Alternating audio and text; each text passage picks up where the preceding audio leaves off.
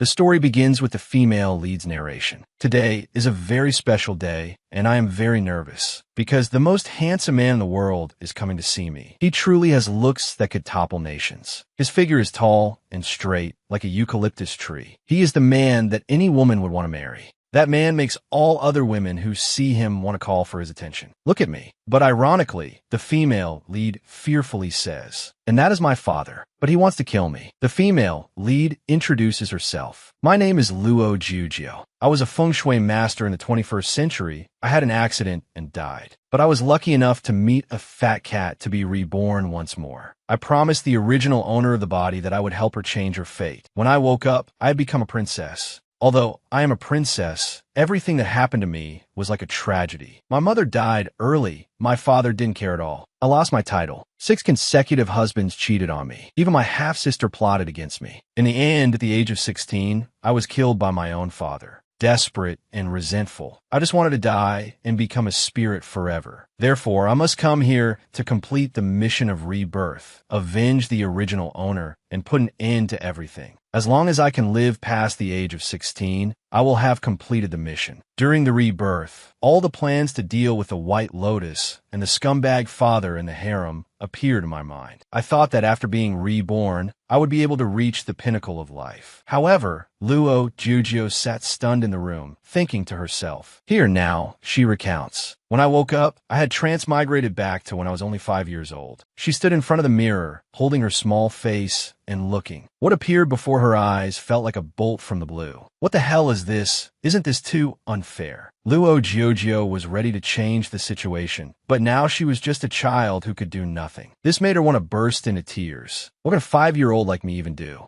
The story continues. Furthermore, after my father heard the state preceptor say I would become a good-for-nothing, he planned to kill me so his illegitimate child could inherit the throne my mother left behind. Fortunately, my cruel and heartless father never visited this cold palace. That's good too, as long as he doesn't remember me. I can probably live past 16. But unexpectedly, a huge fire broke out. However, in my previous life, I lived to be 16 because there was never a fire like this. Luo Jiujio stared blankly at the fire before her, hearing the noisy, bustling crowd around her urging each other. Go get water, put out the fire quickly. She thought in astonishment. I didn't meet my father until I was 14. But now, who am I? Where is this? Luo Jiujio was tense and scared, pulling the blanket over herself. Clutching the pillow in her hands, her whole body trembled like a little rabbit as she thought. Impossible. There's nothing like this in my memories. At this moment, the yellow cat with 2 different colored eyes that had given her a second chance at life appeared. Seeing her so scared, it raised an eyebrow disdainfully and asked, "Are you trembling? It wasn't supposed to turn out like this. But what have you been doing all this time?" Hearing that, her face immediately darkened as she asked back, "What did you say?" Then, seeing that the bag of things the cat brought was only half its body size, she furiously shouted, "But wait, you only brought this much here?" The cat, at a loss for words, froze. It stuttered in astonishment.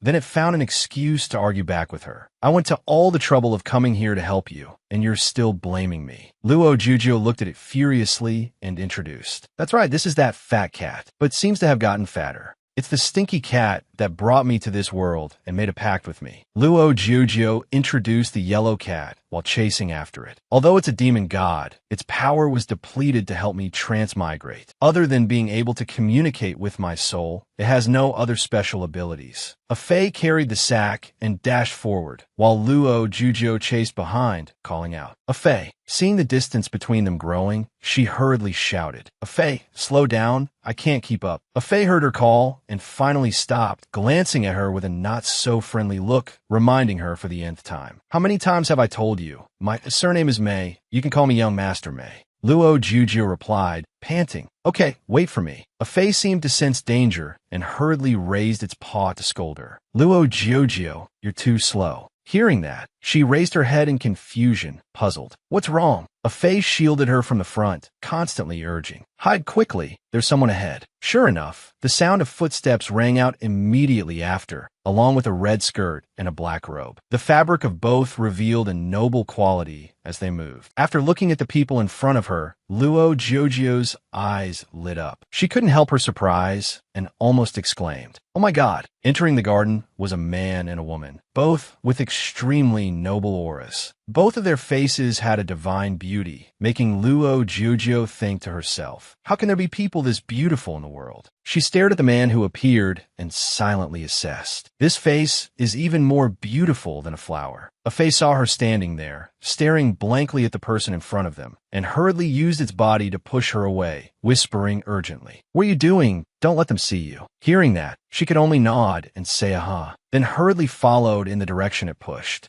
After hiding in the corridor, she glanced at the man and realized with a startled shock, "Wait, he's my father." A Fae replied irritably, "Who else would it be?" Hearing that, Luo Jiujio's face darkened as she turned to glare at a Fae. Her face showed a clear look of judgment as she asked, "Then why do we have to look at him like this?" A Fae, being questioned, scowled and retorted angrily, "So are you confident enough to stand out there?" At this moment, outside in the Imperial Garden, the pink-haired girl suddenly turned to ask Luo Jiujio's father, "My lord, this isn't the way to the cold palace. Aren't you going to see the second princess?" The man replied with a cold face, "She's just a good-for-nothing anyway. What does her life or death have to do with me?" That sentence was extremely cold. The voice was also full of contempt, causing Luo Jiujio, who was hiding on the side, to freeze as well. She was his biological daughter, yet he treated her like nothing. Seeing him change direction, the pink-haired girl hurriedly chased after him and asked, "My lord, are you planning to come here again?" He nodded and replied, "I heard that Newer recently cut her hand while eating fruit from a neighboring country, so I'm going to see if she's hurt." After they left, Luo Jiujio sat with her knees hugged to her chest, silent and brooding. A Fae, on the side, grumbled angrily, feeling indignant for her. "There was such a big fire in the cold palace yesterday. If I hadn't reacted in time, you probably would have been burned to death. Your arm was also severely burned." The people in the palace told him, but in the end, he still didn't react at all. And yet, for an illegitimate child who only cut her hand, it was enough for him to visit her personally. This discrimination is so infuriating. Indeed, even though both are his biological children, one is treated like a precious treasure, while the other is looked down upon like a worthless rag, which drove a Fae mad with anger. Luo Jiujio remained silent, sitting with her arms crossed. After venting, a Fae realized her mood was off and startled, pulled her, and asked with concern, "Hey, are you okay? I might have gone a bit too far just now." Luo Jiujio looked up, gave a reassuring smile, and replied, "Not at all. I really am a good-for-nothing. Even killing me is a very troublesome matter." "That's good too. I can complete the mission more easily." After hearing this, a Fae sighed and told her the truth. "Actually, you're not a good-for-nothing. It was because of your older sister and her mother. They were the ones who framed you so that the state preceptor would say that to your father." The two of them walked forward together. A Fae skipped ahead, while Luo Jiujio trailed behind it, listening to it recount the deep palace secrets as they walked. "After your mother died, he rose to power. Also, on the surface, he looks like the emperor, but he's actually just a prime minister. After hearing the state preceptor say that, he lost hope in you. Everyone thought you didn't have the ability to become a queen, so the throne automatically fell into the hands of your illegitimate older sister." Hearing this, Luo Jiujio asked in astonishment, "Huh?" The fat cat grimaced, turned to look at her, annoyed about that father. "Speaking of your father, he's truly scum. While the queen liked him so much, he went and got involved with her own younger sister. 1 year and 1 day before you were born was the day that older sister was born. Isn't that ironic?" Hearing that, Luo Jiujio also became angry and cursed. So that's how it is. It really makes one angry. But with a 5-year-old body right now, the important thing is to preserve my life. One person and one cat continue to walk and talk just like that.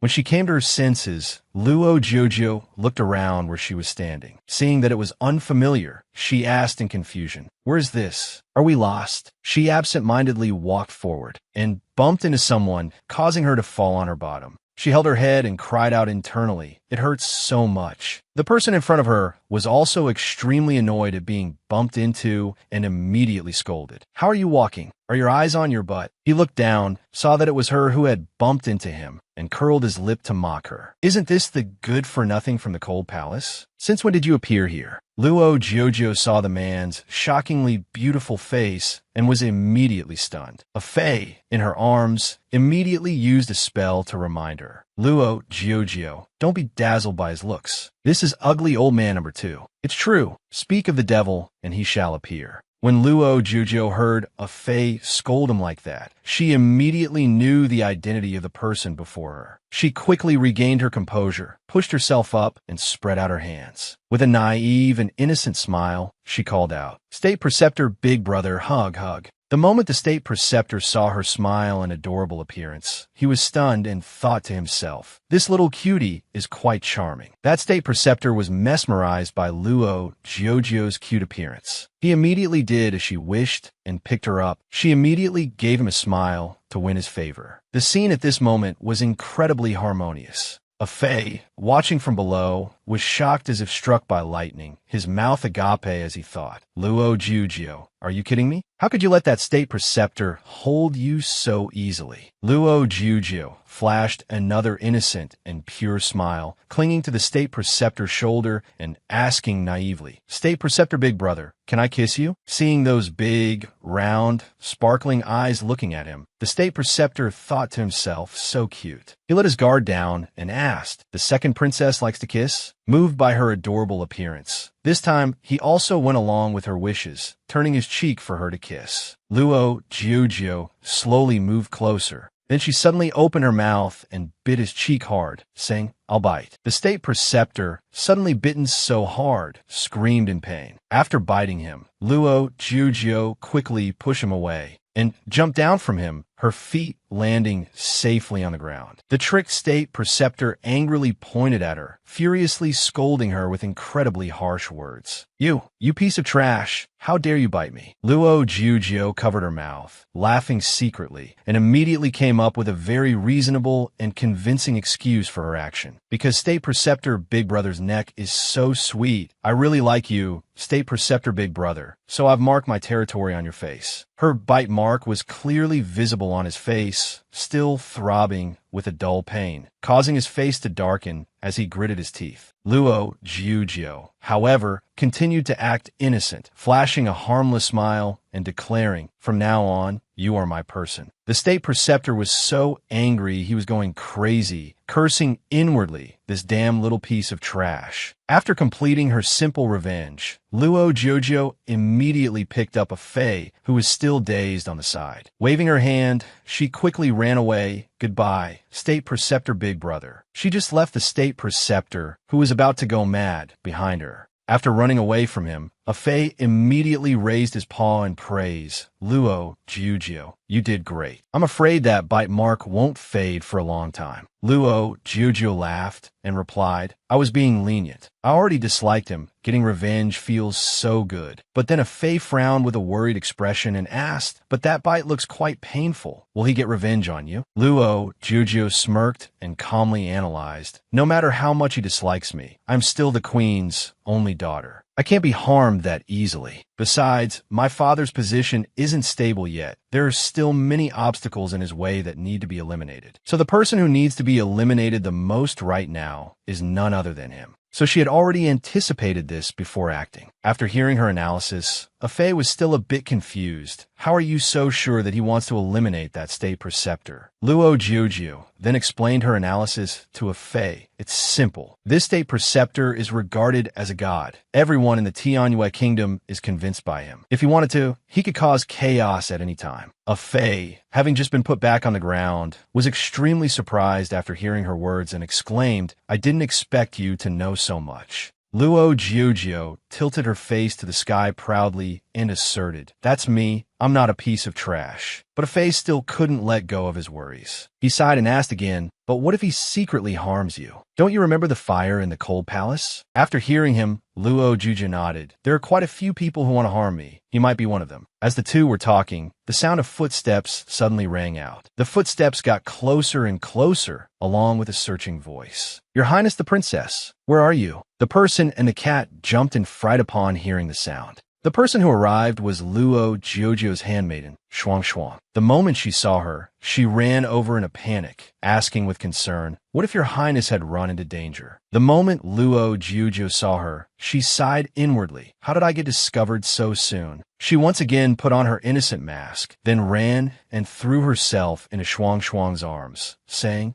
"I'm here. I was just running around here. Don't be angry." Luo Jiuzhu introduced the newly appeared character. This is Shuang Shuang, previously my mother's personal handmaiden. My mother personally asked her to take care of me. Seeing her asking for forgiveness, Shuang Shuang immediately hugged her, stroking her hair and sighing as she advised, "Don't do this again in the future. You scared this servant to death." Luo Jiuzhu recounted, "I heard that she was by my mother's side until my mother passed away." Recalling the scene that day when the late queen, who was also Luo Jiuzhu's mother, passed away, it was Shuang Shuang who was by her side, heartbroken, holding her hand and crying out, "Your Majesty." Then when her arm went limp, she cried out in sorrow, "Your Majesty." Luo Jiuzhu continued to reveal about this woman. She is also my godmother, or to be more precise, she was the one who pulled me out. To me, she is not just a simple handmaiden, so sometimes she gets angry, but I'm still honest with her. Luo Jiuzhu was brought back to her palace by Shuang Shuang. She went to the table and began to diligently write something on a piece of paper. Just then, Shuang Shuang approached, holding a stack of papers, and said with a smile, "Your Highness the Princess, the succession exam is in a few days." Seeing her suddenly appear and mention the succession issue, Luo Jiuzhu was startled and asked, "Huh?" Shuang Shuang handed her the documents and instructed, "Therefore, you must finish all of this calligraphy, along with chess, political history, horse riding, archery, and martial arts." Each subject that Shuang Shuang mentioned felt like a heavy burden on Luo Jiuzhu's shoulders, making her jump. She continued to pretend to be pitiful, reaching out to pull on Shuang Shuang's skirt, her eyes welling up with tears as she called out, "Big sister Shuang Shuang, this seems a bit." Her appearance was very deceiving, making even Shuang Shuang think, "Her Highness the Princess is so cute." She blushed and hesitated this.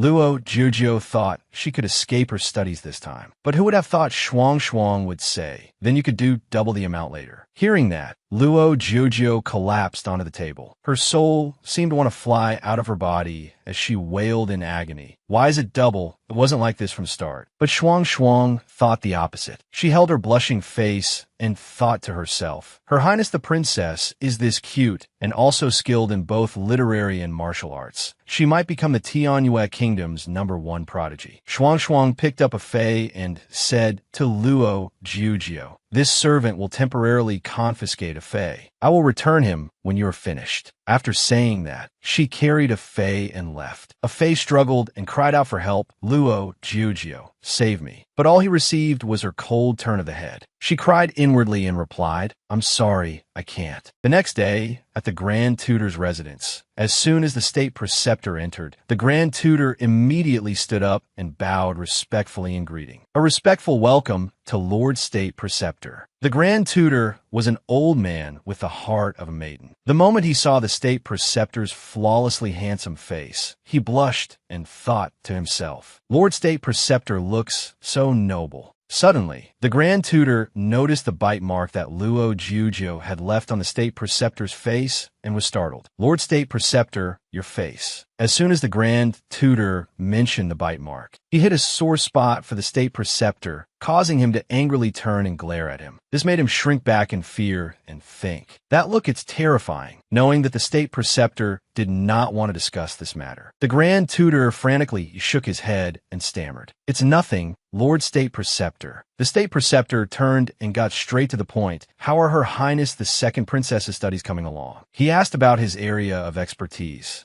So he immediately smiled and boasted about what he had done, hoping to receive praise. "You can rest assured, everything has been carefully arranged. Your humble servant even went to instruct her personally." The State Preceptor raised a finger to stop him from continuing and emphasized, "No, I mean the second princess." Hearing this name, the Grand Tutor was astonished and asked in surprise, "The piece of trash?" He fearfully began to stammer a reminder. But if I help the second princess study, aren't I training the enemy? In his heart, he sighed in pity for her. There's no other way. Since you are not favored, you can only give up. The state preceptor came up with an idea and ordered him have the girl study with the third prince. I remember the second princess and the third prince have an engagement, right? He was startled upon hearing this. A bit confused and doubtful, he said, but the third prince has always hated the girl because the second princess is a piece of trash. Lord State Preceptor, why must you? Seeing the Grand Tutor trying to interfere with his decision and probe his thoughts, the State Preceptor angrily turned his head, his eyes like a snake staring at its prey, glaring at him as his whole body radiated a murderous aura, asking, "It seems you've grown tired of wearing that official's hat. How dare you question me?" The Grand Tutor knew he had made a mistake and tremblingly knelt down to admit his fault. Your humble servant wouldn't dare. The State Preceptor ignored him, turned away, and the corner of his lips lifted into a sarcastic smile as he thought to himself, "Little piece of trash, I will make you pay the price." It turned out the State Preceptor was still holding a grudge over Luo Jiujio biting his cheek and leaving a mark. The scene changes to inside Luo Jiujio's palace. She was going out for a walk, looking around and muttering, "Where is this? It doesn't seem to be the way to the kitchen." She rubbed her stomach, which was rumbling continuously. Remembering snacks like cakes, beer, and grilled meat, she began to drool and said, "I'm so hungry. I really want to eat cake, meat skewers. It would be even better with a little beer." Suddenly, she saw a figure with silver hair and purple clothes leaning against a tree and exclaimed, "It seems there's someone under the tree." Seeing a boy with a delicate and handsome face, as beautiful as a celestial being, in front of her, she muttered to herself, "Is it because I'm so hungry that I'm hallucinating?" Luo Jiujio reached out her hand, intending to touch the boy, constantly exclaiming in admiration, "This person might be even more beautiful than my father." Suddenly, someone called her, "Your Highness the Princess," causing her outstretched hand to freeze. She frantically turned her head to look around, startled and shocked. It's big sister Shuang Shuang calling. Oh no, she'll be angry if she finds out I snuck out again. Afraid of making her angry, Luo Jiujio hurriedly ran to hide. Just as she left, the boy opened his eyes. His eyes were a brilliant red, like rubies. Back in her chambers, Luo Jiujio ran over and asked Big Sister Shuang Shuang, "Did you call me?" Frightened, she sat down in front of Luo Jiujio, checking every part of her body as she asked worriedly, "Your Highness, where are you going again?" Luo Jiujio quickly came up with an excuse. "I have a bit of a headache, so I just came out for some fresh air." Hearing this, Shuang Shuang was more at ease, stood up, patted Luo Jiujio's shoulder, and announced, "I prepared food for you. You must be hungry. Let's go eat." Upon hearing this, she was startled and horrified. Luo Jiujio trembled and tearfully asked, "Is it sweet potatoes and meat broth again?" Shuang Shuang smiled and advised, "Don't be so picky. Eating this will help your highness avoid trouble when practicing horse riding." The next day, Luo Jiujio ran out of her residence again, making her way into the forest to the place where she had met the silver-haired boy the day before. But when she reached the old ancient tree, she didn't see anyone and was sad. What a pity, he's not here anymore. Just then, a voice rang out, catching her attention and making her turn her head. "Are you lost?" Hearing the sound, Luo Jiujio was startled and turned to wonder who it was. It turned out to be the silver-haired boy from yesterday, sitting perched on a tree branch. Seeing her dazed expression, he asked again, "Are you lost?" Luo Jiujio saw him and remained silent. The boy jumped down from the branch, approached her, and reached out to pull her, asking, "Hey, can't you speak?" Frightened, Luo Jiujio quickly dodged backward, evading his hand. Her face flushed red as she stammered in panic, "I'm not." The boy smiled gently and asked once more, "Are you lost? Are you okay? Don't be afraid. I'll take you back." With that, the boy reached out and gently stroked her soft hair. As her head was being stroked, Luo Jiujio's face flushed red as she thought to herself, "Oh my God, he's smiling. How can he be so handsome?" The fairy-like boy saw that she was still dazed and continued to ask with concern, enthusiastically wanting to take her back. "Where do you live? Let me take you home." Luo Jiujio lowered her head, sighed, and replied, "I live in the cold palace." She couldn't help but feel sad, thinking to herself, "If I say this, he'll probably get scared and abandon me like everyone else." But contrary to her thoughts, the boy was still very enthusiastic, taking her hand and pulling her along, saying, "All right, let's go." Seeing this, she was startled and blurted out, "Huh." She paused in a daze and asked, "Why are you taking me?" He turned his head, gave a gentle smile, and replied, "Because you're lost." And just like that, he took Luo Jojo's hand, led her out of the forest, and brought her back to the cold palace. When they arrived, he stopped and said, "Here we are." He seemed to be someone who liked to smile, so he gave a pleasant smile while reminding her, "We've reached the cold palace. Be more careful where you're going next time." At the same time, a guard in a long green robe with a sword at his hip ran over, calling out in a panic, "Your Highness, there you are." Hearing someone call him, the boy was startled, looked up, then turned to wave goodbye to her. "I have to go goodbye." Luo Jojo watches retreating back and mumbled, "What a gentle person." Suddenly, she realized, "Oh no, I forgot to ask for his name. I wonder who he is?" She began to search her memories, thinking and analyzing based on them. That person just called him Your Highness. Could he be from another country? Just then, Shuang's familiar voice called out, "Your Highness, where are you?" Hearing her voice, Luo Jujo instinctively flinched. It was like a bolt from the blue as she tearfully mumbled, "Oh no, Sister Shuang is calling again." She thought sadly and painfully that she had only been running around for a little while. So she hurriedly ran from that courtyard, intending to return to her chambers. On the way, a man in noble-looking blue attire walked past her. Seeing her run off in a panic, he wondered to himself, why does this little servant girl look so rushed? He seemed to be a narcissist, as he thought smugly to himself. It must be because she saw me in the cold palace. You must have fallen for my good looks, right? He was about to call out to her, but she quickly ran past him, paying no attention to his presence. This made him tremble with anger, and he turned around to yell, "Hey, stop right there." She heard him call, but the thought of Shuang made her even more scared. She kept running while thinking to herself, "I can't. Sister Shuang will be angry." Seeing himself being ignored a second time, he became even angrier and shouted loudly, "Hey, you little servant girl, this young master is standing right here. Are you deaf?" Only then did Luo Jojo stop and ask doubtfully, "Are you talking to me?" He strode forward aggressively, scolding as he approached. "If not you, then who else? Didn't you see me standing here all this time? And you didn't even greet me." Hearing this, Luo Jojo arrogantly turned to leave, saying, "Except for Her Majesty the Queen, I don't need to greet anyone." With that, she left, thinking to herself as she walked, "I've been in the cold palace since I was a child. It's not his fault he doesn't recognize me." The second young master angrily grabbed Luo Jojo's collar and said, "Such a big mouth, huh? How dare you look down on me?" "You!" Suddenly pulled, Luo Jojo couldn't keep her balance. Her whole body fell backward. Her anger immediately flared up, and she gritted her teeth, saying, "You!" She reached out and slapped his hand off her collar, wondering, is this brat done yet? She furiously yelled at him, "Get away from me." The second young master was startled to see her scolding him.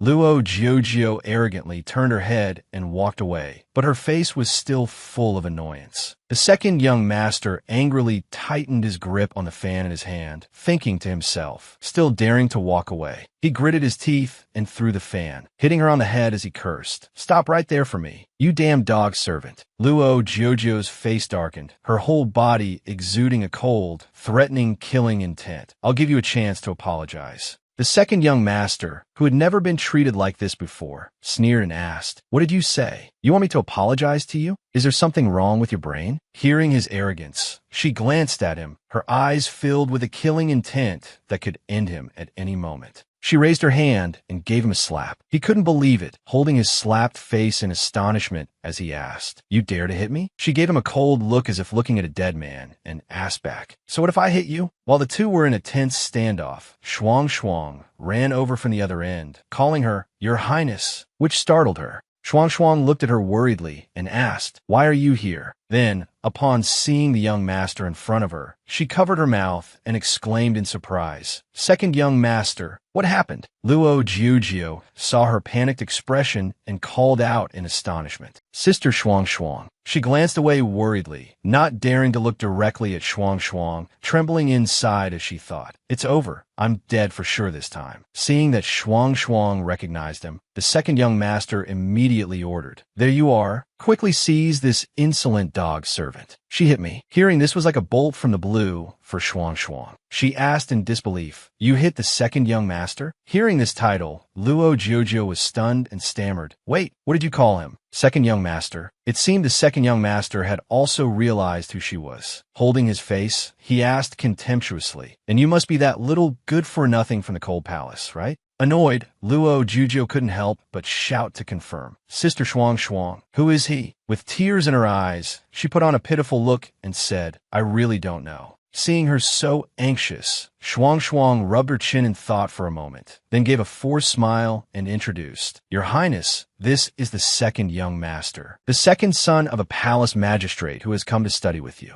After hearing this, Luo Jiujiu was stunned and asked again, "Second young master?" She recalled the plot she had once read and realized with horror. "Wait, isn't he one of the 6 husbands who cheated on me? I remember he was the 3rd one. No, that's not right. According to the memories of my past life, this second young master was the one who was stolen away by that older sister. So that means he's my husband." Realizing this, Luo Jiujiu was stunned, her mouth agape in disbelief. Afterward, the group headed towards the study. Shuang Shuang entered carrying a tray with a teapot and cups, smiling as she said, "Your Highness, you must remember to copy the history of the Tianyue Kingdom." Luo Jiujiu lay slumped over the table, writing word by word while tearfully wondering, why did ancient people invent such a difficult writing brush? The second young master took the opportunity to immediately stand up, look at her handwriting, and taunt her. "You really are a good-for-nothing. Your handwriting is terrible." Luo Jiujiu, twirling the brush in her hand, replied in annoyance, "You talk too much." Seeing her disdain, he angrily shouted, "You little good-for-nothing. What kind of attitude is that?" He was frustrated that she was ignoring him. He glanced around, and an idea came to him as he thought, "You really dare to ignore me." He immediately picked up the inkstone from the table and poured it onto the paper where she was copying the history, sneering arrogantly as he poured, criticizing, "Such ugly handwriting. No matter how hard you try, you're still just a good-for-nothing." Luo Jiujiu looked at the paper she had just finished writing, now all blotched with ink. All her hard work copying had gone up in smoke, and she thought in frustration, "It's over. Sister Shuang Shuang will definitely make me write it all over again." Therefore, she stood up, the anger in her heart flaring. She shouted loudly, "You compensate me for the damages." But he didn't care, crossing his arms arrogantly and asking, "I won't compensate you. What can you do about it?" She clenched the ink-blotched paper in her hand, trembling as she mumbled, "You really are a detestable, stinky brat." With that, she forcefully threw the papers he had poured ink on right into his face, hitting the side she hadn't slapped yet. And so the two of them started to argue. The second young master scolded, "You dare to hit me again? You really are a detestable good-for-nothing." Luo Jiujiu retorted, "You're something else, you stinky brat." Shuang Shuang walked in, delighted at the prospect of seeing the two getting along, and said cheerfully, "Your Highness, you're finally here." Unexpectedly, the scene before her was the princess and the second young master arguing. This made her rush over to intervene in a panic. "Your Highness, why are you two arguing again?" But the two of them still wouldn't stop quarreling. Luo Jiujiu angrily said, "Because you ruined it." But the second young master still had only one excuse to criticize. "Aren't you just a good-for-nothing?" Seeing the tense situation, Shuang Shuang quickly tried to persuade them. "Your Highness the Princess, don't be angry anymore. Someone has arrived." Hearing this, she finally stopped to catch her breath, glancing to the side to see who had just come. The platinum-haired young man she had met in the forest before walked in and asked, "What a coincidence. Do you still remember me?" Luo Jiujiu was surprised and thought to herself, "Isn't this the young man who brought me back last time?" That young man pointed to himself, offering a gentle smile as he introduced himself. "I forgot to say it then. I am Ling Ruofeng, a hostage prince from a neighboring country." After hearing this, she immediately nodded and replied, "Of course, I remember. How could I forget so quickly? I thought he was from another country, but who knew he was a hostage prince from a neighboring country?" But after learning the true identity of the person before her, she felt as if she had been struck by lightning, a familiar sense of helplessness. "Wait, according to the memories of my past life, he, Ling Ruofeng, was framed by that older sister of mine and then killed by my father. I still remember in my past life, when he died, he thought I was the one who had framed him. The more she thought about it, the more shocked she felt, her body swaying as if about to fall. The second young master resentfully gritted his teeth as he looked at her. Meanwhile, Ling Ruofeng asked with concern, "What are you doing?" The second young master, his face still stained with ink, thought resentfully, "I wonder what this detestable little good-for-nothing is thinking." Seeing himself being ignored, he began to speak mockingly. To be so happy even when abandoned, how ridiculous. Hearing him touch upon Ling Ruofeng, Luo Jojo immediately rushed forward to shield him from behind and protect him. "You brat, don't say things that shouldn't be said." Ling Ruofeng reached out and pulled on her sleeve, and although a bit sad, he still said, "I'm fine. I'm used to it, so it's okay." After saying that, he gave a bitter smile. Luo Jiujio stared at him blankly, thinking to herself, "Ling Ruofeng, he is truly very tolerant." Shuang, standing to one side, smiled and reminded them, "Your Highness the Princess, second young master, if you two don't wash off the ink, it will dry." She thought to herself, "It seems like the days ahead will be very lively." In the following days, during a meal, when Shuang brought in the food, she saw the three of them sitting at the table. Luo Jiujio and Ling Ruofeng were talking very harmoniously, constantly laughing and chatting. And the second young master was cast aside, treated like thin air. Being treated like a third wheel, he became extremely angry, gripping the chopsticks in his hands so tightly that they broke. Then, during horse riding practice, Luo Jiujio sat happily on horseback as Ling Ruofeng led the horse. The practice session was very relaxed. The second young master was leading his horse nearby, and seeing how well the other two got along, he started to glare, his whole body radiating a disagreeable dark aura. Shuang hurriedly approached and reminded Luo Jiujio with concern, "Your Highness the Princess, the succession exam is coming up. You must focus more on your archery skills." This time, the second young master turned to glare at her resentfully. Luo Jiujio gave a confident smile, clenched her fist, her face showing clear determination as she said, "Sister Shuang, rest assured, I will practice diligently." Hearing this, Shuang felt more at ease, and with a gentle motherly smile, she encouraged her in a soft voice, "Your Highness the Princess, you must do your best." Luo Jiujio picked up the bow and stretched out her arm. As soon as she released her hand from the bowstring, the arrow shot out, but then it immediately plunged straight into the ground and died. This left Luo Jiujio utterly stunned, and the smile on Shuang's face gradually froze. She covered her face in alarm and thought to herself, "The princess's shooting is still not very good. It's a good thing the king isn't here." If he saw this, he would surely hate the princess even more. Luo Jiujio gave a forced smile and quickly explained to Shuang, "It was just a slip of the hand again." The second young master walked over and took the opportunity to immediately jab. "If you slip again, you'll truly be a little good for nothing." Being looked down on time and time again, she angrily scolded him, "You really have a big mouth. Watch me and learn." This time, she became more serious and drew the bow once more. She thought to herself, archery requires calmness and care. She released her hand from the string, and the arrow immediately flew forward with a whoosh. It struck the hair tie on the head of King Bai Luo, who was passing by, startling him. He reached out, took the arrow, and pulled it from the tree trunk. The shadow guard Qingling at his side ran over in fear and asked worriedly, "Your Majesty, are you all right?" As soon as Shuang saw Bai Luo, she was terrified and quickly knelt down to pay her respects, calling out, "Your Majesty the King." She explained tremblingly to the king, "This was because the second princess's hand slipped. I beg you to forgive her this time." Luo Jiujio, holding the bow in her hands and facing Bai Luo, was terrified. Her heart was in a panic as she thought, "Although my mother is the queen, because he has exclusive power, everyone calls him the king. It's over. How could I have almost shot that cold-hearted man?" But the king just calmly walked over, bent down to look at her, and asked, "After the fire, you're still living this well?" Hearing this, her hand holding the bow trembled. She thought fearfully, "He definitely wants me dead. I just shot at him, he won't let me go. In front of me is a knife. But if it's a knife, there's nothing to be afraid of." She quickly regained her composure, bowed to him, and said, "Father, perhaps it is because Mother in Heaven is protecting your child, so the wounds have all healed very quickly." The shadow guard Qingling was startled to hear this, and Shuang was even more terrified, her face turning pale. This is bad. Not only did the princess talk back, but she also mentioned the queen, which is a huge taboo in the palace. She panicked and quickly crawled forward to plead on Luo Jojo's behalf. Your Majesty the King, the second princess is still young and doesn't fully understand the palace rules. I beg you to spare her life. It is this servant. This servant is ignorant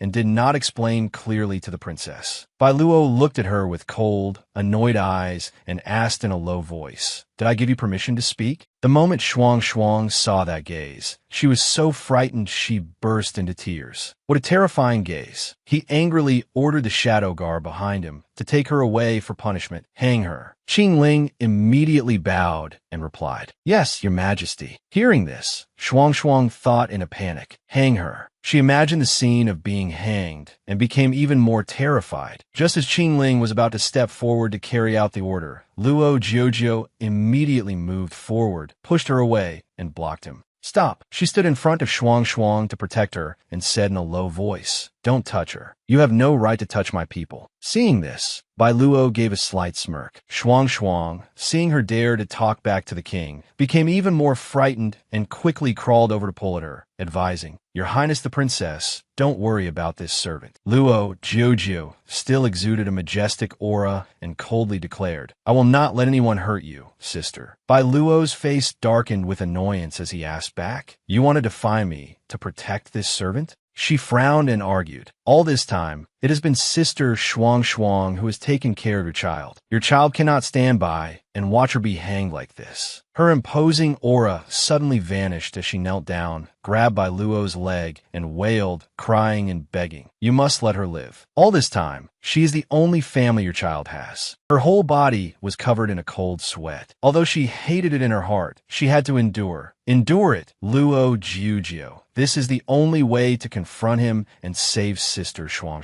Luo Jojo knelt and clung to Bai Luo's leg, pleading, "You must spare her." Bai Luo thought for a moment and then issued a challenge. 3 shots to pierce a willow leaf from 100 paces. "If you can do it, I will spare her." The shadow guard Qingling was surprised to hear this and thought, "Master, by saying this, you have changed your mind about this second princess." As for Luo Jojo, hearing she had a chance, her eyes immediately lit up and she said, "Thank you, father." At this moment, her heart was jumping for joy. Wonderful as long as I hit 1 arrow. I have a chance. Just then, Bai Luo turned and pointed towards the second young master, Mu Zihan, and said, "As for the target, let him hold it." Mu Zihan, who was just standing there, was caught in the crossfire and panicked.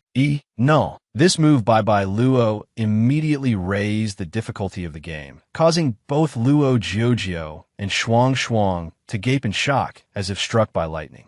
Mu Zihan could not defy the royal command and could only place the apple on his head as a living target, holding his breath in anxiety. Luo Jojo, her soul nearly leaving her body, walked forward thinking, "Although I can hit 1 out of 3 arrows, I can save Sister Shuang, but if I miss, Mu Zihan will die." Meanwhile, on the other side of the archery range, which was decorated very grandly, a clear voice rang out, "Where is my royal father? I have been practicing for a while, yet I still don't see father." Her personal handmaiden immediately came forward and replied, "Your Highness the Princess, the king is with the second princess." This servant heard that the second princess shot at His Majesty the King. The first princess, Luo Ruin, heard this and curled her lip in a contemptuous smile, asking, "Oh, that good-for-nothing isn't dead yet?" But the personal handmaiden's next sentence startled her. This servant has seen that His Majesty the King seems to be paying more attention to the second princess's training recently. She whipped around and asked again, "Doesn't father want to kill her?"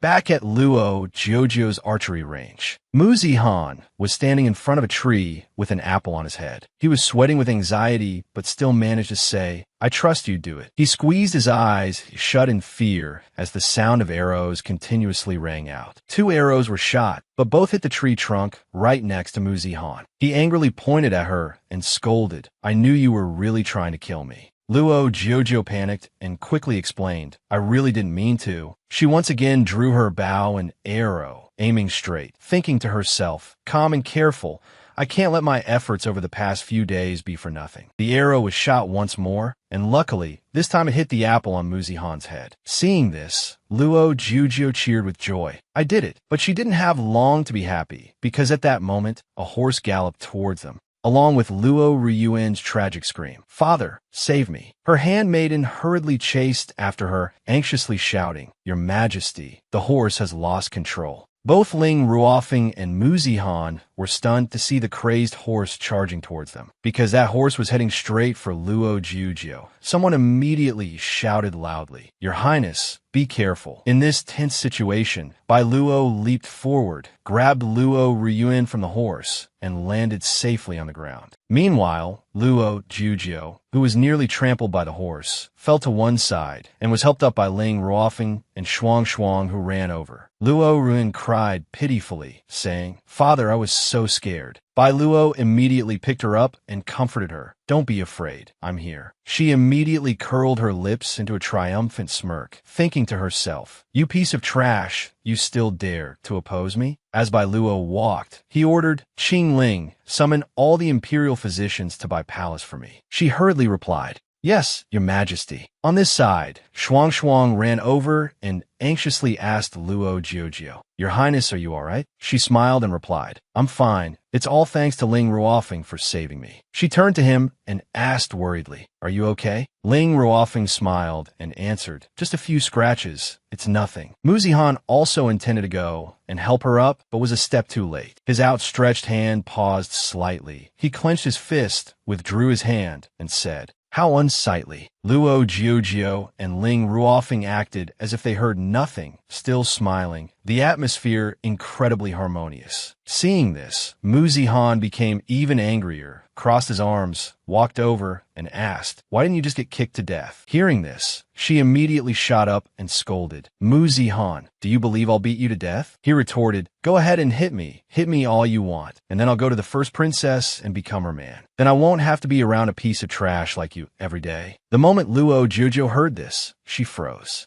Luo Jujio thought with a heavy heart, My father really hates me more than I thought. That was truly dangerous just now. Remembering this, her anger flared up. She clenched her fists and cursed inwardly. What a despicable scumbag father. There will be a day when you will have to kneel at my feet. At the same time, in another incredibly magnificent and splendid palace, the voice of a palace maid rang out, Your ladyship, the king indeed only cares about the first princess. He not only saved Her Highness the princess, but also summoned many imperial physicians. The palace maid's master replied smugly, The reason you state is indeed reasonable. The queen cannot contend with me, just like her piece of trash. The position of queen can only belong to my daughter. The one who spoke such arrogant words was none other than the first princess's mother, Gusei. She also had blonde hair and purple eyes, looking exactly like the first princess. At this moment, the palace maid again bowed respectfully and reported, Your ladyship, in 2 days, the great generals loyal to the queen will return to attend the banquet before the selection exam. At that time, they will surely support the second princess. This servant fears that the other officials will also side with them. Gusei did not feel this was worth worrying about. She sighed and asked, If the piece of trash dies at the banquet, could a ghost possibly come back to life? As for Luo Jujio's side, she was walking with Ling Ruofing. The two were chattering away as they walked. The reception for the general is so grand. He is a great minister. How could it not be grand? The first princess, Luo Ryuan, suddenly appeared behind them. Upon seeing Luo Jujio, she feigned joy and called out, Jura, there you are, little sister. Hearing this, Luo Jujio was startled and turned her head. Seeing that it was Luo Ryuan approaching, she secretly became vigilant. Why is she here? I barely saw her in my previous life. Luo Ryuan smiled gently as she approached, her voice filled with remorse. We met the other day. I'm sorry, little sister, I caused you to get hurt. Luo Jujio replied calmly, It's nothing, I'm fine. Seeing her speak so properly, Luo Jujio secretly lowered her guard and thought, Her attitude is completely different from my past life. Is it because she's still young? This isn't so bad.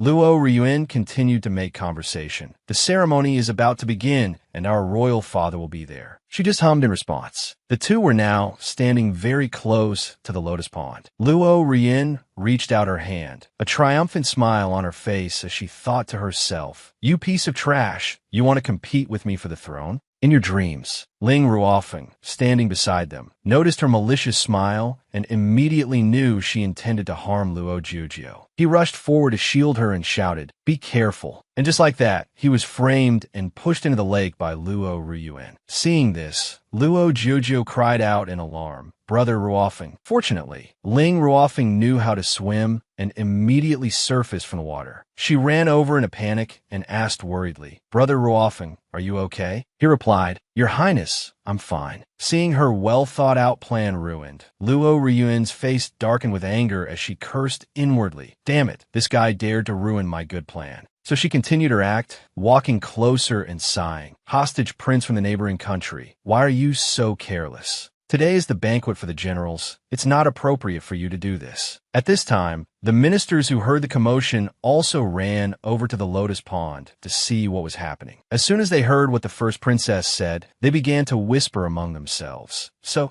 it's the hostage prince. How shameful. It's great to be able to attend this banquet, but I didn't expect to encounter such an unfortunate thing. This wild child truly has no manners at all." Every word they spoke was incredibly vicious, filled with malice that stabbed at Ling Ruofeng's pain, causing him to lower his head. Luo Jujio was also stunned after hearing this. Seeing Ling Ruofeng's spirits plummet, she angrily shouted, "Aren't you all going to stop?" This sentence surprised the first princess and the surrounding ministers. They all immediately fell silent. Full of anger, Luo Jujio turned to question Luo Ruyuan. "You wanted to harm me?" Luo Ruyuan pretended to shrink back in fear. Her tone panicked as she retorted, "Little sister, why are you scolding me? What does him falling into the water have to do with me?" Luo Jujio didn't believe a word she said, put her hands on her hips, and shouted, "Apologize." This left Luo Ruyuan stunned and astonished. "What?" Luo Jujio continued, "I want you to apologize." Ling Ruofeng knew she was standing up for him, but would also get her into trouble, so he intended to step forward and intervene. "Your Highness, that's enough." Luo Ruyuan immediately switched into the role of a wronged innocent, wiping her tears and asking with a pained expression, "Little sister, why are you doing this to me?" Luo Jujio gave a cold laugh and asked her, "If you weren't trying to push me into the water, how could Brother Ruofeng have fallen in?" The surrounding ministers heard Luo Jujio's accusations and didn't believe them, whispering among themselves, "What? The first princess wanted to push the second princess? How is that possible? The first princess is so gentle. The second princess must be lying. Both are princesses, but their dispositions are clearly different." The first princess's mama, seeing that she was being bullied, immediately ran to her side. She aggressively cursed, "You little piece of trash. You should learn some manners. Why has this filthy crowd appeared at the banquet?" The first princess, Luo Ruyuan, upon seeing her, knew her savior had arrived and immediately cried out with joy, "Mama!" At this moment, someone walked up to the mama and ordered, "Slap your own mouth." That sentence made the mama jump in shock, her lips trembling, her voice faltering. "What are you saying?"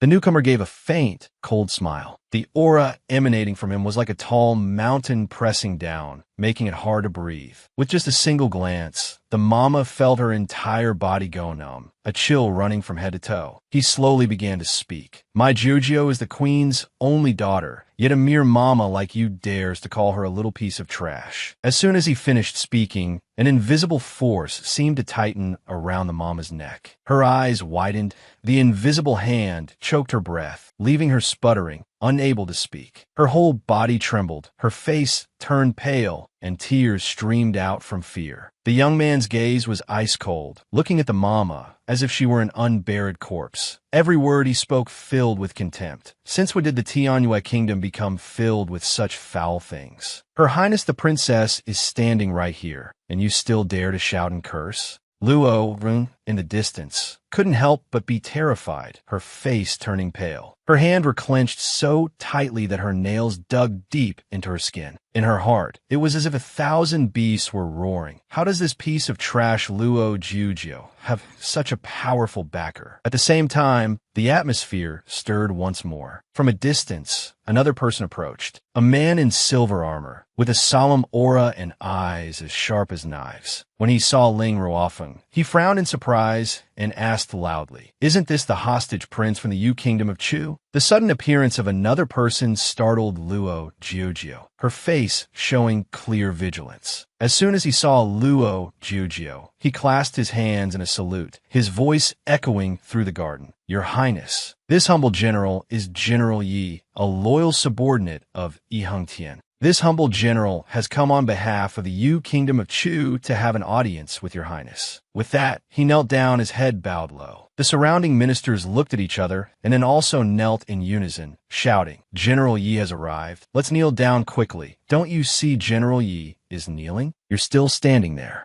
In just a moment, all the court officials in the hall were prostrated on the ground, shouting in unison, "We greet your Highness the Princess." Seeing this scene, Luo Ryuan's face darkened with anger. She gritted her teeth and thought, "Damn it, this pack of dog officials actually knelt before that piece of trash." Just then, Bai Luo walked over from a distance and asked, "What happened? Why are there so many people?" She was startled upon hearing this familiar voice. The ministers, upon seeing Bai Luo, saluted in unison, "We greet your Majesty the King." The moment Luo Ryuan saw her father, she immediately changed her expression, transforming from a scheming woman into a weak and gentle figure in the blink of an eye. She ran to him, hugged his arm, and said in a choked voice, "Father, you're here. Quickly, look, little sister is plotting to harm me." Hearing this, Bai Luo immediately turned sharply and asked, "What is this about?" A fae, who was in human form, was startled and shocked to see him. "What is this? Why did he suddenly come here?" In the past life, at the banquet, he only said one sentence, "It's nothing."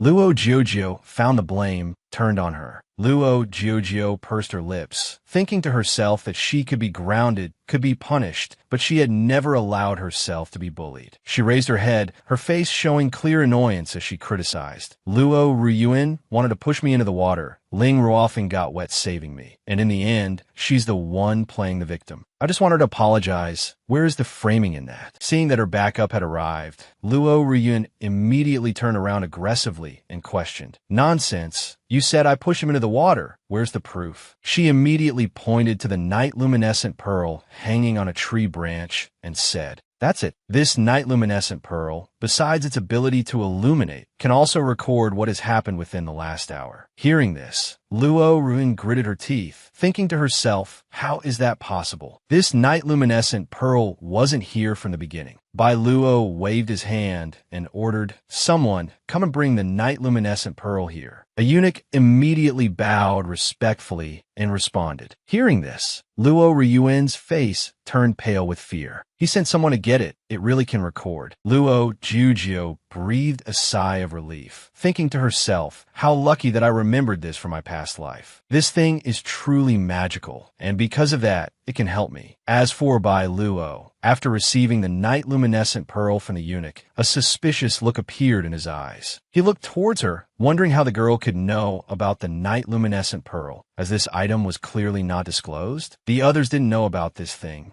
Luo Ryuan saw that he was holding it and knew that everything she did had been exposed, so she pleaded in panic and fear. "Father, I can explain, but Bai Luo just coldly ordered, ground her for 1 month. Upon hearing this, the ministers immediately started whispering among themselves. Good heavens, the first princess really intended to harm the second princess. I thought she was so gentle. Don't speak so loudly. After resolving this matter, he turned and said, "I'm tired," returning to the palace. The shadow guard Qing Ling behind him immediately replied, "Yes, your majesty." As she walked, she turned her head to look at Luo Jiujio and thought, "The second princess seems to have changed. She's truly becoming more and more interesting." A face seemed to notice Qing Ling's gaze, and his heart suddenly skipped a beat. He couldn't help but worry, thinking to himself, "This woman seems a bit off." Luo Jiujio, annoyed, turned and pulled Ling Ruofeng along, saying, "Let's go quickly." As she walked, she thought, "Why did so many things happen today?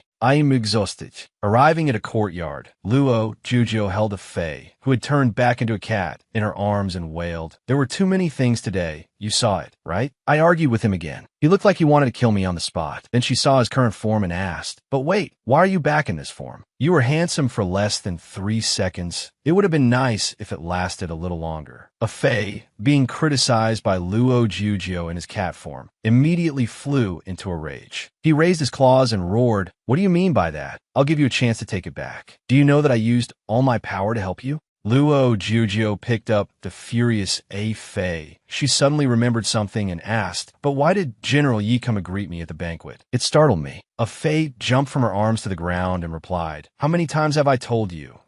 General Yi and the others are all very loyal to the Empress. You don't need to worry." She recalled the storyline about this character. In the past, he was abandoned and then saved by the Empress, so he was extremely grateful and vowed to follow her for life. As for the rest, I don't know what happened, but finally, there's someone on my side. But because of that, I've also come under my father's scrutiny. Remembering this, she doubtfully asked the reason. "Why?" A Fei shrugged, replying grumpily, "It's simple, because he's not at all pleased with your father's actions. And your father, of course, doesn't like him either. Now that he's on your side, how could your father not pay attention to you?" As the cat and the person were talking, someone approached and called out, "Your Highness the Princess." Luo Jujio and a Fei were startled and turned their heads. Seeing that the person approaching was Ling Ruofeng, she let out a sound of surprise. Ling Ruofeng frowned at her, his eyes full of vigilance as he asked, "Why did you come here?" She gave a cute smile and replied, "I came to see you. You're my person after all." A breeze blew past, ruffling Ling Ruofeng's soft hair. He was stunned and asked again, "Your person?" It seemed Ling Ruofeng had also been reborn. He recalled her back protecting him this morning and thought to himself, "You weren't like this in the past." As she walked forward, she urged Ruofengij, "Hurry up. If you don't change your clothes quickly, you'll catch a cold." He gave a happy smile and replied, "Ma'am."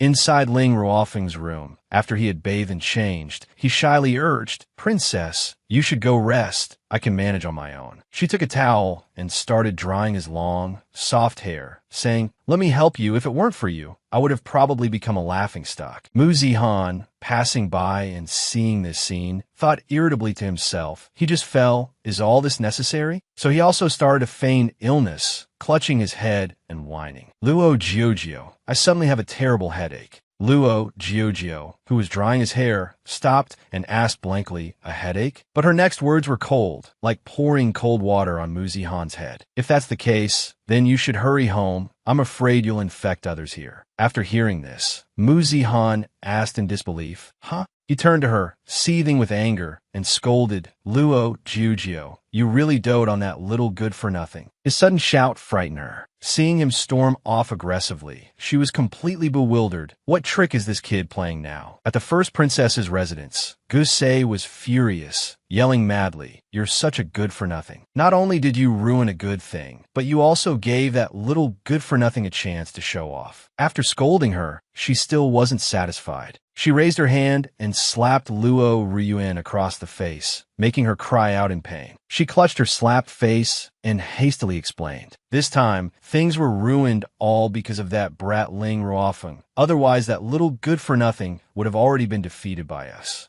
Gusei irritably reminded her, "Now I must be more careful. General Yi and his people are back. The king is paying more attention to the little good-for-nothing. You cannot make any more mistakes." She bowed obediently and replied, "Yes, I'll remember." In her heart, she couldn't suppress her anger, gritting her teeth and thinking, "This incident has made me lose so much face. You little good-for-nothing. Just you wait." At the Pangwon Imperial Garden, Luo Jujio ran there, thinking when I was alive, the night luminescent pearl was stolen tonight. I was framed for it. She hid behind a tree, silently observing her surroundings and recalling. Luckily, Shuang Jieji testified for me before they took me away for punishment. I want to see who it is that wants to frame me. Just then, the sound of a footstep was heard. She looked towards the place where the night luminescent pearl was kept, and as soon as she saw the person, she was startled. This person is? Isn't this my father's shadow guard? It was she who stole the night luminescent pearl. I have no grudge against her, but why did she steal the night luminescent pearl? Qing Ling took the night luminescent pearl and smiled faintly. Luo Jujio saw the ears on the person's head and was startled. Wait a minute, she's a demon. How can that be? She seemed to have detected someone watching her and immediately asked warily, "Who is it?" Qingling walked step by step towards the tree where Luo Jujio was hiding. She was terrified, breaking out in a cold sweat. Qingling reached the side of the tree, turned to look, and was surprised. They ran away? Behind the tree was now empty. It turned out Fei had transformed back into his beast-human form and carried Luo Jujio away, scolding as he ran. "If I didn't have instant teleportation, you would have been done for." In his arms, Luo Jujio praised him. "Hey, Fei, you're so fast. But how did you know I was here?" Fei landed on the ground and replied, "I didn't see you in the palace, so I thought you might have gone to check who stole the night luminescent pearl. So I came here to see, and I didn't expect it to be true." Luo Jujio looked up and revealed who the thief was. "But I didn't expect the thief to be my father's shadow guard." After hearing this, Fei nodded. "That's right. I thought she was very strange from the beginning. It seems she's very powerful. I don't know what her purpose is either. We shouldn't act rashly right now. We are no match for her." And also, seeing that Fei didn't continue, Luo Jujio's eyes widened as she asked, "And also?" Fei reminded her irritably, "I've told you my surname is Mei. You can call me anything, but don't call me Fei anymore. Isn't that just like insulting me?" 2 days later, inside the study, while Luo Jujio was engrossed in practicing her calligraphy, Qingling walked in, stood beside her, and praised, "Your Highness the Princess is indeed very diligent." Luo Jujio was startled and looked up, asking, "Why are you here?" Qingling leaned down, stared at her, and asked back, "Why does the princess look so flustered upon seeing me? Do I frighten you?" Luo Jujio thought fearfully to herself. Could it be that she found out I was the one who spied on her last night? No, this must just be a probe. Thinking this, she felt less afraid, regained her composure, and asked her, "What are you doing here?" Qingling gave a harmless smile and replied, "Of course, I came to visit the second princess. Could there be any other reason?" She once again leaned down close to Luo Jujio's face and murmured.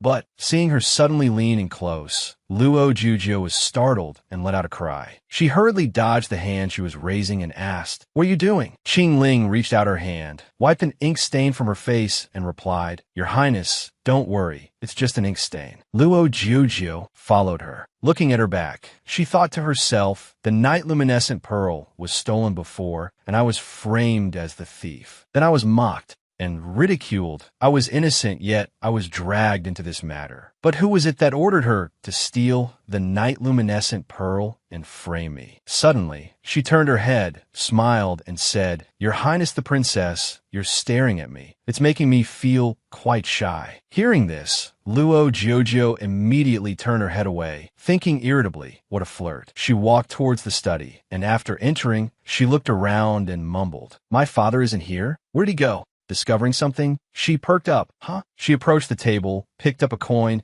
and asked joyfully, "Why is there money here? It's been so long since I've gotten to touch it like this." She remembered her past life and couldn't help but sigh. "Back in the 21st century, I had a whole bunch of luxurious mansions, more than I could live in. But now," as she tossed the 3 coins in her hand, she said, "It really would have been much better if I hadn't come here." After looking down at the 3 coins on the table, she mumbled, "An upper hexagram? I'm so unlucky." Just then, Bai Luo appeared behind her and asked, "Are you performing divination?" Startled, she turned her head, and upon seeing him, she fearfully thought to herself, "This voice, oh my God, how could I forget this is his room? This money must be his. If I touch it like this when I get beaten." But contrary to her fears, he just calmly said, "Try divining again. Hey, cast the hexagram." Bai Luo started to get annoyed, frowning as he urged, "Don't make me say it a 3rd time." He glanced down at Luo Jujio and thought to himself, to be able to do this, she seems very talented. So he asked again, "Did you learn this?" Luo Jujio broke out in a cold sweat and stammered in reply, "Your child," while thinking to herself, "I can't tell the truth. Otherwise, I'll be burned to death." So she smiled, raised her head, and said to him, "Because your child wants to become a great feng shui master in the future, so I secretly taught myself." But inside, her heart was breaking into pieces. she cried inwardly while thinking, I don't want to stay here for another second. Just let me go already. Bai Luo had lost interest and turned to order Qing Ling. Qing Ling, take her back. Hearing this, she panicked and wondered, he's not planning to chop off my hand anymore, right? But when she saw he really just ordered Qing Ling to take her back, she was so happy she cried tears of emotion, thinking to herself, that was truly a close shave. I actually managed to leave safely. It wasn't for nothing that I've been holding my tongue all this time.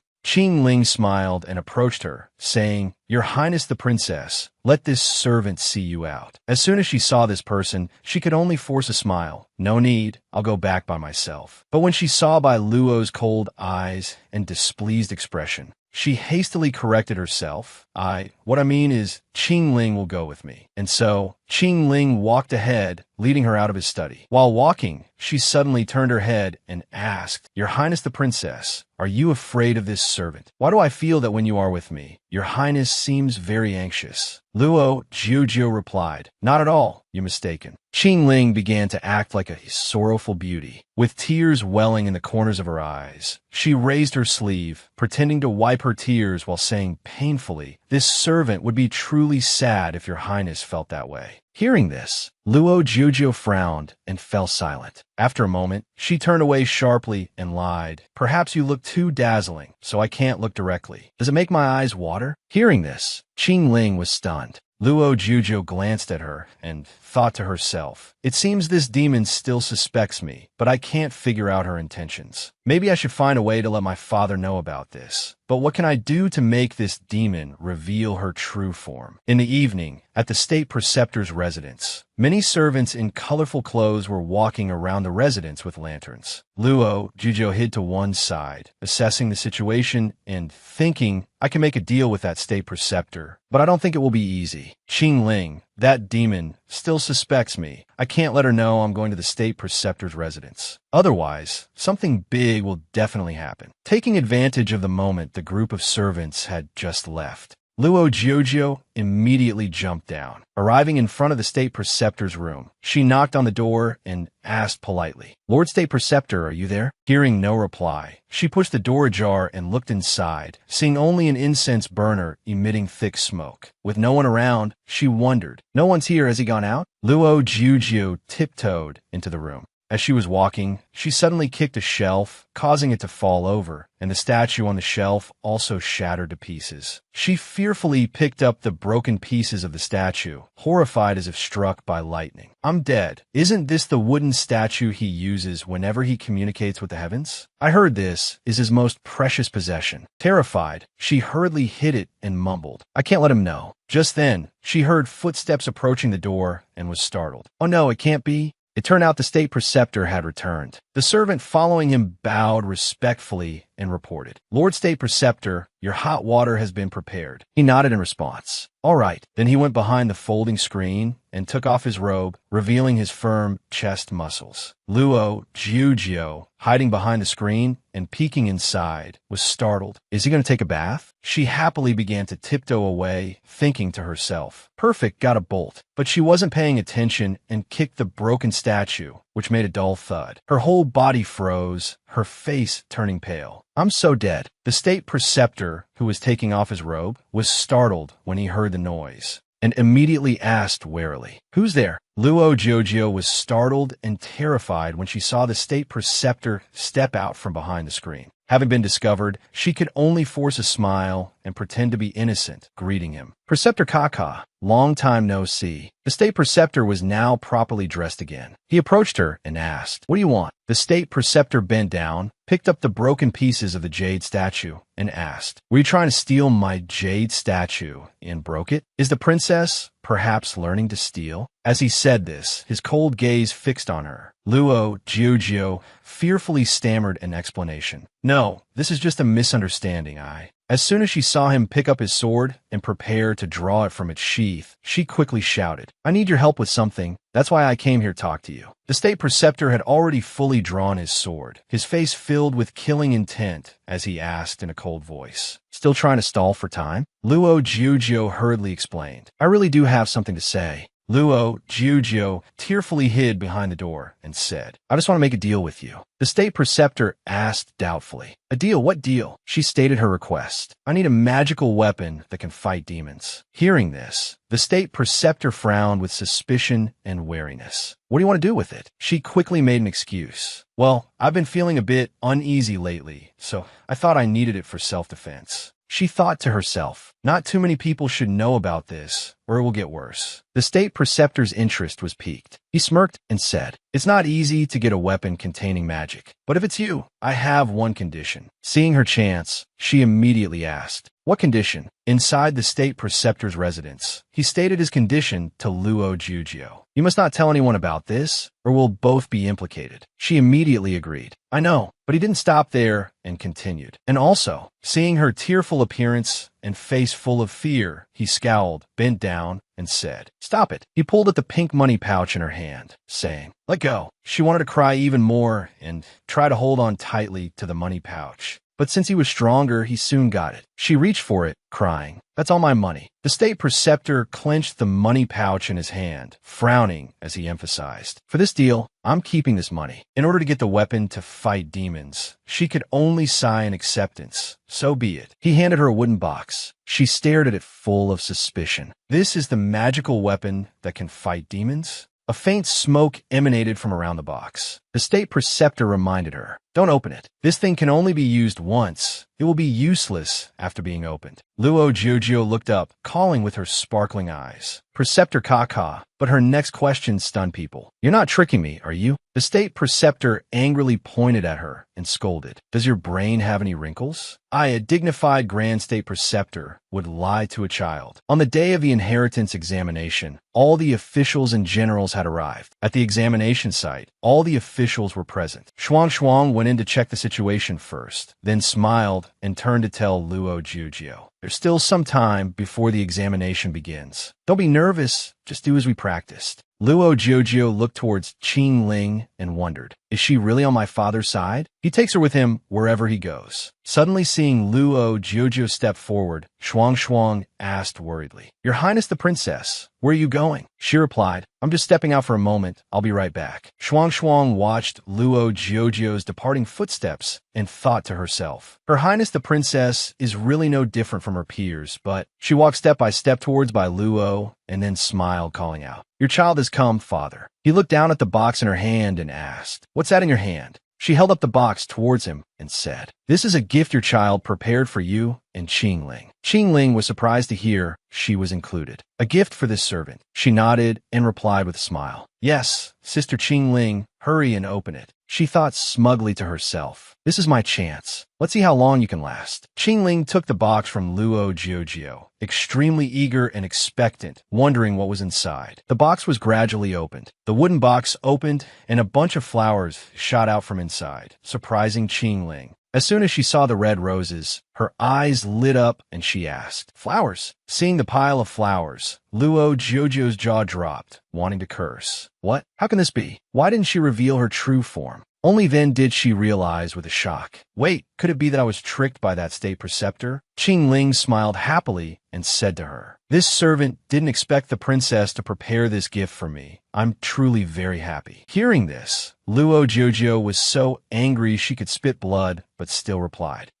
She forced a strained smile and asked, You like it, sister? Just then, Luo Ruin ran up from behind, eagerly calling, You're here, Father King. Luo Jiuzhou was still mumbling. So rude. As soon as she saw her, she feigned surprise and asked gently, You're here too, little sister? She once again pretended to be pitiful, with tears welling up in the corners of her eyes. Her tone was apologetic. Last time, I was thoughtless and unintentionally harmed you, little sister. I feel very regretful now. Can you forgive this foolish older sister? Upon hearing this, Luo Jiuzhou crossed her arms in annoyance and thought to herself, Luo Ruyuan is truly cunning. With a wave of her magic wand, it's as if all the sins she committed have vanished into thin air. She could totally become a famous actress, no joke. However, she had no intention of letting her off the hook. Luo Jiuzhou sighed. Each question she asked was like a sharp jab. This matter has left my mind completely blank. Now I don't even know how to take the exam. You said so much. It must have taken a lot of time to prepare, right? Hearing this, she was startled.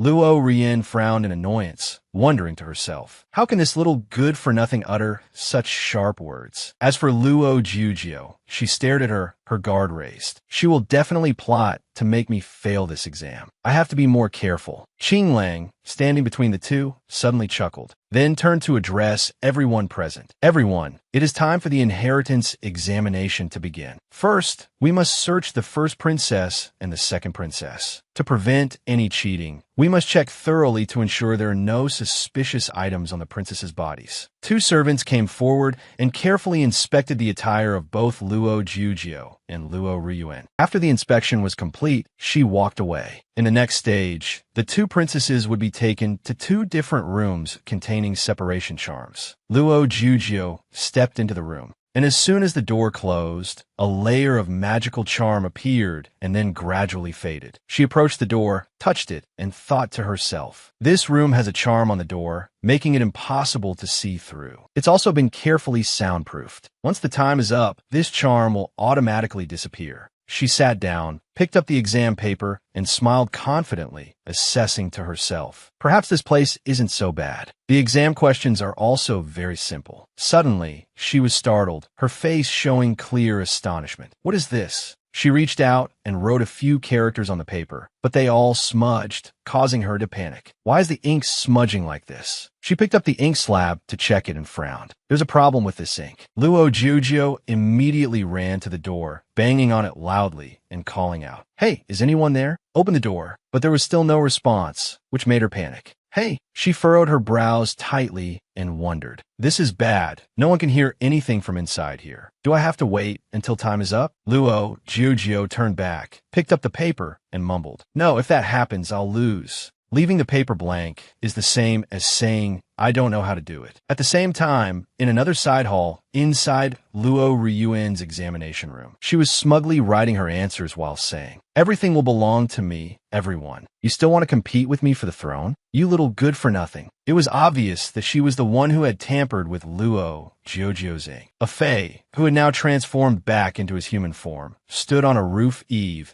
gazing intently at Luo Jujio's examination room with great worry. Becoming a queen without the trust of those around you is no different from being a prisoner. I wonder how Jujio is doing. However, Jujio has also tried very hard. This time has been tough for her. At this thought, he chuckled. After a while, the exam time was over. Qing Lang shouted that time was up. The first test was over. The two princesses' tests have been placed in a box for the sake of fairness. His Majesty the King will personally and publicly judge who wins and who loses. After the two test papers were placed in the box and taken away, a servant presented the first Princess Luo Ryuan's paper and announced, Your Majesty, this is the first princess's test paper. After reviewing the test paper, His Majesty nodded and commented, There are 5 wrong answers. The rest are all correct. Not bad. Upon hearing this, the ministers whispered amongst themselves, praising and flattering her. The first princess is truly outstanding. Only 5 questions wrong. I remember those exams organized by the Empire. The first princess only got a few questions wrong. Hearing the result, Luo Ryuan gave a smug smile and thought to herself, Little good-for-nothing, you still want to go against me? Dream on. No matter what dirty tricks you use, you can never be as smart as me. Next was Luo Jujio's paper. This time, Qing Lang personally opened the box and presented the paper to Bai Luo. And this is the second princess's test paper, Your Highness. The moment Bai Luo picked up the test paper, he was startled. This is... Seeing his expression, all the ministers began to discuss among themselves. Why does the king's expression look so bad? There's an 80% chance something is wrong. Could it be that the second princess's test paper is terrible? A minister whispered in a low voice, That must be it. How could this little good-for-nothing possibly do well? Suddenly, the king turned and ordered Luo Jujio, Show me your hands. Luo Jujio held out her hand, which was covered in wounds. Standing to one side, Luo Ryuan smiled with satisfaction, thinking self-righteously, Father is surely going to punish her. Serves her right, the damn little good-for-nothing. But when she glanced over and saw the actual state of Luo Jojo's hand, she was startled. What is this? Why are her fingers covered in wounds? By Luo's face darkened as he asked her, "Why did you have to use blood to write?" Hearing this, Luo Rien was stunned as if struck by lightning. What? The ministers also couldn't believe it and exclaimed, "Used blood to write? What happened? Is the second princess insane? Hey, don't talk nonsense." Luo Jujio ignored the rumors buzzing in her ears. She stood straight and reported the truth to the emperor. Actually, the ink in your daughter's examination room had a problem. It was impossible to write on the paper. Because it was enchanted, no one outside could hear your daughter calling from inside. Therefore, your daughter had to bite her own finger and use her blood to complete the test. After hearing her explanation, the ministers were all shocked and astonished. A continuous murmur arose. "Oh my God, using blood to do the test. I never expected the second princess, so young, could do such a thing. But even so, her paper surely can't compare to the first princess's." The emperor bent down to read each answer on her test paper and then gave his assessment. Except for the 5 blank questions, the rest are all correct. Hearing this, the ministers were once again so shocked their jaws dropped. Good heavens, look at the second princess. She actually tied with the first princess. The moment Luo Rien heard their scores were equal, her face turned pale. Impossible. She's clearly a good-for-nothing. After finishing the grading, the emperor turned and said, "There are still several tests left. The heir will be decided then." The other officials also dispersed one by one. Now, only Luo Ryuan and Luo Jujio remained in the hall. She shouted angrily, "Luo Jujio, you were just lucky this time. There won't be a next time." She turned her head and smirked. "Is that so? We'll just have to wait and see." This remark made her so angry she couldn't retort, only managing to spit out the word, "You." A Fei was already waiting on the side. As soon as he saw her return, he asked with a pained heart, "Don't be so foolish next time. Don't you know what pain is?" She looked down at the fingers he had bandaged for her and asked back, "Was there any other way? If this hadn't happened to me, I probably would have beaten her." A Fei suddenly changed the subject, his face scrunching up in disgust. "By the way, why did you give flowers to that fox demon? Are you out of your mind?" She replied, "It was a trick. I'll tell you later, brother." Just then, the state preceptor walked by. As soon as a Fei saw him, he asked, "Isn't that the dog state preceptor? Is he heading to the cold palace?" The moment Luo Jujio heard the name of the one who had swindled her, her anger flared. She said furiously, "That child swindler, stop right there for me." She ran pitter-patter and crashed into the state preceptor, causing them both to fall to the ground. Then she climbed on top of him and grabbed his collar. The state preceptor, suddenly attacked, asked, "What's the matter, Your Highness the Princess?" She shouted angrily, "You dare to trick me. Give me back my money." But the state preceptor turned his head away and replied, "No." He smirked and asked shamelessly, "Your Highness, didn't you once say that I belong to you? So what's wrong with accepting a little tip from my master?" She frowned and corrected him. "I never said I would tip you. You're just making excuses." The state preceptor smiled and advised, all right, just take this. Stop making a scene." Receiving the gift, Jujio was completely bewildered, not understanding anything. As soon as she opened the gift bag, she roared, "Candy! Since when did you want to become a child?" But the state preceptor was already holding a piece of candy, brandishing it forward. "Am I not?" Then, the instant she disagreed, he popped the candy into her mouth. "Of course not." Right after the state preceptor turned away, a terrified scream rang out. "What did you do?" Specks of light appeared and surrounded Jujio. Her eyes widened as she looked at herself in a strange form. "What is this? Why am I? And my clothes too?" A Fei turned in astonishment, wanting to capture him and punish him. "What did you do to Jujio?" "Change her back quickly." But he only slowly explained the situation. "You don't need to worry. This thing only works for 3 hours. After 3 hours, she will automatically return to her original form." Then the state preceptor also conjured a magic circle around a Fei. "Also, you're better off in your original form. Your human form is too ugly, not cute at all. At this moment, Jujio finally spoke up angrily. "What did you do to a Fei?" The state preceptor replied gracefully, "I only sealed his power. I didn't commit any crime. Besides, he looks very cute." She continued to screech while hugging the little cat in her arms, questioning him further. "Then what about the weapon you gave me?" He smiled. "After 3 days, Qing Lang will reveal her true form. If she is in the palace at that time, the king will find out." Jojio's voice became steely. "If you don't want to die, don't you dare trick me. Why did you agree to help me?" The state preceptor suddenly reached out, pinched her cheek, and praised effusively. "Oh my, you look so so adorable. Take a guess. Teased to the point of irritation, Jujo bit his hand and scolded. Get your dog paw off my face now. Seeing his arm scratched with several lines, he was a bit panicked and pulled back with a fearful look. Don't you want that little fox demon's identity to be exposed? In this state, perhaps it will be easier for you to do it. Jujo was a little puzzled by how well-informed the state preceptor was. How did you know I wanted to do that? He just smirked, shrugged, and replied perfunctorily, Is there anything in this royal palace that I don't know? Of course, you're no exception. I can monitor everywhere, but I'm paying more and more attention to you. Jujo seemed stunned and asked further, What do you mean? You said I could accomplish this more easily with this body. He nodded in agreement. Because he is a demon, his body can withstand anything. The box I gave you might not have any effect on him, but you, in your current state, can.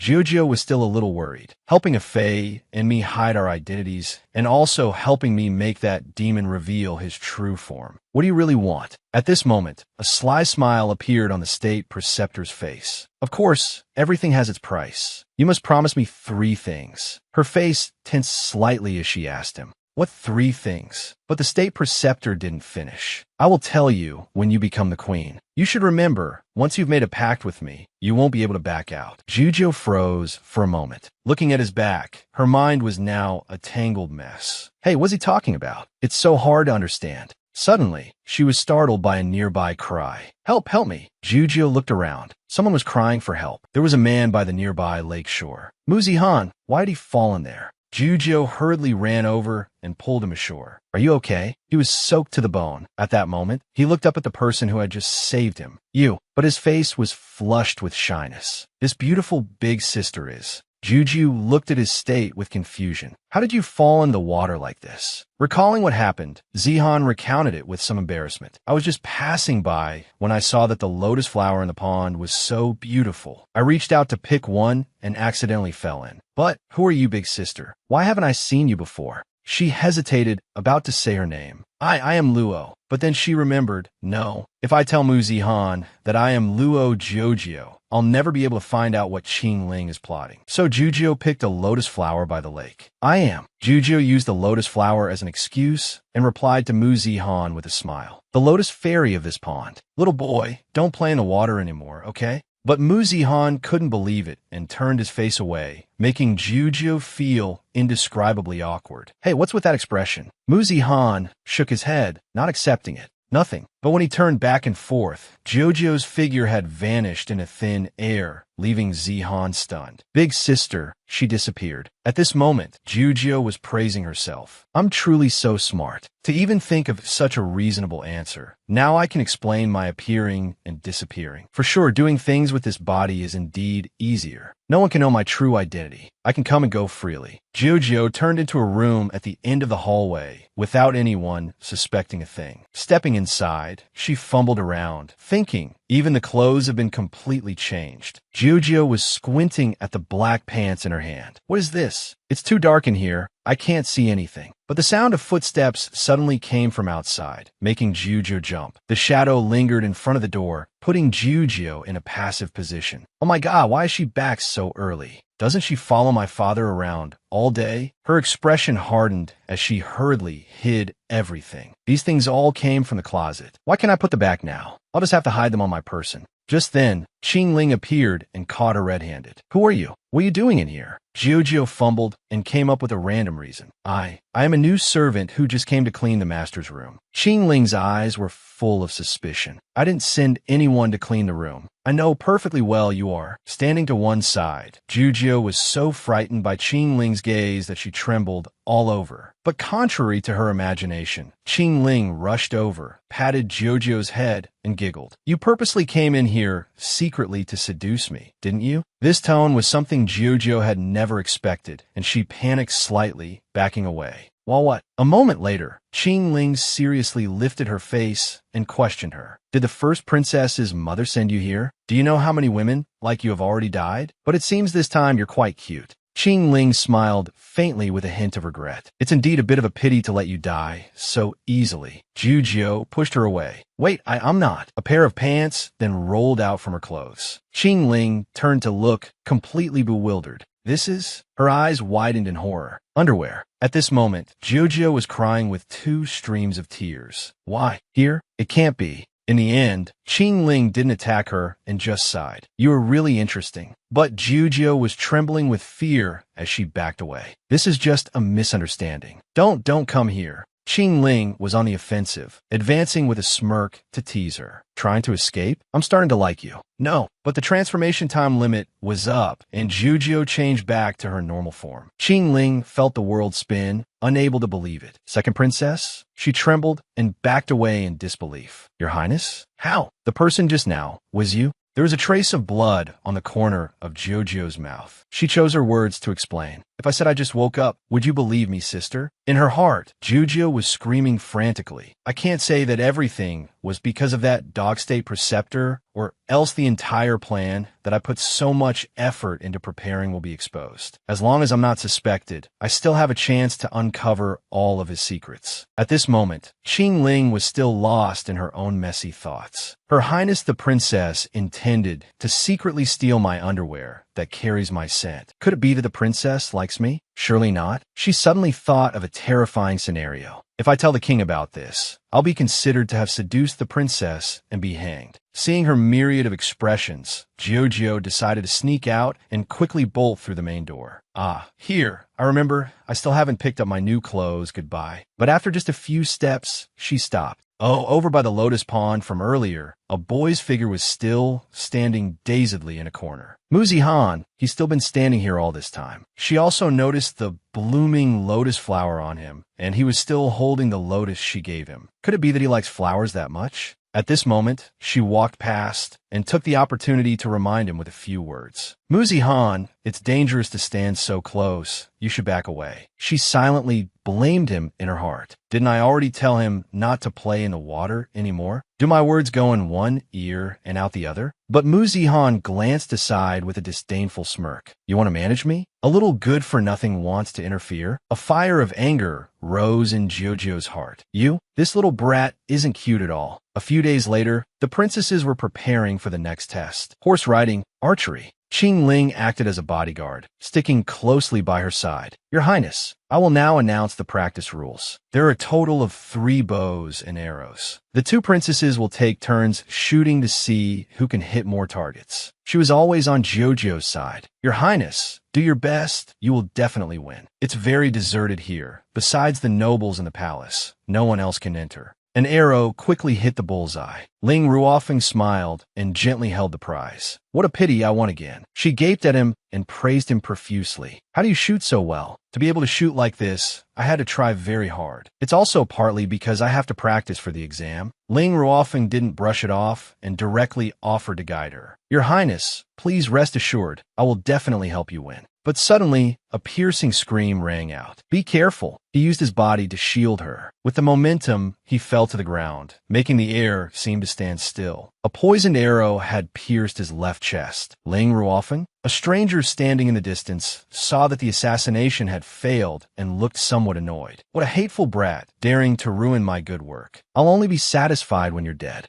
At this moment, Jojo disregarded everything and rushed down to him. But Ling Ruofeng shouted to stop her. Don't come here. But Jojo didn't stop. No, if he shoots again, Brother Ruofeng will die. So the assassin raised his bow and arrow again. The arrow grazed her face, leaving a bleeding wound. Ruofeng's eyes widened as he shouted worriedly, Your Highness, your face. She quickly turned towards the stranger, sneered, and questioned him. You're standing there because you still want to shoot? So Jojo decisively raised her bow, an arrow, and aimed at the opponent. I won't give you another chance. The arrow then followed the shooter and plunged straight into the opponent's left chest. At this moment, Jojo ran to him. Ling Ruofeng? By now, he had fainted from excessive blood loss, and she could only scream in anguish. It's not good. Help me. Nu Yin faintly heard a cry for help in her ear. Could it be that the person sent by Mother Han has succeeded? She sneered in anticipation. The queen's throne is firmly in my grasp. At this moment, Qing Ling the shadow guard and a group of servants escorted their way over. What happened? Seeing the scene before her, Qing Ling's jaw dropped. Second princess, your face is bleeding. But Jojo just felt it was normal. The thing she cared about most was the person lying in her arms. I'm fine. It's just a superficial wound. Hurry and save Ling Ruofing. He has. But Qing Ling just pulled her aside and advised her to let the subordinates carry him away. Your Highness, please stay here and prepare for the test. But Jojo immediately shook her head, showing her displeasure. He was injured this badly all because of me. I won't be at ease if I don't go with him. At this moment, Ruofing struggled to get up and try to comfort her. Your Highness, don't worry, I'm fine. You can't miss the exam because of me.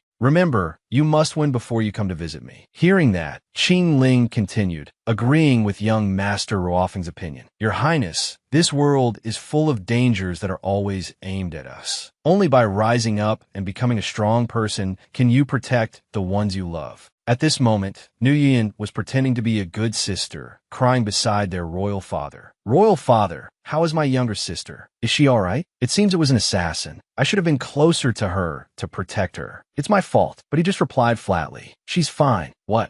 This news was like a thunderbolt striking her. Little good for nothing. Where are you? Weren't you supposed to be seriously injured? Damn it. But upon seeing that Jojo only had a scratch on her face, she began to hype herself up. So what if she's fine? Why should I be afraid of a good for nothing? There's no way she can shoot more arrows than me. At this time, Qing Ling stepped forward without delay and bowed for an audience. Your Majesty the King, because the assassin caused an interruption, we must hold this test immediately. It cannot be delayed. Nu Yin looked towards Jojo with astonishment and loathing. What? How is that possible? This little good-for-nothing couldn't have fought him off alone. Could it be that Ruofing? He's as persistent as a leech. At this moment, Nu Yin resorted to using a beauty trap to sway his decision. Royal Father, it's not fair. After that horse riding incident, I've constantly felt like someone is watching me. I can't pick up a bow and shoot. I feel very scared. But he only glanced at her, not agreeing with this idea. You may say that, but the test cannot be changed. The officials have already arrived. But if that's the case, men, search the surrounding area for me. At this moment, Nu Yin, standing behind her father, gave a cold, ambitious smile. Little good for nothing. I'll keep my eyes wide open and see what you can do. Each person has 3 shots. Whoever lands more accurate arrows will win.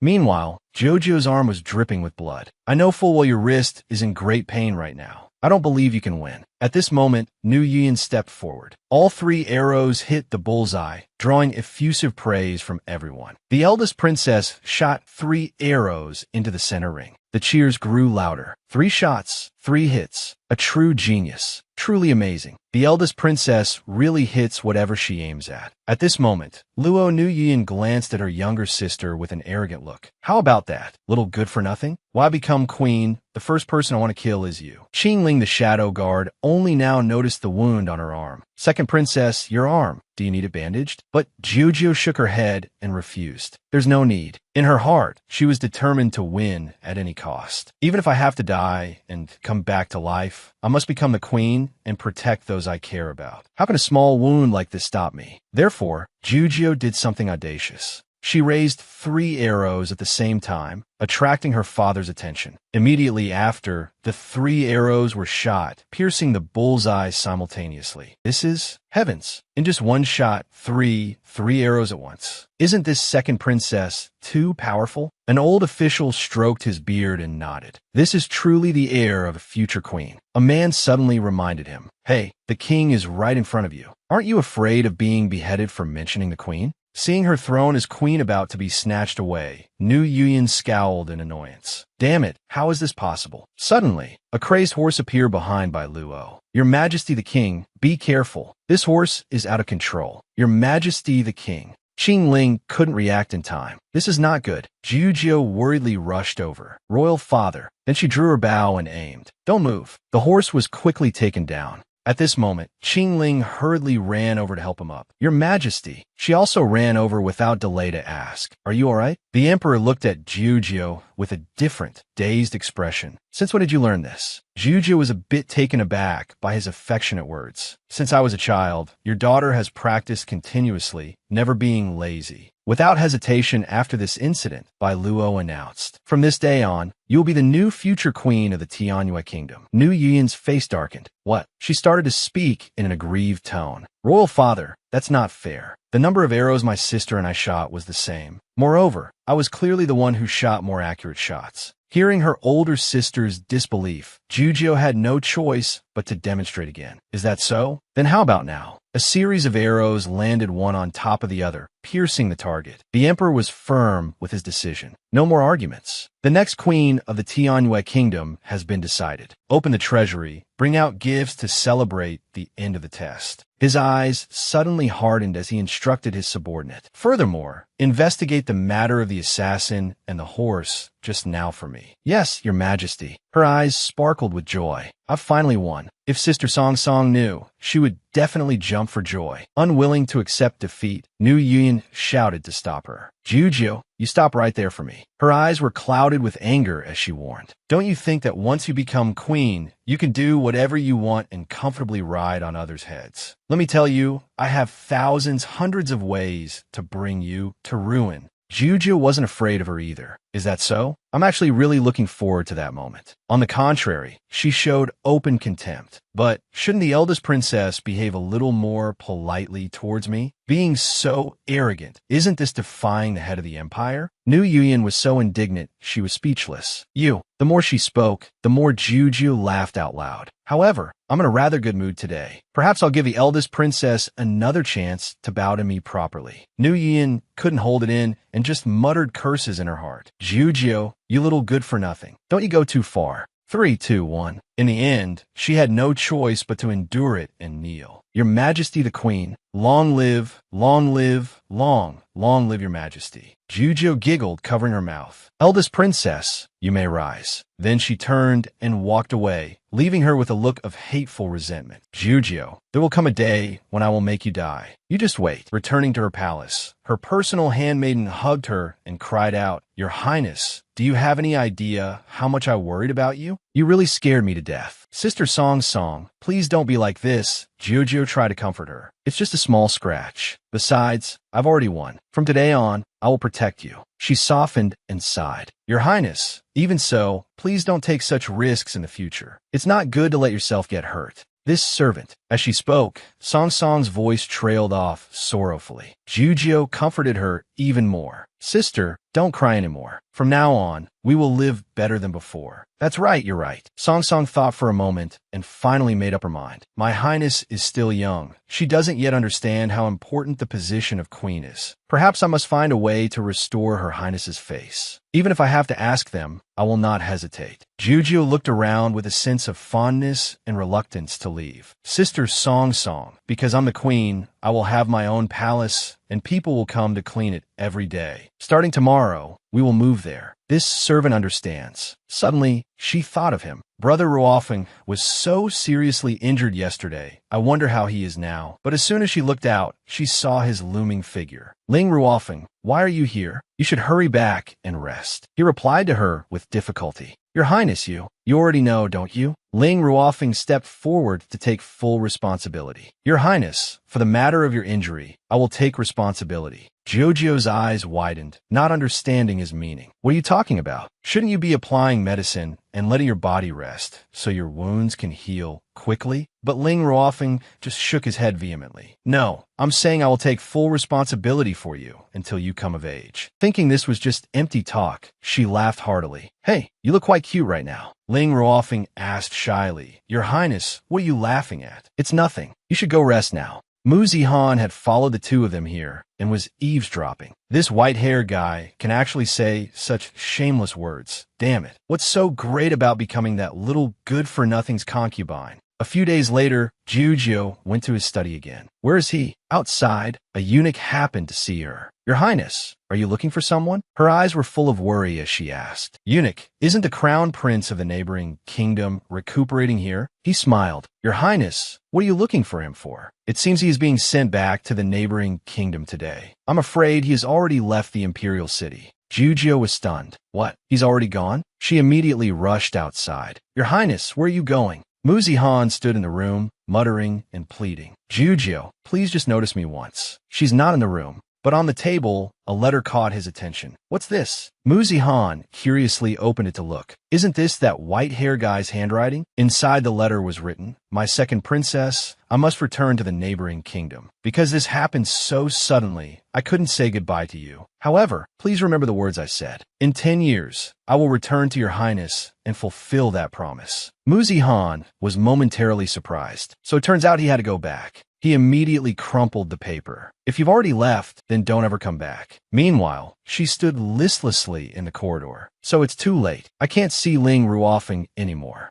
Her eyes welled up with tears. This is truly the Warring States period. It's a pity he couldn't stay longer. I didn't even get to say goodbye. After thinking for a while, Jujio started to blame him. Moreover, after running back and forth like this, I still couldn't meet him in the end. But if it were me, I would have left something behind, like a letter, for example. Only then did she slowly walk back to her room. She was greeted by the face of Muzi-Han. What did you do to be panting like that? Jujio quickly asked. Muzi-Han, did you see any paper on my table? He felt a pang of guilt but still firmly denied it. Of course not. Who would be blind enough to leave a piece of paper for someone as ugly as you? Her mood immediately sank into sadness. Outside, the sound of a horn blared, startling them both. Why is there suddenly the sound of a horn in the palace? 2 short, 3 long. Isn't that the signal for an enemy attack? Father. She ran frantically to his side. What's wrong? Why do you want to assemble the soldiers? Qing Ling appeared and reported respectfully to Jujio. Your Highness, the neighboring country has long been preparing to ambush us. If we hesitate now, they will attack. The situation this time is very urgent, and we currently only have regular soldiers. General Ye's side is also insufficient, so the king can only go into battle himself. A sense of fear rose in Jujio's heart. Father, when will you return? Bai Luo, sitting on his horse, smiled to comfort his daughter. Don't worry. It will be very soon. From now on, Qing Ling will take care of you in my place. This sword was once your mother's favorite. Now it's yours. Jujio was momentarily stunned, unable to believe it. Mother's sword? He still kept it for me. Qing Ling anxiously interjected, Your Majesty, the number of soldiers they've brought is massive, and they've also managed to pull many great merchants to their side. Please allow this subordinate to accompany you.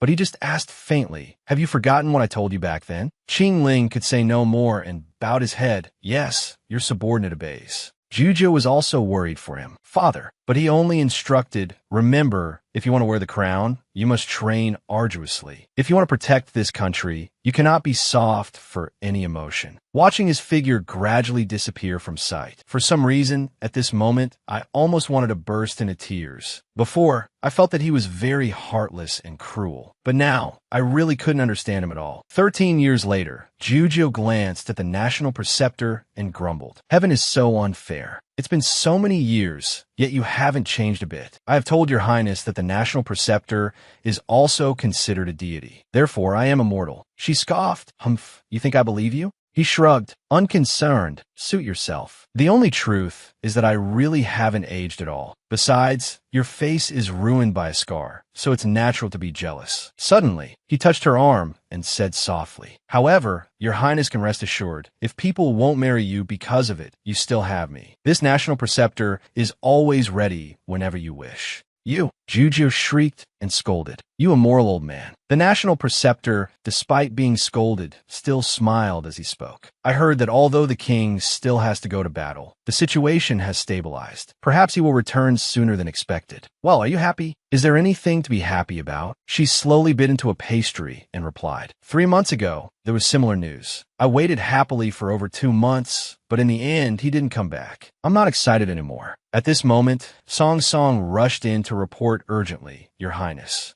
The second young master is here to see you. She looked outside in a daze and mumbled, Muzi Han, he's here? The national preceptor took a sip of tea and reminded her, be careful, your highness and he haven't seen each other in over 10 years, it seems. Zihan waited outside until his face soured. Why is this little good-for-nothing taking so long to come out? I've wasted so much time thinking more highly of her. How hateful. Just then, he ran into an old acquaintance. Luo Nu Yuyan, wait, isn't that the Lotus Fairy who saved me back then? A handmaiden was respectfully informing Nu Yuyan. Your Highness the Princess, the previous betrothal was decreed by the king, so it is very difficult to annul it now. She snorted coldly. I don't care. I don't want to marry that ugly man. She even gritted her teeth unhappily. When we were young, his family was so famous, and they were nobles who frequented the palace. Who knew he would grow up to be so ugly? Lotus Fairy, Muzi Han, ran over to greet her. Do you remember me? This person is so handsome. The moment she saw him, she acted shy. Excuse me, you are. Muzi Han, having mistaken her for someone else, recounted the old story. Do you remember the Lotus Fairy? When I was 7, I fell into the lotus pond, and it was you who saved me. It's so fortunate to meet you again. Lotus Fairy, she laughed gleefully in her heart. It seems he's mistaken me for someone else, but he's really so beautiful. Truly a handsome man straight out of a fairy tale. Nu Yuyan shyly nodded. I remember it as if it were yesterday. Now that we're adults, I still dream of when I was little. That was when I met you. The national preceptor once said that a goddess was reincarnated, and she has power from the heavens. I didn't expect it to be true. Zihan continued happily. The fairy left in such a hurry back then. I didn't get to express my gratitude. Or perhaps you're the fairy's daughter. Nu Yuyan slowly revealed her identity. My Highness is the eldest princess of the Tianyue Kingdom. Jujio looked ahead in surprise. Muzi Han, what are you doing here? As she spoke, she didn't forget to add a sarcastic remark. By the way, I see you seem to be getting uglier and uglier. Huh? Zihan frowned, his sharp gaze fixed on her. I thought I wouldn't have to wait as long as I thought, but it seems that's not possible. You're too slow. Hearing this, Jujio flared up. Does your mouth have no bones? She coldly turned and walked away. If there's nothing else, I'm leaving. At this, Zihan held back his anger, clenching his teeth. How can anyone stand this spoiled brat of a sister? Her temper is truly unbearable. Nu Yuyan forced a smile. Young master, my younger sister is still childish. Please don't mind her. Zihan pouted and looked away. Why should this young mastermind? On the other side, a Fei couldn't help but feel indignant. This Luo Nu Yuyan is truly cunning. No wonder she could also be an heir to the throne. Talking behind your back without anyone knowing. Hey, are you just going to let her run rampant like that? You should teach her a lesson. Jujio replied calmly. She does that because she's jealous of me. What's so unreasonable about losers who like to cause trouble? Just then, Song Song ran over in a hurry. Your Highness. Seeing this, Jujio was a bit surprised. What's wrong? Sister Song Song, what happened? Song Song stammered as she looked at her. The king, he has returned. Hearing this, Jujio's jaw dropped. The expression on her face froze for a few seconds. A moment later, in the main hall. Father, you can't be joking. A deep voice replied. Do you think this is a joke? Jujio hurriedly waved her hands, stammering. Your child did not mean that. It's just that this is happening too quickly. Your child is not yet mentally prepared. Her father replied sternly. 1 month from now is your coming-of-age ceremony, which is also the day you will be crowned queen. By then, you must have at least 6 husbands with you. It shows the prosperity and the queen's respect for the empire. Jujio blushed with embarrassment. But am I not only 18 years old? Seeing this, Qing Ling chuckled. Most women in the Tianyue Kingdom are already married by the age of 14. Compared to them, you could be considered quite old now. At these words, Jujio was extremely surprised. Old? On the other side, Bai Luo gently closed his eyes. The second young master of the noble house, and the only son of General, you both have marriage contracts with you from childhood. Besides them, your task now is to find 4 more husbands for yourself. That's right. It seems you're also quite fond of Qing Ling. If you want, I can make that happen as well. Hearing this, both Jujio and Qing Ling's jaws dropped. Jujio immediately retorted. No. Bai Luo frowned at her. Why not? Qing Ling explained awkwardly. Because, with this lowly status, I think I cannot possibly enter the second princess's rear palace. Giugio, beside him, continued, "Father, a forced melon is not sweet. Let me choose for myself." She thought to herself, "Even if a pile of money fell on my head, I would absolutely not marry this ugly demon." At the same time, in another place, "Your Highness, I've been very sad these past few days. I was even afraid that you might have a problem with your orientation." Hearing this, Ruofing slowly moved a game piece. His expression was calm, his deep voice asking in return, "What do you mean by that?" The other person chuckled softly. "Your Highness, you are already 20 years old. An ordinary person would have likely been married long ago. Yet you haven't made any move. Not only are you not married, you don't even let servants attend to you. This is completely unusual. The most important thing is that I am the only one by your side to do everything. Many people think that I and your Highness are." Hearing this, Ruofing could only give a wry smile. "What nonsense!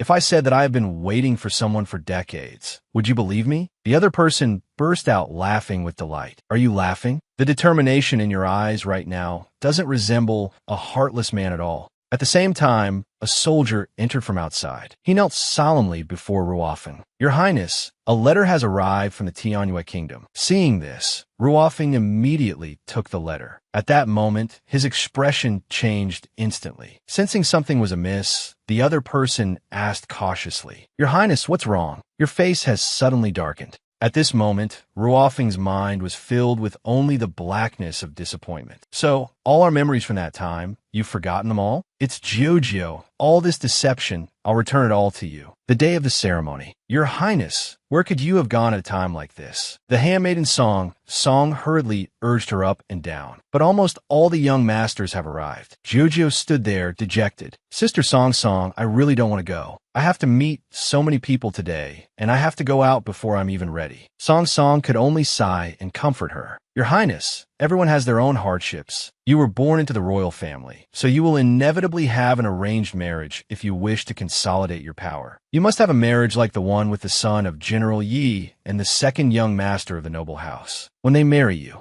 She slowly poured a cup of tea and held it up. "They certainly won't be of much help to you." Her voice was slow, as if trying to steady Giugio's wavering heart. "However, thanks to that, when you rule the country by following the marriage contract, you will surely open another path that you must walk." Only then did Giugio look at herself and sigh. "My shyness has made me evade my responsibilities. But it seems choosing my own husbands isn't too difficult after all." She began to drag the heavy garment and mumbled to herself, "Although I have to attend the ceremony today, isn't this dress a bit too long?" Suddenly, her next step landed on the front hem of her dress. Giugio stumbled and lunged forward. Whoa! Fortunately, a man appeared and caught her. His deep voice advised her, "Be careful, miss." Giugio's cheeks flushed red as she replied shyly, Thank you." The masked man was a little stunned when he saw her exquisite face as she looked up. "Here, this person's eyes are so beautiful. It seems I've seen them somewhere before." At this moment, the shadow guard Qing Ling appeared behind her and called out, "Your Highness, the ceremony is about to begin." Giugio glanced over and nodded slightly.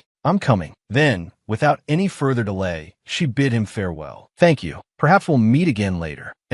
We'll meet again soon." As soon as she reached the corridor, she met Bai Luo. "Father, I'm here." Glancing down below, she then looked over at Bai Luo with a worried expression. "Father, what's wrong? You look so pale." He shook his head, not paying it much mind. "It's nothing." What he cared about was today's ceremony. "All the young masters have arrived. You will have a number of peach branches corresponding to the number of young masters here. If you like someone, you will place a peach branch on that person's table." Following the emperor's command, Qing Ling presented a red peach branch to her. "Your Highness, every single one of them is very handsome." Outwardly, she shyly accepted the peach branch with a bright smile. Then it will be even harder to choose. But inside, she was extremely anxious. Everyone is so handsome. What am I supposed to do? So she went around and tossed a peach branch to each person. As it happened, one landed right on the table of the masked man from earlier. She immediately recognized his unmistakable, graceful beauty. "Isn't this the person who just saved me?" Suddenly, she had a thought and retracted the branch. "No, I can't let the drama of vying for favor in the harem crush him." But in the next second, her wrist was held tightly. Your Highness. The masked man smiled and pleaded with her. I have waited for this moment for a very long time. If I don't receive your branch, I think I will die. Hearing these words, she gaped in disbelief. Wait, he really likes me? In her heart, Jiujiu could feel it pounding. Finally, after all these years, I have a secret admirer. That's good too. So she placed the peach branch back where it was. Here, after everything was settled,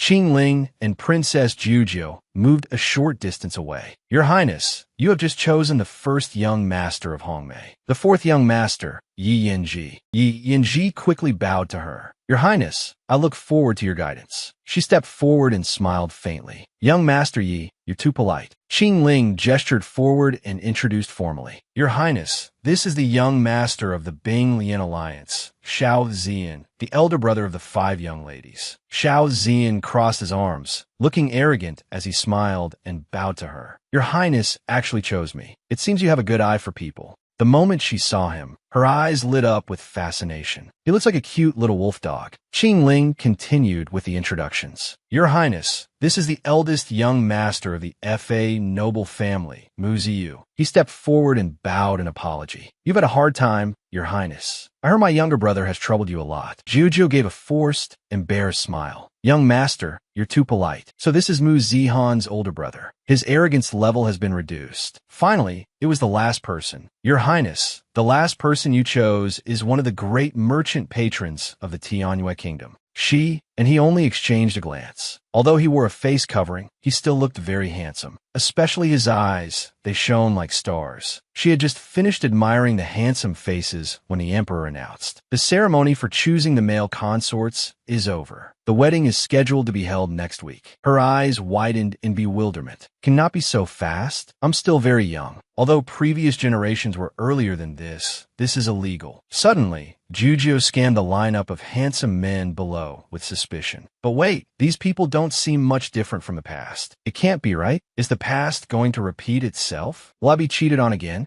But Jiujiu looked at the masked man and thought, it won't happen. This person wasn't here back then. Besides, Ling Ruofeng is no longer here either. But that's good too, as long as Ling Ruofeng has nothing to do with me anymore. He will make the same mistake and suffer a tragic end like before. In the hall, Nu Yian cheerfully carried a bowl of soup over, her voice syrupy sweet. Father, you're here. As soon as Qing Ling saw her, he stepped out and sneered. Eldest princess, what are you doing here? She maintained her smiling face and replied, my royal father has been on the battlefield for many years. He must be very tired. So I made some ginseng soup for him to help him recuperate. But Qing Ling didn't believe her, narrowing his eyes at her. The king has been back for half a month, and only now does she bring soup. What is the meaning of this? At that moment, she was still cheerfully carrying the soup before the emperor. Father, please have taste. His gaze was icy. When did I summon you? Nu Yian's whole body froze.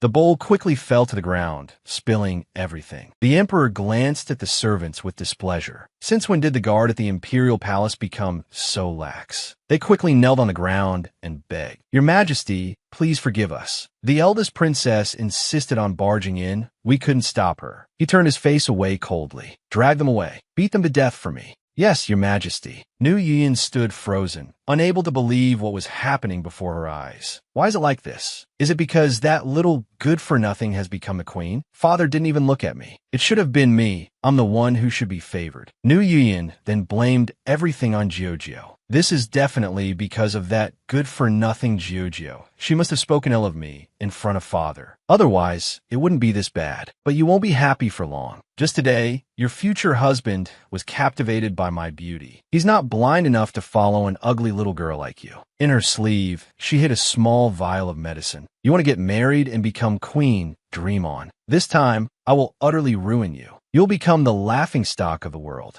Aphrodisiac powder. On the wedding night, Jiujiu clung to her handmaiden's leg, whining. Song, I don't want to go. Song slowly persuaded her. Your Highness, although your wedding ceremony today is just a formality with the 6 young masters, you must at least enter the chamber on your wedding night. Otherwise, it will be very difficult to explain to the king. Besides, you just need to sit inside and enjoy it. The more she heard, the more Jojo didn't want to. No, Song Song knew this, but still brought the tray of name plaques to her side. Your Highness, if people find out you didn't do this, how will you explain it? So she froze for a moment, causing Song Song to freeze as well. Your Highness. Finally, she made a choice and drew a plaque. But after seeing the name Feng Ruling, she was a little startled. Why is it him? Muzihan had been waiting outside for a long time, fuming. Today is such a grand wedding ceremony, and that little good-for-nothing Luo Jiujio didn't even come see me. He turned away in a huff. Damn it, how dare she make this young master go find her himself? Suddenly, a voice rang out, catching his attention. Ah, lighter, lighter, Your Highness. How about this? Jiujio's voice came through, each word clear.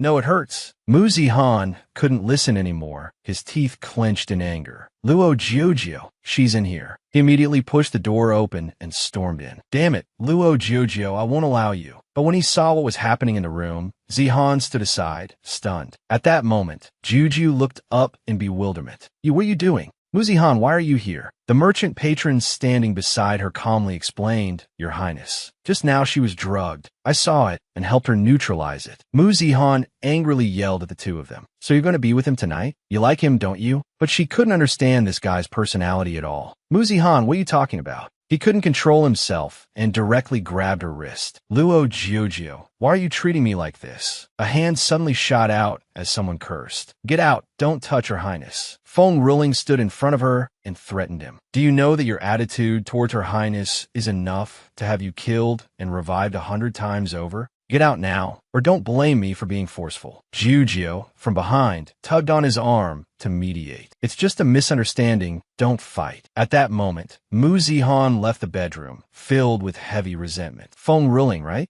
I'll remember this. You just wait. Only then did Luo Jiujio tearfully apologize. I'm sorry, today was so embarrassing. In the end, she took the hint and hurried to leave. You should go to bed early. I'll be leaving now. But he softly called after her. But in the end, Jiujio still left. Your Highness, Luo Jiujio. As he spoke, he ran after her, shouting in pain, You clearly care about that little brat. But the wound on his chest forced him to stop. Outside, Jiujio sighed, holding a Fei in her arms as she ambled along. I know full well that the harem is difficult to manage. You did wrong today, but I still don't understand. What is Muzihan so angry about? As he spoke, she lifted him up and looked at Fei angrily. It's meaningless. He's so angry just because you didn't pay attention to him. Heaven must be blind to let that guy like an ugly little girl like you. The harem is truly hard to please. The way demons think is truly strange. It's just too awful. Suddenly being called out, Fei snapped back. Ugly little girl. What do you mean by that? Suddenly, he remembered the old issue and asked, by the way, when were you drugged? Luckily, that Feng Ruling fellow is a decent person. He immediately neutralized the drug for you upon seeing what happened. Not bad at all. Luo Jiujio didn't know the reason either. I don't know what's happening. Before I went to see Feng Ruling, I only drink a cup of tea, and while I was on my way, I suddenly felt that something was wrong. Even my consciousness gradually became hazy. Perhaps there are still some people who dare to harm me. Luckily, Feng Ruling arrived in time and took me away. Fei looked at the night sky and gently warned her to be careful. You must be careful. The wedding ceremony lasts for 3 days, and moreover, the officials and generals are still here. If anything happens, it will be difficult for you to keep your position as queen. The next morning, Jiujio's booming voice echoed in the room. Father, are you kidding me? Her face turned pale as she asked her father back. Why must I go to the battlefield? I'm a woman. He just gently explained to his daughter. This has been going on for 1,000 years, and you have come of age. Your queen mother also went back then, although she passed the test. But if you don't have the courage to step onto the battlefield, I'm afraid we'll have to change the successor. At that point, you will once again become nothing more than a little good for nothing. In her heart, Jiujio was displeased. What is this? Why is this guy suddenly taking a jab at me today? Without further ado, I will leave for the border tomorrow. As a deputy general, I will advance towards General Ye's only son to fall back. The emperor sat down on the chair, making a decision according to the customs passed down by his ancestors. At least you should know what a battlefield is like. You can't just stay in a palace having fun. Besides, you are a woman, and your husband is on the battlefield. As his wife, how can you have never met your husband? Just then, Qing Ling appeared and overheard the emperor's instructions to his daughter. Even if you have to use any means necessary, as long as you can repel the enemy, you can ascend the throne immediately. As for the palace, you were supposed to ascend the throne before you could leave, but I will keep this matter a secret. No one will know but us. As soon as he finished speaking, he covered his mouth and coughed. Your Majesty. Juzhou also ran over worriedly to ask, Father, are you all right? But he shook his head and refused. It's nothing, just a small cold. Suddenly, she appeared before him with a serious face. Father, what is it? Juzhou whispered softly in his ear. Don't trust anyone around you. You will not know their true faces. The emperor nodded and then advised her. You don't need to worry about other things. Just focus on yourself. I'm tired, let's go. Qing Ling escorted him out of the hall. Yes, Your Majesty. Juzhou's mind was full of calculations. I have to leave the palace tomorrow, and I don't even know if I can return safely. Although there is no proof that Qing Ling is a demon, I still have to warn him. Just then, the national preceptor came to seek an audience with her. Second Princess, I, the national preceptor, have a few things to say to you. But Juzhou didn't even glance back, full of anger. Sorry, I have nothing to say to you.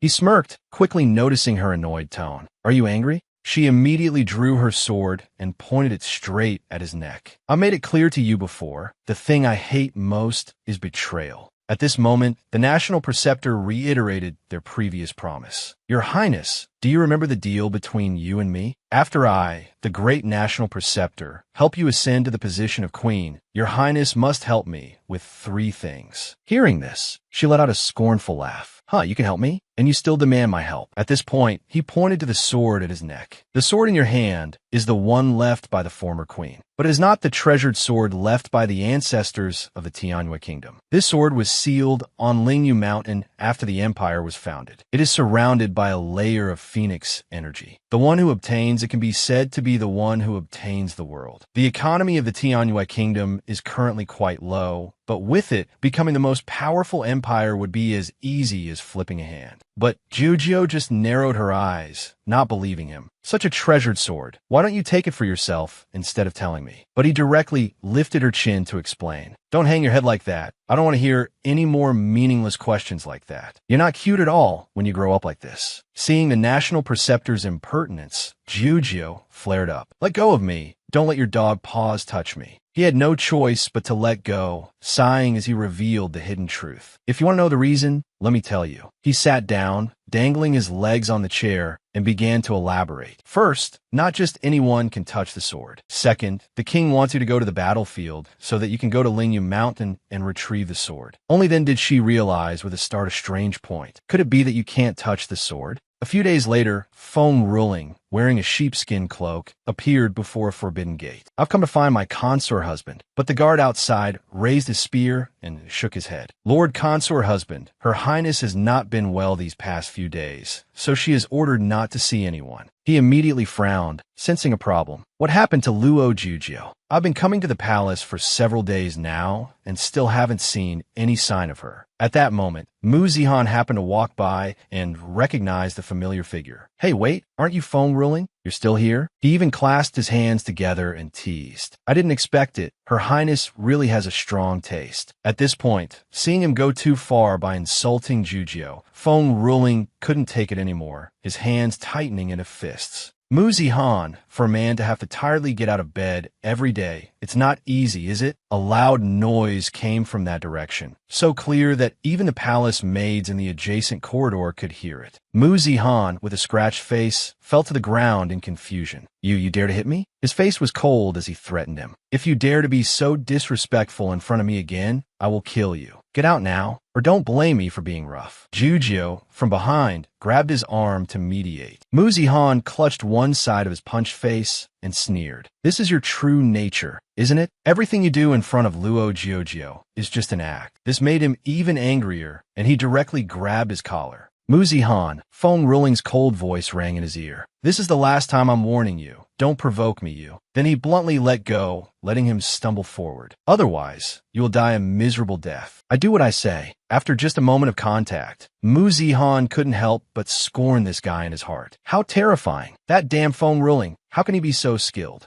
That night, phone ruling came by once again. Luo Giorgio, I want to see why you don't want to see me. But the room inside was completely empty. What's going on? Why is no one here? Could she have gone out? He gently wiped a trace of dust on his hand. That's not right. This table is covered in dust. This place has been uninhabited for a long time. Outside in the corridor, he frowned deeply. Where could Luo Giorgio have gone? Why is Bai Luo hiding this from everyone? At this moment, a guard rushed over. Your Highness. Phone Ruling turned around, bewildered. Why are you here? The guard hurriedly reported. It's the war situation at the border. His Majesty has been looking for you for 2 days. This subordinate has come to inform you that His Majesty wants you to go to Yunshan Temple to pray for him. I implore your Highness to return quickly. If you delay any longer, His Majesty will find out. Hearing this, he was startled. What do you mean the war situation at the border has a problem? Didn't Royal Father just select a tall and extraordinarily strong general? Could it be that he is still no match for that new young general from the Tianyu Kingdom? Indeed, there is no way to defeat him. I implore your Highness to quickly return to the neighboring country to discuss with His Majesty. Your Highness, this subordinate knows you have unfinished business, but please rest assured, Your Highness, this subordinate has already inquired about that matter. The guard knelt down to report. The consorts of the Tianyu Kingdom's ruler can leave the imperial city after marriage. You should still resolve the neighboring country's affairs first. That way, when you decide to return here, no one will know your identity. Hearing this, Phone Ruling found it reasonable and nodded. All right, then you go prepare the horses. We will return to the neighboring country tonight. 7 months later, at the military camp, Jujio chased after a person. Ah, Deputy General Yuan, wait. Jujio ran breathlessly after him. When will your general be free? I've been here for several days. When on earth will I get to meet him? A man turned around with a stern expression. New Deputy General, you should not be so restless. We are all men who drink blood on the battlefield. We've been extremely busy lately. Unlike you, the new idle Deputy General. The battlefield is a dangerous place, not a place for games. You have soft flesh and delicate skin. If you get even a slight scratch, we generals wouldn't know how to explain it to our superiors. Then he turned away, not paying much attention. New Deputy General, you should just stay here and take care of your health. Watching his retreating back, not paying her any mind, Jujio sighed in frustration. Apeft, I feel that this Deputy General Yuan is not very friendly towards me. After a moment, she pulled herself together and encouraged herself. It's not just Deputy General Yuan who isn't friendly to you. All the soldiers here dislike you.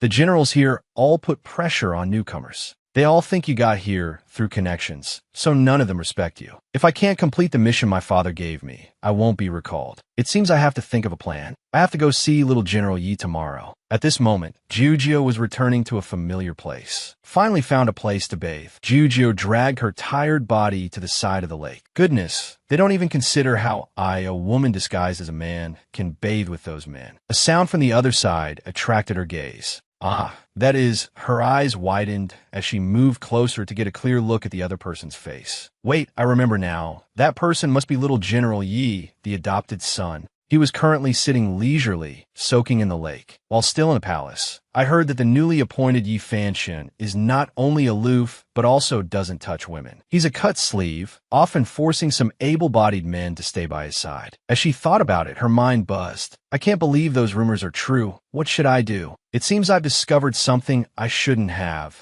Should I ask that handsome man to get out of the lake? As Jujio moved closer to the lake shore, General Ye's eyes stared intently at the strange figure. Who is it who dares to come here? Without this general's order, while the poison in my body is spreading, no one is allowed here. Jujio slowly walked over and greeted him. Huh, you're awake? Then, assuming he needed help, she grabbed his hand to pull him up. You can't move? Don't be afraid. I'm here to save you. General Ye's gaze swept over her suspiciously. This stinky brat was wearing a military uniform, so why didn't he recognize me? Yet Luo Giorgio was still fussing over him with concern. By the way, what's your name? But after several minutes, there was still no reply. Jujio could only sigh. Hey, you're not a fool, are you? Then, she flared up in anger and berated him. This little General Yi is truly inhumane. Humiliating others is one thing, but to even poison someone mute, hearing himself being cursed, General Yi could only keep it to himself. How did this fool turn into a homosexual? She also introduced herself. My name is Luo Gio, the new Deputy General. Don't you worry about a thing. With me here, I definitely won't let that damn homosexual lay a cruel hand on you ever again. At this moment, he vaguely realized she was the person he despised. So it was the stinky brat who used the back door to get into my military camp a few days ago. As Jujo turned away, his arm, which was clinging to her, slipped off, his whole body swaying from the poison. Luo Jujo grew more worried and asked, "Don't get agitated. There's no need to kneel like that. Helping someone in distress is what I ought to do. But if you want to express your gratitude, I'll give you the chance." Inside, General Yu was furious to the extreme. This damn fool. At night, the soldiers were still taking turns on guard duty. At this moment, Luo Jujo cracked the door open and peeked outside suspiciously. Why is it so chaotic outside? Are they looking for something?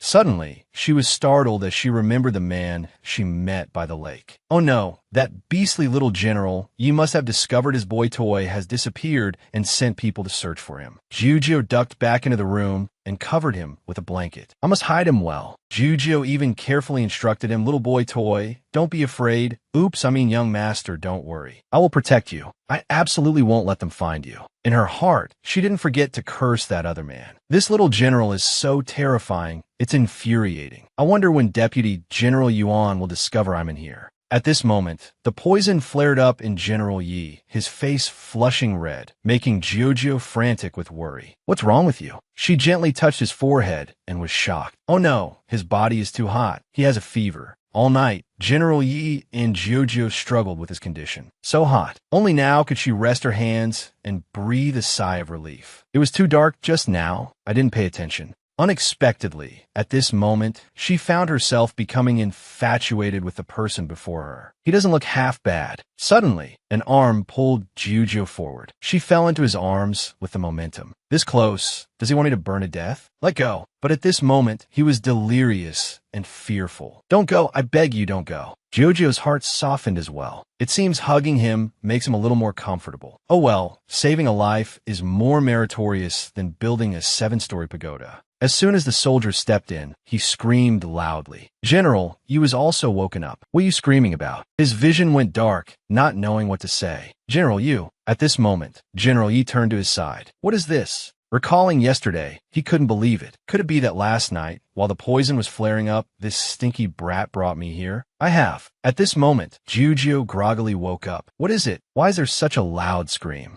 But what met her eyes were numerous soldiers standing before her, as if to take her away. Why are there so many soldiers? Could it be that shameless little General Yi found his little boy toy and sent people to capture him? Luo Jujo thought angrily to herself, "No, I can't let him fall into that demon's hands ever again." So she immediately shielded Yi Fanshun, protecting him behind her, and scolded the soldiers. "What are you looking at? He's my person now. All of you, get out immediately." The soldiers who had just rushed into the tent were startled and alarmed to hear this. The new deputy general actually admitted it. So, the general really is a homosexual. Last time when it was hot, the general even got water for me. Could it be that the general has feelings for me? Oh heavens, I'm still an innocent, handsome man. That deputy general was frightened by his own imagination, biting his handkerchief on the verge of tears. Luo Jojo stepped forward and told him, "Go tell your general that he is my person." Hearing this, the deputy general asked in confusion, "Which general? Isn't our general right behind you?"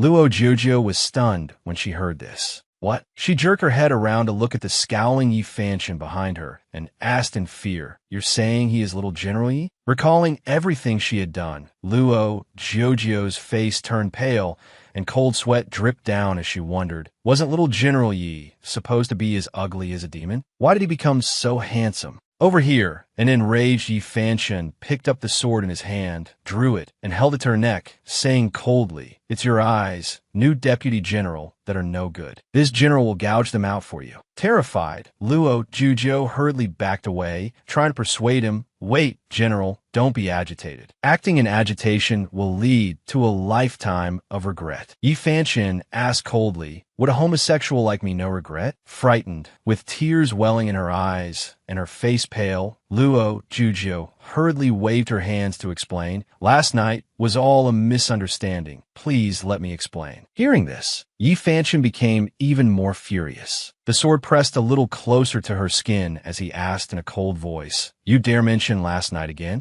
Luo Jujo cried out in fear, "I didn't do anything last night. Seeing the situation was not good, the deputy general rushed forward to protect her behind him while persuading his general. General, don't act rashly. The new deputy general was sent by the higher-ups. If anything happens, I'm afraid we won't be able to bear the consequences. Yi Fanshan's face darkened, his entire body radiating killing intent as he declared, if anything happens, I, this general, will take full responsibility alone. Today I must kill this shameless, stinky brat. Just then, the tent flap was lifted once more, and a soldier ran inside in a panic to report. General, it's bad. The enemy launched a surprise attack, and the Iron Cavalry Guard has been completely captured. After hearing this, Yi Fanshan scowled and frowned, asking what happened. The outer perimeter is so heavily guarded. How could they all have been captured? The soldier hurriedly recounted the details of the situation, reporting to the general. This time it was personally done by the cruel crown prince of the neighboring kingdom. They deliberately sent some old, weak, and sick soldiers to provoke us.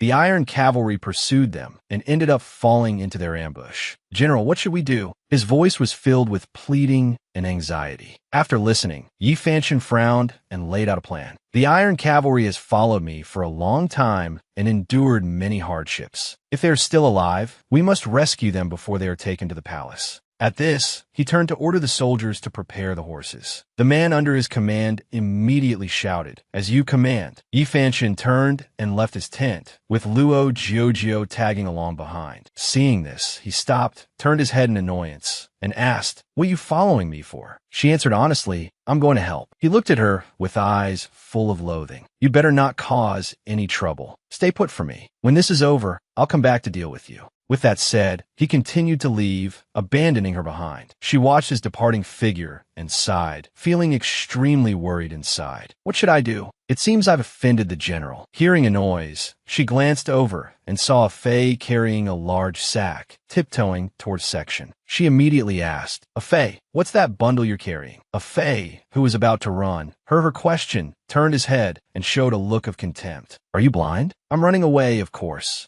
Luo Jiujio found this extremely confusing. "Everything is fine. Why run?" A Fei turned back and asked, "Don't you remember from our past life what the result of this deadly battle was?" She nodded, remembering. "That's right, by this time in our past life, you were already dead. Of course you wouldn't know. This is a lure the tiger from the mountain ploy, luring the king into a trap." Knowing she had forgotten an important piece of information, a Fei added, "Yi Fanshan dies in this battle. I only thought of this when I heard about the crown prince of the neighboring kingdom. I remember that brat Yi Fanshan resisted for a long time to save the Iron Cavalry Guard. In the end, he died from tens of thousands of arrows piercing his heart." After hearing this, Luo Jiujio let out a startled cry. A Fei continued, "The enemy is very strong. Even I am no match for them. Let's hurry and flee. If the fighting reaches here later, we're definitely done for." With that, he turned to flee. Seeing this, Luo Jiujio hurriedly called after him, "A Fei." He turned his head in confusion. "Huh? What are you still standing there for? Let's hurry and get out of here." She clenched her fists and mumbled, Luo Jiujio frowned, her face now showing clear determination as she said to a Fei, "I want to go save little General Yi." With that, she turned and left. After hearing this, a Fei was startled and asked back, "What? Luo Jiujio, are you crazy?" Seeing that she was serious, a Fei was so anxious that he transformed back into his human form, grabbed her hand, and scolded, "Can you not cause trouble? Although I never went to the battlefield in our past life, I heard there are many ambush troops out there. The neighboring kingdom has summoned so many demons to join the battle. If you go out there, aren't you just throwing your life away?" Luo Jiujio stubbornly replied, "I don't believe in so-called fate. Even if there's only a 1 in 10,000 chance of survival, I must try my best. I am the successor queen of the Tianyue kingdom. I cannot just stand by and watch the general who protects my people go to his death." A Fei watched her resolute departing figure and mumbled, "Luo Jiujio, you've changed." Then he sighed again. "But then again, if you were to truly abandon those who have devoted themselves to you, you wouldn't be the Luo Jiujio I know." The next morning at the Great Gorge where the two armies clashed, the battle between the two sides was extremely tense. The neighboring kingdom had the upper hand. Seeing the situation was dire, a soldier hurriedly shouted, "General, you must flee. Don't mind us subordinates. Otherwise, you will die here." Yi Fanchen was stunned to hear this and quickly shouted back, "I will not abandon you," the soldier urged. "General." Yi Fanchen swung his sword, directly wounding a charging demon. After a prolonged fight, his body was extremely weak. He propped his sword on the ground for support, taking a moment to rest. He was so furious he could spit blood. These demons are truly formidable. I can't believe the neighboring kingdom and these demons are in cahoots with each other. Noticing something was wrong, a soldier hurriedly shouted, "General, be careful." It turned out that two demons were charging straight towards Yi Fanchen to attack. The moment he looked up and saw them, he was startled. Damn it, they're too close. It's impossible to dodge. Just then, 3 arrows flew in from a distance. All of them struck the goblins in the chest, taking them all down. Seeing this scene, Yi Fanchen was extremely surprised and immediately turned his head to look for the person who had acted. 3 arrows at once. Who could be so skilled? When he saw Luo Jiuzhou standing behind him, Yi Fanchen couldn't help but think. So it was him. Luo Jiuzhou rushed over to check Yi Fanchen's body and asked worriedly, "Little General Yi, are you hurt anywhere? Are you injured?" His face turned bright red as he quickly pushed her hand away and replied, "I'm not." The other soldiers, seeing the interaction between the two, began to mumble and whisper, "This new deputy general is so bold. He even dared to touch the general all over." The key is that the general isn't even angry. An ordinary person would have probably been kicked away long ago. Yi Fanchen and Luo Jiuzhou both raised their swords, standing back to back to protect each other. But his tone was a bit annoyed. "Who told you to come here? Hurry up and go back," she retorted decisively. "If we're going back, we're going back together." The other soldiers, after witnessing Luo Jiuzhou's skill, praised, "I never expected the new deputy general's swordsmanship to be so formidable. It seems we're saved." At the same time, at the neighboring kingdom's military camp, Ling Ruofeng was lazily leaning back in his chair. After hearing his subordinate's report, he frowned and asked, "How could that have happened? A few goblins couldn't even capture Yi Fanchen?" The soldier replied, fearfully, "Reporting to your highness, a youth suddenly appeared on the battlefield. He blocked all the goblins, and now it's difficult to capture Yi Fanchen in a short amount of time." A youth suddenly appeared? Since when did the Tianyue kingdom have new talent? Hearing this, Ling Ruofeng gave an order. "If you can't capture him, then just kill him. No need to take him alive anymore." Just then, the ground trembled, causing the teacup on the table to rattle. Sounds echoed as everyone asked in alarm, "What's happening?" The soldier, unable to even stand steady, cried out in fear. "The ground is shaking so violently." Ling Ruofeng shot up, his face full of worry. "It's an earthquake." He immediately mounted his horse and rode off, urging his soldiers, "Quickly, gather everyone and get out of here." Suddenly, he heard a familiar voice. Yi Fanchen grabbed my hand. He was startled in astonishment. That voice is... Luo Jiuzhou was now standing at the edge of a cliff, shouting loudly to Yi Fanchen, "General, quick, take my hand." The soldiers had also followed on horseback. Seeing him stop, they hurriedly urged, "Your Highness, you should leave this place." Suddenly, a tree branch flew towards Luo Jiuzhou. Seeing this, Ling Ruofeng cried out in alarm, "No!" Just as Luo Jiuzhou was about to fall, a fey reached out and grabbed her arm, saying, "Got you." The moment Luo Jiuzhou saw him, she exclaimed happily, "A fey." Ling Ruofeng, seeing from behind that she was saved, let out a sigh of relief. Thank goodness. At the same time, a goblin appeared behind a fey, a triumphant smile on its face as it asked, "You want to save someone?" "In your dreams." With that, the goblin attacked a fey, causing blood to spray from his body. He lost his strength and began to fall into the abyss. When he saw his attacker, he couldn't help but think in shock, "It's him. Wasn't he turned into a pool of blood at the demon-slaying pond? How could he?" Meanwhile, the goblin smirked, thinking smugly to itself, "Humph, so what if you're alive? Can't I just kill you a second time?" Seeing that Luo Jiuzhou was about to be saved only to be attacked from behind by that guy, Ling Ruofeng charged forward in a rage. He swung a slap across his face and scolded, "You useless thing, what do you think you're doing?" The fox demon, holding his slapped face, asked in fear, "Your Highness the Crown Prince, didn't you order your subordinate to kill that general?" Seeing him so furious, a soldier quickly stepped forward to advise, "Your Highness, please calm down." Lu Shang was only being careless. In his heart, he thought, it seems His Highness cares about that youth. The situation just now was so dangerous, yet he actually turned back. However, he still pleaded for the fox demon. "Your Highness the Crown Prince, Lu Shang has followed you for so many years and has always been loyal. I implore your Highness to show mercy." After hearing this, Ling Ruofeng turned around in annoyance and ordered, "In 3 days, you must bring that general in red armor back here. I want to see him, dead or alive. Otherwise, bring your head to see me." Lu Shang, terrified, quickly knelt down and bowed, replying, "Yes, your Highness, please calm your anger. Your subordinate will definitely bring that young general back."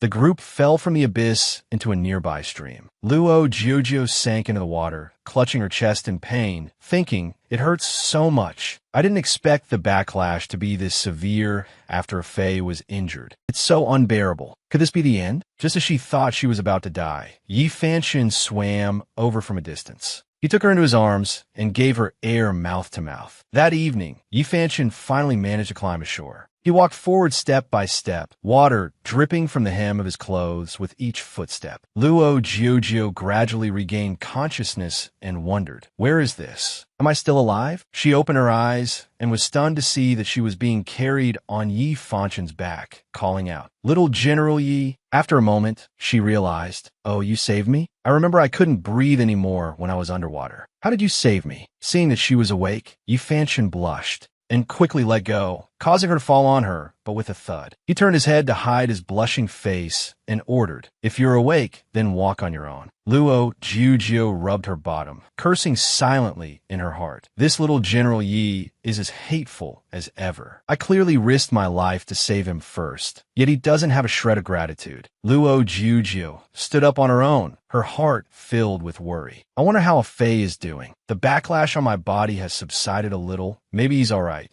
Suddenly, Yi Fanxin, who was walking ahead, abruptly collapsed, frightening her. "Little General Yi, what's wrong with you?" He pulled at his clothes and cried out, "It's so hot." Her face turned bright red as she quickly raised her hands to cover her eyes and shouted, "Little General Yi, let's talk things through. Don't just strip your clothes off at the slightest disagreement." Then she realized with a jolt, "Wait a minute, his face is all red. The last time I saw him, he was just like this, outside a cave at the foot of the cliff." Yi Fanxin, leaning against the rock wall, slowly opened his eyes and let out a groan. Hearing the sound, Luo Jiujio turned her head. As soon as she saw he was awake, she exclaimed with joy, "Little General Yi, you're awake. That's wonderful." Yi Fanxin seemed surprised to see her in the cave as well. "You've been taking care of me all this time?" She nodded affirmatively. "Of course, I can't abandon my little General Yi." Hearing her words, Yi Fanxin's face turned bright red as his thoughts drifted. He silently cursed in his heart, "This shameless, detestable brat. Who wants to be with you?" Suddenly, Luo Jiujio let out a scream. He quickly turned his head and asked warily, "What's wrong?" Luo Jiujio, terrified, quickly hid behind him and cried out, "A mouse! There's a mouse!" Yi Fanxin made a speechless face and chided, "You're a grown man, and you're afraid of a mouse?" She retorted irritably, "Can't men be afraid of mice? Who made that rule?" Yi Fanxin, being a brave and courageous man, directly caught the mouse with his bare hands and threw it out of the cave. After dealing with it, he turned and grumbled, "All right, it's taken care of." Luo Jiujio calmed down and asked with concern, "Little General Yi, you must be hungry, right?" He turned away, his face blushing, and continued to reply, "I'm not hungry." Hearing that, Luo Jiujio turned to go outside, explaining, "I'll go pick some fruit. You're sick, so you should rest first." Seeing that she was about to take a risk, Yi Fanxin hurriedly tried to stop her. "Wait, I can endure it for a bit." She smiled gently and asked, "It might take a long time to get out of this forest. If we don't eat our fill, where will we get the strength to leave? Being with me, there's no need to trouble you, little General Yi." Hearing this, Yi Fanxin was stunned, then quickly grabbed her arm and called out, "Wait." She asked, startled, "Is something wrong?" He handed her the sword he always carried and instructed her, "Take it. I'm just worried you'll get bitten to death by a wild beast. If that happens, wouldn't I be exhausted to death?" Hearing this, Luo Jiujio understood and smiled, thinking to herself, "So this is the kind of person little General Yi is. His pride is actually quite cute."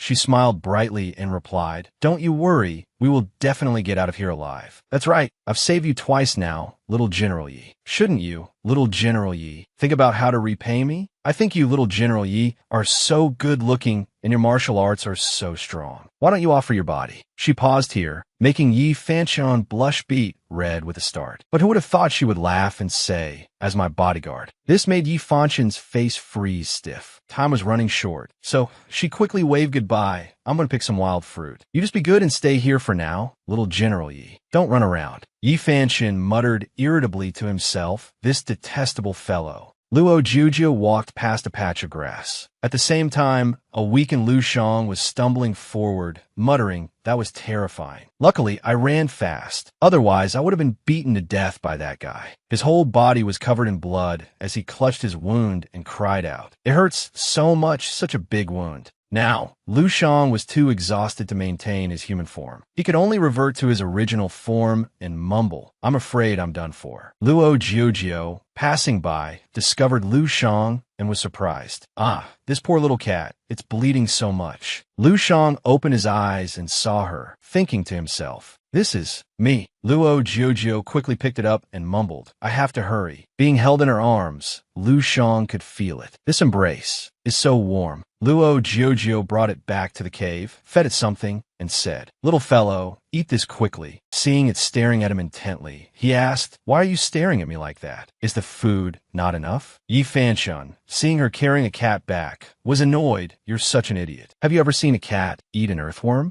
Hearing this, Luo Jiujio held up the branch with a wriggling earthworm on it and asked blankly, "Don't animals usually like to eat soft-bodied creatures?" Yi Fanchun broke into a sweat and explained, "Cats like to eat fish and mice. No matter how hungry they are, they won't eat insects." Hearing this, Luo Jiujio sighed. "You already chased the mouse away. There's no fish, only some wild berries." Looking at it like this, it can't even take a bite. "That's right, I'll just chew it up and feed it to him." Lu Shang, upon hearing this, bristled his cat fur in alarm. "What?" Luo Jiujio chewed the berry in her mouth and puckered her lips. Seeing this, Lu Shang's cat fur bristled as he thought in alarm. "No, I don't want to eat something from someone else's mouth." But Luo Jiujio had already moved forward to feed him the berry, making him jump in alarm. After feeding him, she put him down. The cat's face was now blushing, its ears drooping as it thought, "Shouldn't I feel disgusted? Why is my heart beating so fast?" Just then, a group of people walked towards the cave, speaking loudly. "So they're hiding in here. You made us search for a long time." The moment Luo Jiujio saw the group of beastkin, she was startled. "This is bad. There are demons at the cave entrance." The leading beastkin pointed forward and shouted, "Brothers, charge. They just fell from the cliff. This is our chance to capture them." Luo Jiujio hurriedly picked up her sword to fend them off. The other beastkin surrounded and attacked Yi Fanchun, swinging their claws at him and severely injuring him. He gritted his teeth and thought, "Damn it, the heat poison hasn't fully dissipated. I have no strength at all." Seeing him injured, Luo Jiujio shouted in alarm, "Don't you dare harm the little fake general." With her words, she charged forward with her sword and attacked that beastkin. He clutched his wound and thought to himself, "This little fake is really skilled." Luo Jiujio tightened her grip on her sword and let out a soft sigh of relief. The situation was finally stabilized. Just then, the beastkin in front of her shouted, "Lu Shang, what are you still spacing out for?" Hearing this, Luo Jiujio was startled. What is he saying? Lu Shang had now transformed back into his beastman form, grabbing her and threatening. "Don't move. Don't even think about turning your head. Behave yourself." The moment Luo Jiujio saw him, she immediately recognized him. "So it was you. You turned into a small, injured animal to make me lower my guard." Lu Shang was about to explain. "I did not." Then he suddenly realized, "Why should I explain so much? This little brat is just a prisoner." So he replied defiantly, "I did it on purpose, so what can you do about it? You'd better come back with me obediently, otherwise." She immediately tried to bargain. "You let the little fake general go, and I'll go with you." He retorted, "You're a fish on the chopping block now. What do you have to bargain with me?" Seeing that he wouldn't agree, she quickly raised her sword to threaten him. "If I die here, aren't you afraid you won't know how to explain it?" Hearing this, he was startled. "Are you crazy? What makes you so sure we won't kill you?" In his heart, he thought in fear, "If it were just a fraction closer, I'm afraid afraid it would really stab into my stomach. Luo Jiuzhou frowned and questioned in a cold voice, "If you really wanted to kill me, you would have done it already. Why would you be talking so much?" Lu Shang couldn't argue back and could only say, "You." Yi Fanchun, surrounded by the demons with swords at his body, hurriedly shouted, "Don't go with them. Do I, the general, need a deputy general like you to sacrifice yourself to save me? At worst, we die." But Luo Jiuzhou persuaded him. "Little fake general, the people of Tianyue Kingdom need you." Hearing that, he was stunned. Luo Jiuzhou decided to go with Lu Shang, thinking, in this situation, trading one for one is already a good outcome. It's better than dying here together. As long as I'm alive, I can definitely return. Seeing that she had agreed to go, Lu Shang and the other beastkin agreed to spare Yi Fanchun. He collapsed onto the ground and mumbled, Luo Jio, don't go with them, you'll die." At the military camp of the Crown Prince of Lin Kingdom. In a room, Luo Jiuzhou was changed in a brand new, clean clothes. She lay on a soft bed, bored, and wondered to herself, prisoners are usually tied up in a corner. But what is this situation of mine? Remembering something, she sat up with a start. Has there ever been a prisoner who was tied up and then put on a bed? Could it be that the so-called Crown Prince of Lin Kingdom is a psychopathic murderer, preparing to personally execute me by 1,000 cuts? Imagining this, she sighed. Just then, the sound of footsteps startled her. Someone's coming. Frightened, she quickly shut her eyes and pretended to be sound asleep, thinking, I'll just pretend to be asleep first and see what happens. Ling Ruofeng, afraid she would recognize him, took out a fox mask and put it on. Luo Jiuzhou, lying on the bed with her eyes tightly shut, listened to every movement around her and thought in fear. He's getting closer and closer. What is he going to do? Could it be that he wants to see if I'm pretending to be asleep? I absolutely must not open my eyes. Suddenly, Ling Ruofeng bent down and kissed her on the lips. Luo Jiuzhou's eyes flew open in shock. She shot up with a cry and shouted in alarm. What are you doing? He replied with a calm expression. Whatever you think this prince is doing, that's what I'm doing. Hearing him say that, she stammered in fear. But I'm a man, and you kissed me. Luo Jiuzhou blushed in embarrassment. Not daring to look at him directly, she averted her gaze and wondered. Why did his face suddenly turn so unpleasant? Did my overreaction make him angry? Suddenly, Ling Ruofeng asked her, do you find it disgusting? She said boldly, of course I. When she saw him radiating killing intent, she hurriedly changed her words. Not disgusting. Luo Jiuzhou thought worriedly. I've heard the Crown Prince of Lin Kingdom is a cruel and heartless man. If I offend him, I'm afraid I'll be torn apart by 5 horses before I can even run. It hurts so much. My hands are tied, so tight they feel broken. The tightly bound wrists caused her immense pain, and she began to wiggle her arms. Ling Ruofeng, who had been watching her every move, noticed this. His heart aching, he stepped forward and untied the ropes for her, then caressed her red, swollen wrist. Luo Jiuzhou was startled by this.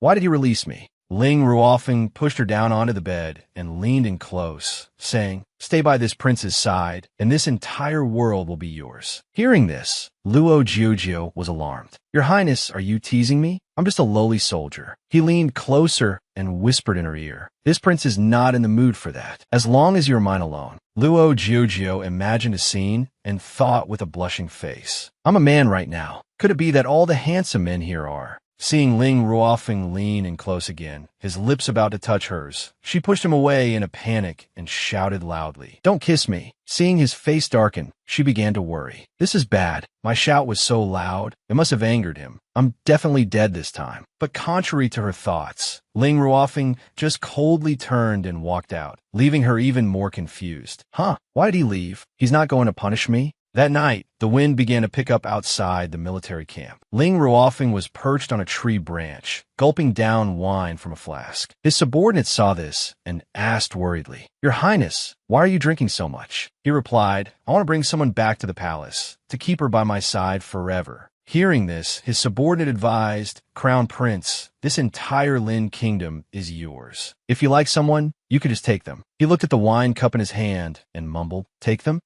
Seeing him acting so strangely, the subordinate couldn't help but worry. Crown Prince, what on earth is the matter? Why is your laugh so lonely? He reached out and pointed to the starry sky, replying, she's like a star in the sky. This prince can never touch it, let alone pluck it and take it away. After hearing this, his subordinates' thoughts began to wander. His Highness can't marry that person. Could it be the person His Highness likes is me? This thought startled him as if he were struck by lightning. Then he blushed and thought to himself, I stay in the Star Spirit Palace, always at your side, serving as your Highness's right and left hand. That's why he said he can't pluck that person. How foolish of me. His Highness has already confessed everything to me. Imagining this, he stumbled backward in alarm and fell over, thinking fearfully, but I can't accept this. His Highness wouldn't use force, would he? Inside the Lin Kingdom's barracks, where Luo Jiujio was being held. Outside in the corridor, guards patrolled and inspected in shifts. Luo Jiujio sat irritably in her room, muttering, I have to get out of this place quickly. So, when the soldiers weren't paying attention, she quickly ran to the door, thinking, please, don't let me run into that terrifying crown prince of Lin Kingdom. But of course, what you wish to avoid most is what comes fastest. She had just stepped into the corridor when she ran into Ling Ruofeng, who was carrying a tray of food towards her. He asked, are you trying to escape? The moment she saw him, she jumped in fright, immediately sat down on the bed, and replied with a smile. No, I just got out of bed to do some exercise. He placed a tray on the table and said, eat something. Luo Jiujio stared at him, suspicion rising in her heart. This cruel crown prince of Lin Kingdom is personally bringing me food. There isn't poison in this bowl, is there? Seeing her sitting motionless, he asked, why aren't you eating? She quickly dove under the covers and wrapped herself up tightly, saying pitifully with teary eyes, Your Highness, please let me go. I'm not tall, nor am I handsome. My whole being can be described in just 2 words, extremely ugly. I cannot fulfill your request. After hearing this, Ling Ruofeng was stunned and wondered to himself, does she think this prince is a homosexual? He scooped up a spoonful of porridge and approached her, coaxing. Open your mouth. There's no poison in the porridge. Seeing her still dazed, he urged, what are you still spacing out for? Luo Jiujio opened her mouth, determined to swallow that spoonful of porridge, thinking, whatever, with so many soldiers here, I couldn't fight back even if I wanted to. It's better than being poisoned to death. But after tasting it, she was startled. It tasted so good. There was no discomfort after eating it. It really wasn't poisoned. Seeing that she didn't mind, he immediately offered another spoonful. Open your mouth. She opened her mouth in response.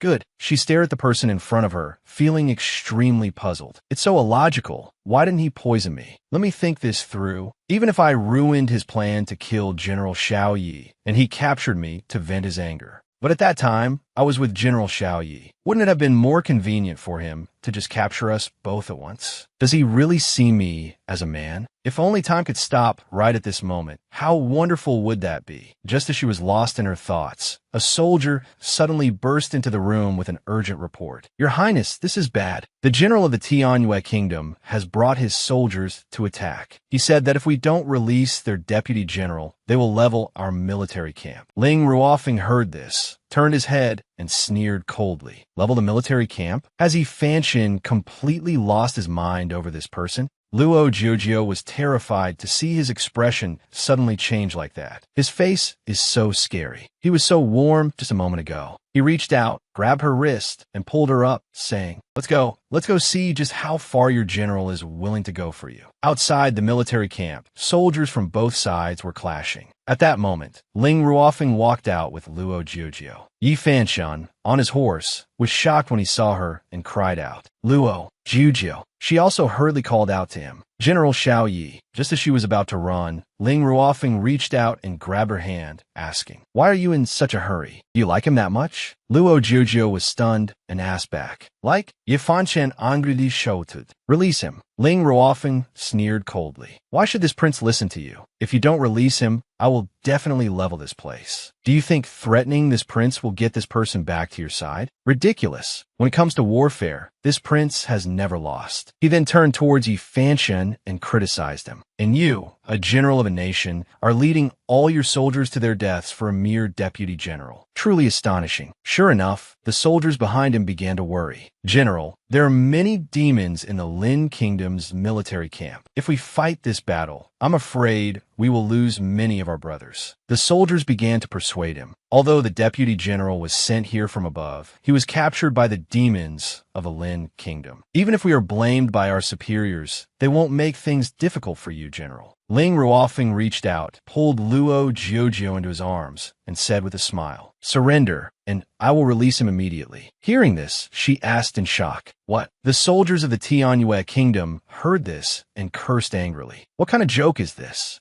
Our general could never be a traitor." But Ling Ruofeng paid them no mind and turned to ask, "Yi Fanshan, what is your decision?" Yi Fanshan had now dismounted, raised his sword, and approached him to bargain. "A life for a life. My life in exchange for his. He once saved me. I can't just stand by and watch him die." The soldiers cried out in alarm when they heard this. General, Luo Jiuzhou also hurriedly tried to stop him. "General Xiao Yi, please don't worry about me." Ling Ruofeng, however, smiled in praise. "What a fine life for a life. It seems you still have a heart." He sneered and declared, "Yi Fanshan, this prince will tell you. Even if you hadn't mentioned this condition, I was still going to kill you, then take this person away from here. You're dreaming." Hearing this, Yi Fanshan frowned and asked, "From the very beginning, you had no intention of releasing him, did you?" Ling Ruofeng nodded in praise. "You're not that stupid after all." With that, Ling Ruofeng curled his lip and commanded, "Lu Shang, take her back to the camp. This is not a place she should be." Upon hearing the order, Lu Shang immediately bowed and replied, "Yes, your highness." Then Luo Jiuzhou was grabbed by Lu Shang and dragged away. Seeing her being dragged off, Yi Fanshan shouted, "Release Luo Jiu." As he was about to give chase, Ling Ruofeng drew his sword and said with a smile, "Your opponent is this prince." Luo Jiuzhou, being dragged along, struggled. "Let me go. Where are you taking me?" Lu Shang led her to the edge of a forest, pointed ahead, and instructed, "From here, go straight north for 100 li. Don't take any other path, and you'll be able to get out of the Lin Kingdom's border." She was startled and surprised to hear this. "You're letting me go?" Lu Shang frowned and advised, "Don't test my patience. I'm not sure when I might regret this."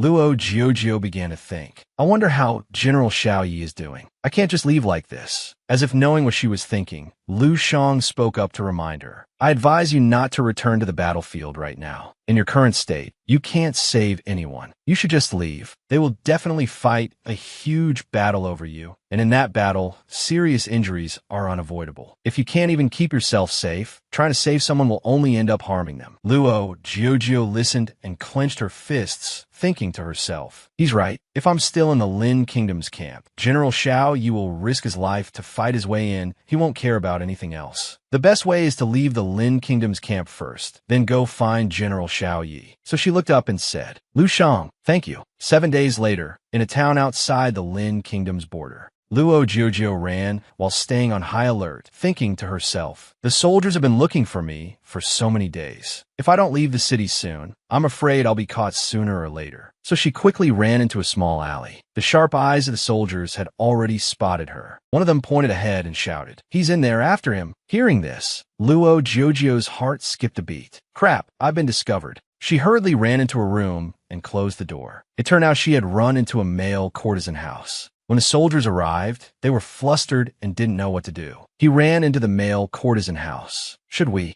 still chase him?" One of them scolded. "Why are you hesitating? Don't you forget, we'll be executed if we fail the mission." Luo Jiuzhou ran from the room into the hallway and came across a silver-haired man in red robes who asked, "Has the young master come to play?" She intended to ignore him and leave, but he came closer, took her hand, and said coquettishly, "Young master, don't go. This is our first time. I guarantee it will be an unforgettable experience for you." Her face flushed red as she cried out, "No, thank you." In a nearby room, Ling Ruofeng was negotiating with the general. Hearing the noise, Ling Ruofeng spoke up. "It's so noisy outside. Could someone have found a clue? You should hide first." The general agreed and stood up. Then he vanished on the spot. Just then, the door to the room was pushed open. The moment Ling Ruofeng saw who it was, he shot up from his seat in shock. Luo Jiuzhou. As soon as Luo Jiuzhou ran into the room and spotted Ling Ruofeng, she was startled. "There's someone here, and he's an absolutely stunning male courtesan." She was mesmerized by Ling Ruofeng's captivating face, but she didn't recognize who he was. Outside, the soldiers were still searching and pursuing. "Search carefully for me. He can't have gotten far. Hearing their voices, she thought in fear. Crap, the soldiers are here. There's no time. So, she quickly took out the dagger from her sleeve. Ling Ruofeng, seeing her with his real face, was overjoyed and called out to her. You're high. He was determined in his heart. Today, I won't hide anything anymore. It's time to reveal my identity. As he was feeling joyful, Luo Jiujio suddenly pressed the dagger to his neck and threatened. Don't move. Help me with something, and I won't hurt you. Ling Ruofeng was stunned by this scene. He dazedly realized she doesn't recognize me at all. She has long forgotten what happened 10 years ago in the Tianyue Kingdom. Luo Jiujio, you truly are heartless and ungrateful. Outside the door, a clamor arose. Boss, we haven't searched this room yet. He might be hiding in here. They immediately kicked the door open. The moment they saw Ling Ruofeng inside, the soldiers were terrified. This is... Ling Ruofeng's face darkened as he angrily scolded. Get out! The soldiers fearfully and hastily replied. Yes. After going outside, that soldier was so shocked he covered his mouth, breaking out in a cold sweat as he thought. Isn't the male courtesan house supposed to be General Lu's favorite place to visit? Why is the crown prince here too? It's over. I just ruined the crown prince's good time. Will I be silenced for this? After chasing away those soldiers, Luo Jiujio smiled and praised him. That was some good acting. She walked closer, handed him an item, and said, A reward for you. No need to thank me. With that, she cheerfully turned to leave. Seeing this, he called out, Wait, what about me? He grabbed her and asked, Do you take me for one of the courtesans here? Hearing that, she panicked. You mean you're not? Ling Ruofeng frowned and replied, Of course not. I was just here waiting for a friend. Realizing she had misunderstood his identity, she gave a forced laugh. So that's how it is. How embarrassing. I'm sorry. But Ling Ruofeng seized the opportunity, pretending he wouldn't let her off the hook. What good is an apology? So many people saw us together just now. You've completely ruined my innocence. You have to take responsibility for me. Hearing that, she panicked. Responsibility? She couldn't help but wonder in her heart. I'm a man right now. Were young masters in ancient times all this good-looking? Taking advantage of her confusion, Ling Ruofeng moved closer, pinched her soft cheek, and asked, I just saved you. Are you telling me you don't want to take responsibility for me? Her face flushed red as she stammered. Before she could come to her senses, he smiled and concluded, Since you've agreed, let's go. It won't be good if they come back later. Hearing this, Luo Jiujio was dazed. What did I agree? At that moment, the general was waiting outside, hidden on the rooftop. Then suddenly his body transformed into the form of the imperial preceptor, who muttered, Your Highness, the second princess, I never expected to meet you here, and I certainly didn't expect the bond between you two to be so deep. It's a pity that you were fated to meet, but not to be together. At the border of the Tianyue Kingdom, Jujio cheered happily. After traveling for so long, we've finally arrived. She smiled and turned to ask, Young Master Ling, how about we go our separate ways? We really are a good match. Hearing this, Ling Ruofeng reached out, lifted her chin, and asked, In what way do you feel we're not a good match? She answered shyly, We're not a good match in any way, okay? I'm a man. Ling Ruofeng smiled and replied shamelessly, I don't mind. I know you're resisting because you feel insecure that you're not worthy of me, but I don't care. I happen to like your ugly face. Hearing this, Jujio exclaimed,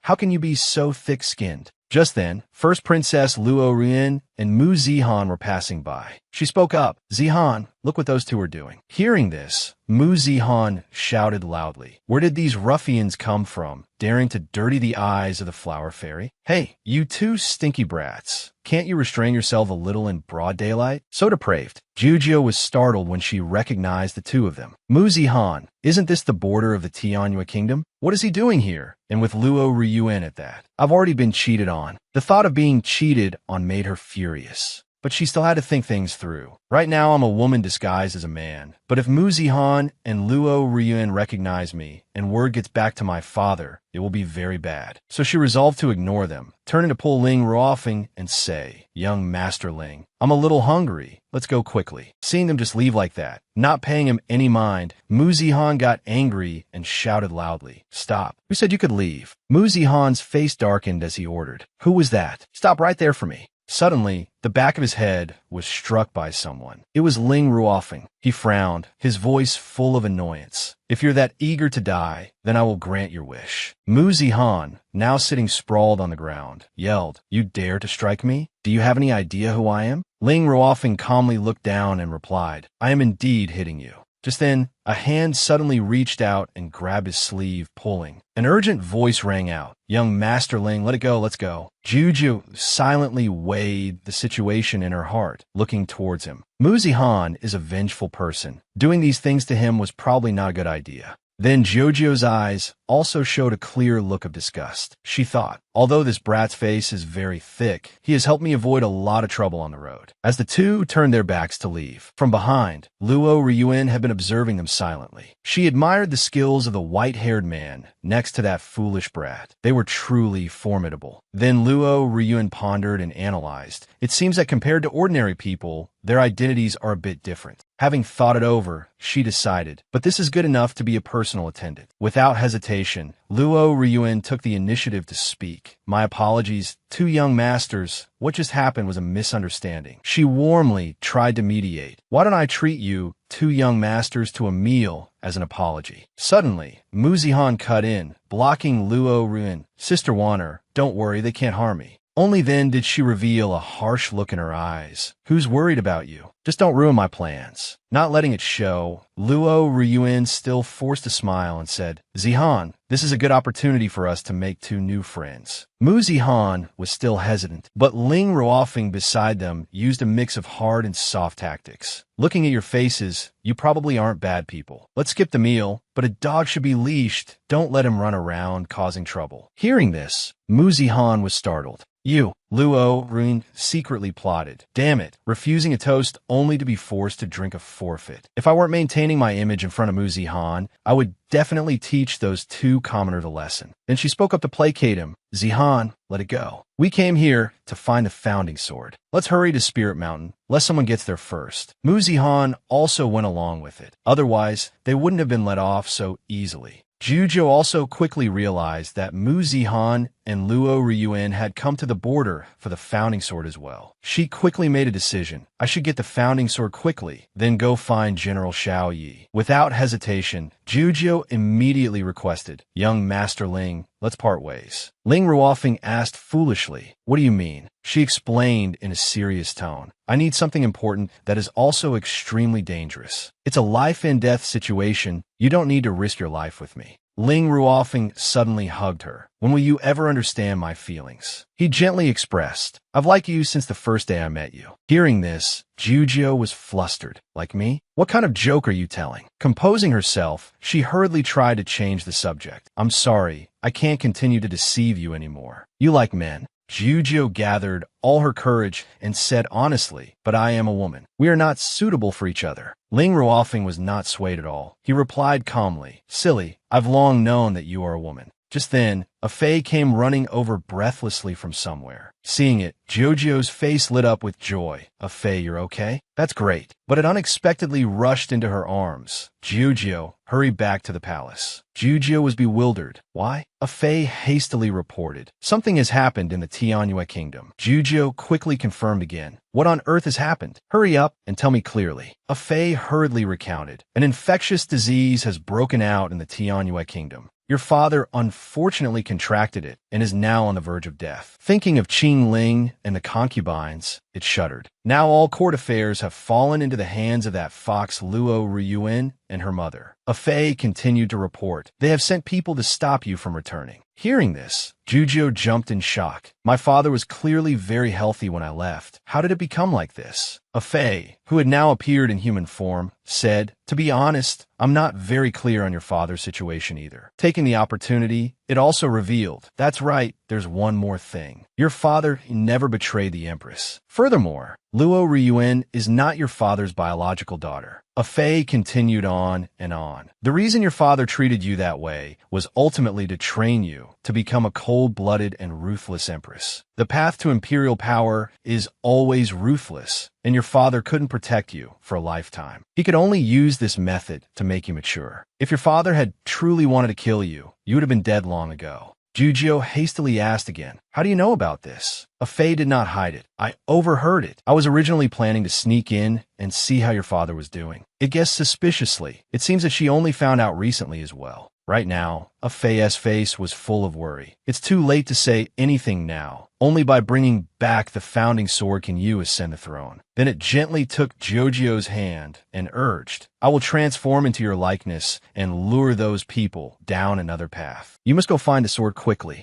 After saying this, a fae was about to leave when she called out, wait. It turned its head back, bewildered. Jujo, she said with certainty, I want to go back to the Imperial City to save my father. But if you go now, you won't be able to get the sword. The throne and your father, you can only choose one. A resolute look appeared in Jojo's eyes. I want to save my father. A fae, I beg you to help me. A fae could only sigh helplessly. I knew you would choose this way. Fine then, I'll listen to you this once. Seeing this, Jojo expressed her feelings. A fae, thank you. Then she watched intently as a fae's figure gradually disappeared into the distance. Memories of the past flooded back. A fae's mother, I made the wrong choice once before. This time, I cannot make the same mistake again. After taking action, a fae informed her, I will transform into you to mislead those people. You must reach the Imperial Palace before your father passes away. Otherwise, they will definitely seize power. Your situation will become even more dangerous then. Jujo immediately complied. Okay. After that, she turned her head and said in a serious tone, Young Master Ling, I'm sorry for not telling you my identity. You see my current situation. You should leave quickly. On the contrary, Ling Ruofeng did not give up. He said gently, Silly, how many more times do I have to say it? No matter what happens, I will not leave you behind. As he spoke, he suddenly pulled Jojo into his arms. I will use all my strength to protect you. Even if I lose this life, I will have no regrets. 3 days later, Jojo was still searching tirelessly. She asked Ling Ruofeng with concern, We've been walking continuously for 3 days. Do you want to rest for a bit? Although he was tired, he didn't want to stop. I'm fine. Let's go quickly. Suddenly, a figure was approaching. The assassin had prepared to attack. I'm afraid you won't get that chance. But Jojo had already sensed it in time. Young Master Ling, be careful. An arrow tore through the air, speeding towards them, aimed straight at Ling Ruofeng's head. Before it could reach him, it was suddenly cut down by his sword. The assassins began to discuss. The first princess's mother knew long ago that you could only split into 2 groups. I never expected to actually run into you here. Then they made their resolve. Don't let them escape. The first princess's mother has said that as long as we kill them, we'll be rewarded with 20,000 gold. Ling Ruofeng's face was also filled with killing intent, as he declared. I have said before, whoever dares to touch a single hair on her head, I will definitely kill them. Ling Ruofeng was confident. How can these mediocre assassins possibly do anything to me? Another assassin threatened. I'm carrying the plague on me. After fighting for so long, you're as good as dead. Ling Ruofeng snapped back the plague. The assassin provoked. To be able to drag you 2 down with me before I die is really... Before he could finish his sentence, he was cut off by a loud shout from him. Shut up. At this moment, Ling Ruofeng was also observing Luo Jojo's condition. Luo, what's wrong with you? She staggered and tried to reply. I feel a little dizzy, I'm afraid. Then Luo Jojo gradually lost her strength. She guessed, Young Master Ling, perhaps I've been infected with the plague. You shouldn't stand so close to me. Ling Ruofeng hurriedly reassured her. No,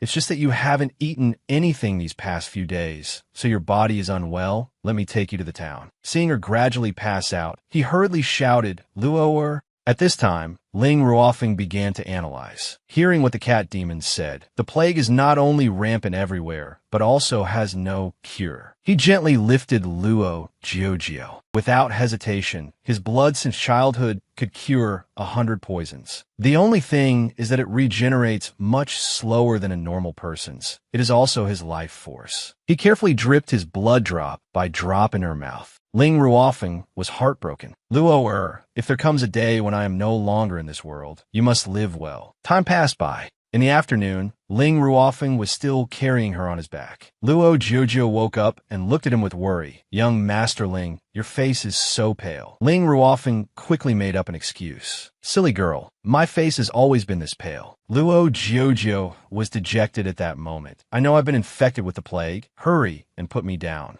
Ling Ruofeng was still gentle. I will never let go. In the end, the 2 found a cave to rest. Luo Jojo hesitated. Young Master Ling, if we continue on like this, you will definitely catch the plague too. She expressed her despair. I can't be cured anymore. I'll die sooner or later. Why must you? Suddenly, Ling Ruofing cut her off. He comforted her. I've already said it. I will never leave you. With me here, you will definitely not die. But if by any chance that day comes, don't be afraid. I will definitely be by your side. The road to the underworld will no longer be lonely. Seeing Luo Jiujio's teary eyes, he coaxed her, don't cry anymore, or I will be very heartbroken. Be good and stay here. I'll go get some water for you. Reaching the stream, Ling Ruofing exclaimed, the water here is truly fresh, without any impurities at all. He approached to get some. I should let her try some too. Ling Ruofing used a bamboo tube to scoop up the water, and after getting it, he returned to the cave. Unsure what shock caused Ling Ruofing to carelessly drop the water, he couldn't see Luo Jiujio. He was frantic. Luo, where are you? Where could she have gone? Suddenly, there was an important clue nearby. This is on the ground where strange footprints. Someone has been here. Ling Ruofing's expression darkened at this moment. Something has happened to her. Elsewhere in the forest where Luo Jiujio was captured, the brown-haired assassin taunted. I never expected Her Highness the Second Princess to have such a beautiful birthmark on her face. No wonder Her Highness the First Princess is in such a hurry to kill. He approached and grabbed her by the throat. I have tasted Her Highness the First Princess, so it wouldn't be bad to change my palate a little now. This despicable man was Luo Ryuan's bedwarmer. Luo Jiujio struggled at this moment. Get away from me. Suddenly, Ling Ruofing's voice came from behind. Let her go. The assassin was stunned, thinking, I never expected this brat to find his way here so quickly. Without hesitating, Ling Ruofing charged straight forward to attack. He growled, you're truly courting death. The assassin held a sword to Luo Jiujio's neck to threaten him. Don't move, or I won't mind slitting her throat. Ling Ruofing was agitated by his threat. Don't. The assassin made a demand. Throw away the sword in your hand now, or I'll kill her immediately. Ling Ruofing obeyed and dropped his sword to the ground. Luo Jiujio now tried to persuade him. Young Master Ling, you should go, don't mind me. But Ling Ruofing paid her no mind. He demanded, let her go. At this moment, the assassin began to go back on his word. Men, kill him for me. Luo Jiujio screamed in fear. Stop, don't hurt him. She used all her strength and broke free, but the assassin reflexively slashed her. You want to die? Ling Ruofing was terrified beyond measure. Luo Jiujio fell weakly into his arms. The assassin hastily ordered, kill him quickly. Ling Ruofing was pushed to his limit. He said heartbrokenly, anyone who harms her must die. Then he gently swung his sword, making a few slashes. The assassin was defeated. He could only beg, my lord, please spare us. We were wrong. But he continued his actions. After finishing, Ling Ruofing reassured her, Luo, don't be afraid. Everything will be all right. Then he carried her and continued on their way. Arriving at a town, Ling Ruofing began to check the situation. It turned out that the surrounding towns had long been ravaged by the plague, and now there were dead bodies everywhere. Suddenly, at his feet, a weak hand grabbed his clothes. A trembling voice said, save me. In another corner against a wall, a mother was giving food to her child. Bower, eat this. The little girl asked innocently, Mother, why are you crying? The mother tried to swallow her tears and answered her child, it's nothing, just some dust flew into my eye. Hurry and eat something. The little girl, however, was very understanding. I'll wait for father to come back. Mother hasn't eaten for a long time. You eat first. Hearing this, the mother was moved and hugged her little child. Bower. Then the two continued on to a forest. Ling Ruofing kept promising. Luo, I won't let you die, he said, then gently placed her down by a tree. Ling Ruofing's eyes revealed his exhaustion. Luo, I will definitely. Then he continued to carry her in an exhausted state, taking her back to the imperial city. At that moment, a person was approaching them. At this time, in the capital city, Guxie's voice echoed out. I told you to go find the founding sword. You took so long to bring it back. Truly a good-for-nothing. Luo Ryuan's frightened voice was also heard afterwards. Mother, your child knows she was wrong. Inside, Guxie was continuously questioning. Have you brought back the founding sword? Luo Ryuan reported, I have brought it back. Bringing the treasure to her, she took the opportunity to probe. Mother, I heard that the Lord Monarch left a decree for that little good-for-nothing to inherit the throne. Is this true? Guxie's tone was full of arrogance. So what if it's true? I've already told Qingling to take care of her. I'm afraid she's been dead for a long time now. Then she let out a satisfied smile. and you have brought back the founding sword. This throne of the Empress can belong to no one else but you. Luo Ryuan was still curious. Mother, there's one more thing I don't understand. Was my biological father just a lowly guard? As soon as she finished speaking, a cup flew straight towards her head. Guxie's face contorted as she shouted, "Good for nothing. You still dare to mention that rotten man. He died long ago. You remember clearly that you only have one father, and that is monarch by Luo of the Tianyue Kingdom." After the scolding, she ordered, "Go and prepare a little. I have arranged everything for you for the enthronement day." Luo Ryuan could only endure and obey. "Thank you, mother." But she also thought cunningly to herself, "Luo Jiujio, from this day forward, everything that is yours will belong to me." Suddenly, a servant rushed in from outside. "Your Highness, this is bad." Luo Ryuan was impatient at this moment. What's the matter to be so panicked about? Hurry up and speak. Then her expression gradually soured. Could it be that the little good-for-nothing is still alive? How can that be? The servant also reported earnestly. This servant heard that the Second Highness fainted on the road and was met by General Ye's men who were looking for her earlier. A familiar silhouette suddenly came to mind. Aren't General Ye's men fighting at the border of the neighboring country? How could they appear in the Tianyue Kingdom? The servant immediately reiterated the main point. This servant is talking about the old General Yi. Hearing this, Luo Ryuan was flustered. "Mother, how should we handle this? I want to become the Empress. If that little good-for-nothing comes back, how can I be enthroned?" Guxie slapped her across the face and questioned, "Good for nothing? What are you panicking about? You have the founding sword. The one who has the founding sword has the world. She has absolutely nothing. Even with the decree, the common people will not submit to her." Guxie looked into the distance, full of calculation. "I really want to see a little how you and that little good-for-nothing will fight each other." Luo Ryuan suddenly pulled at her robes. "Mother, wait." Guxie was angry. "What are you yelling about? You have the sword in your hand. What are you still afraid of?" At this moment, she was finally honest. "I haven't gotten the founding sword yet." Hearing this, she was stunned. "What did you say? You were lying just now?"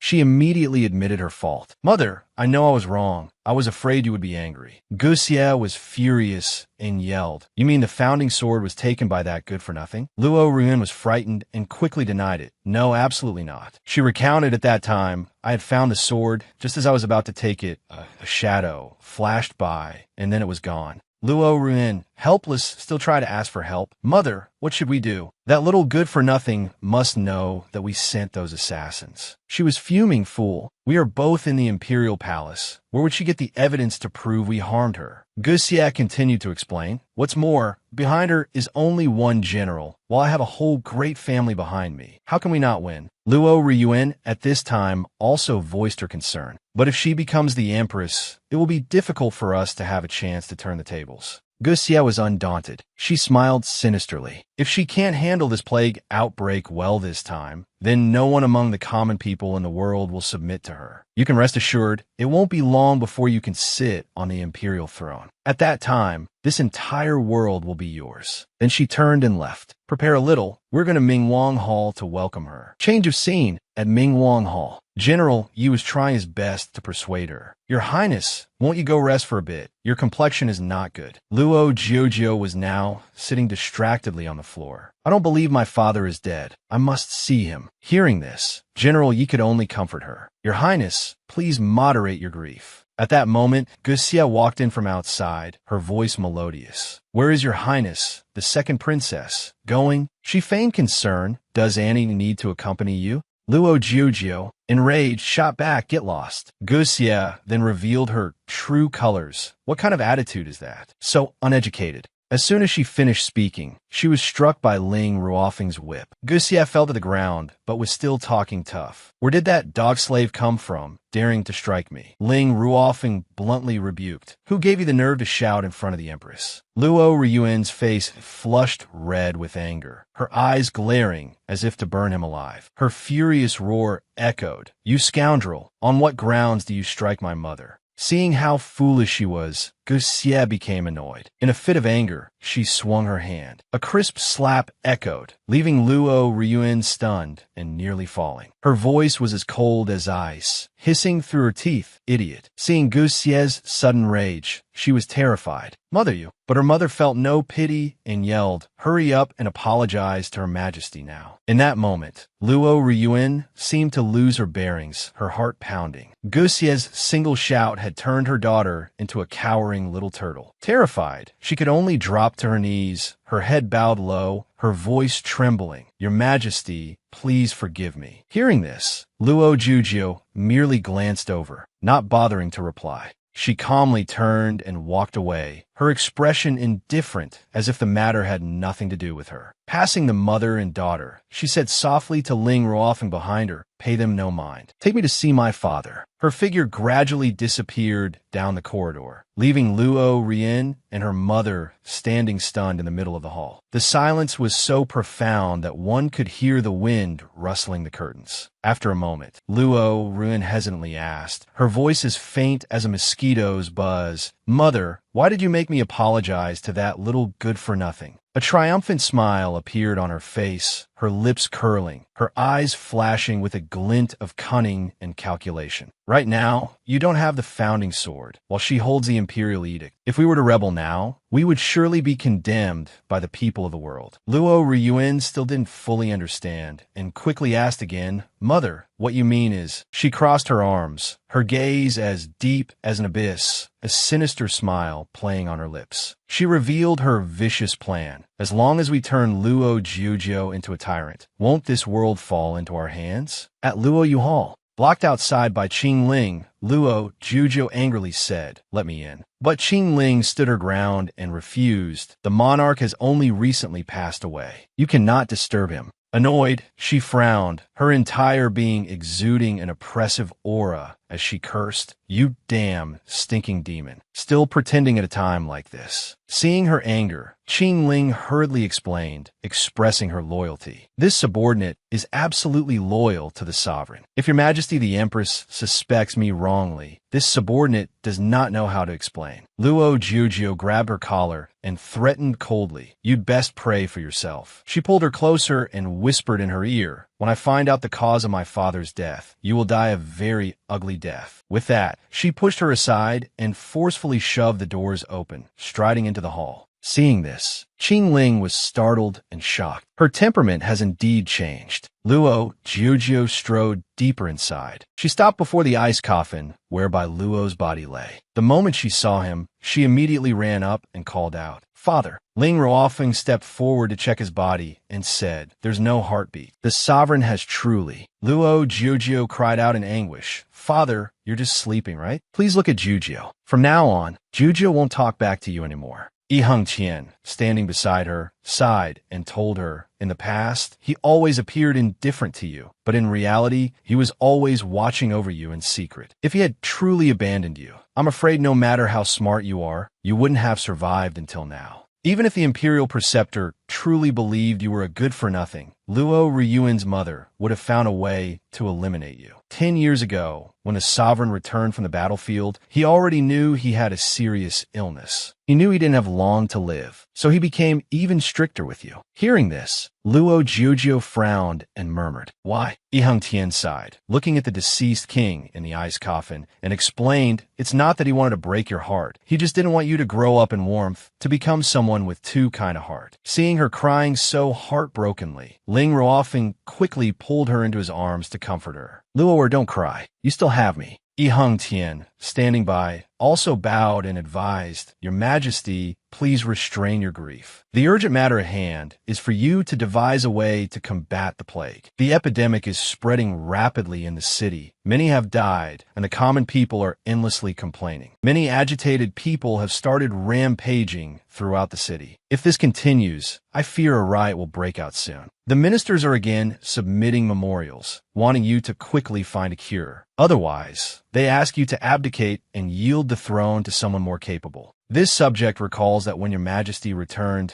you also had the plague, yet after all this time, you haven't shown any symptoms. I wonder what kind of miraculous medicine your highness used. As soon as Ling Ruofeng heard this, he froze and remained silent. It seemed he knew what had happened. Luo Jiujiu, with a bewildered expression, not understanding what was going on, told everyone, I also don't know why I recovered. Ling Ruofeng offered an explanation. I have the cure for the plague here. You don't need to worry, I'm here. Hearing this, Yiheng Tian was immediately overjoyed and said, if so, that's wonderful. He respectfully stepped forward, bowed, and reported, I have already issued orders to calm them down, telling them that your majesty has a cure. Then, Yiheng Tian left. Luo Jiujiu and Ling Ruofeng also left the side hall, and the two went for a walk in the forest together. While walking, Luo Jiujiu looked up, smiled, and asked, young Master Ling, what medicine did you use to save me before? Why have I never seen that medicine? Ling Ruofeng smiled and replied, such an important item, of course I wouldn't take it out so easily. However, for you, I am willing to do anything. Hearing him say that, she quickly waved her hands and explained, no, you've helped me so much, I'm already incredibly grateful. Let me buy your formula as compensation. Any price is fine. Ling Ruofeng smiled and found an excuse to tactfully refuse. I don't sell my formula, but rest assured, although I won't sell the formula, I will help you prepare the medicine to save the people. Hearing this, Luo Jiujiu still hesitated, but Ling Ruofeng leaned down and said to her, if you truly feel indebted, then just agree to one request of mine. Hearing that, she immediately agreed, all right. He chuckled and reminded her, don't agree so quickly. The request I'll make won't be an ordinary one.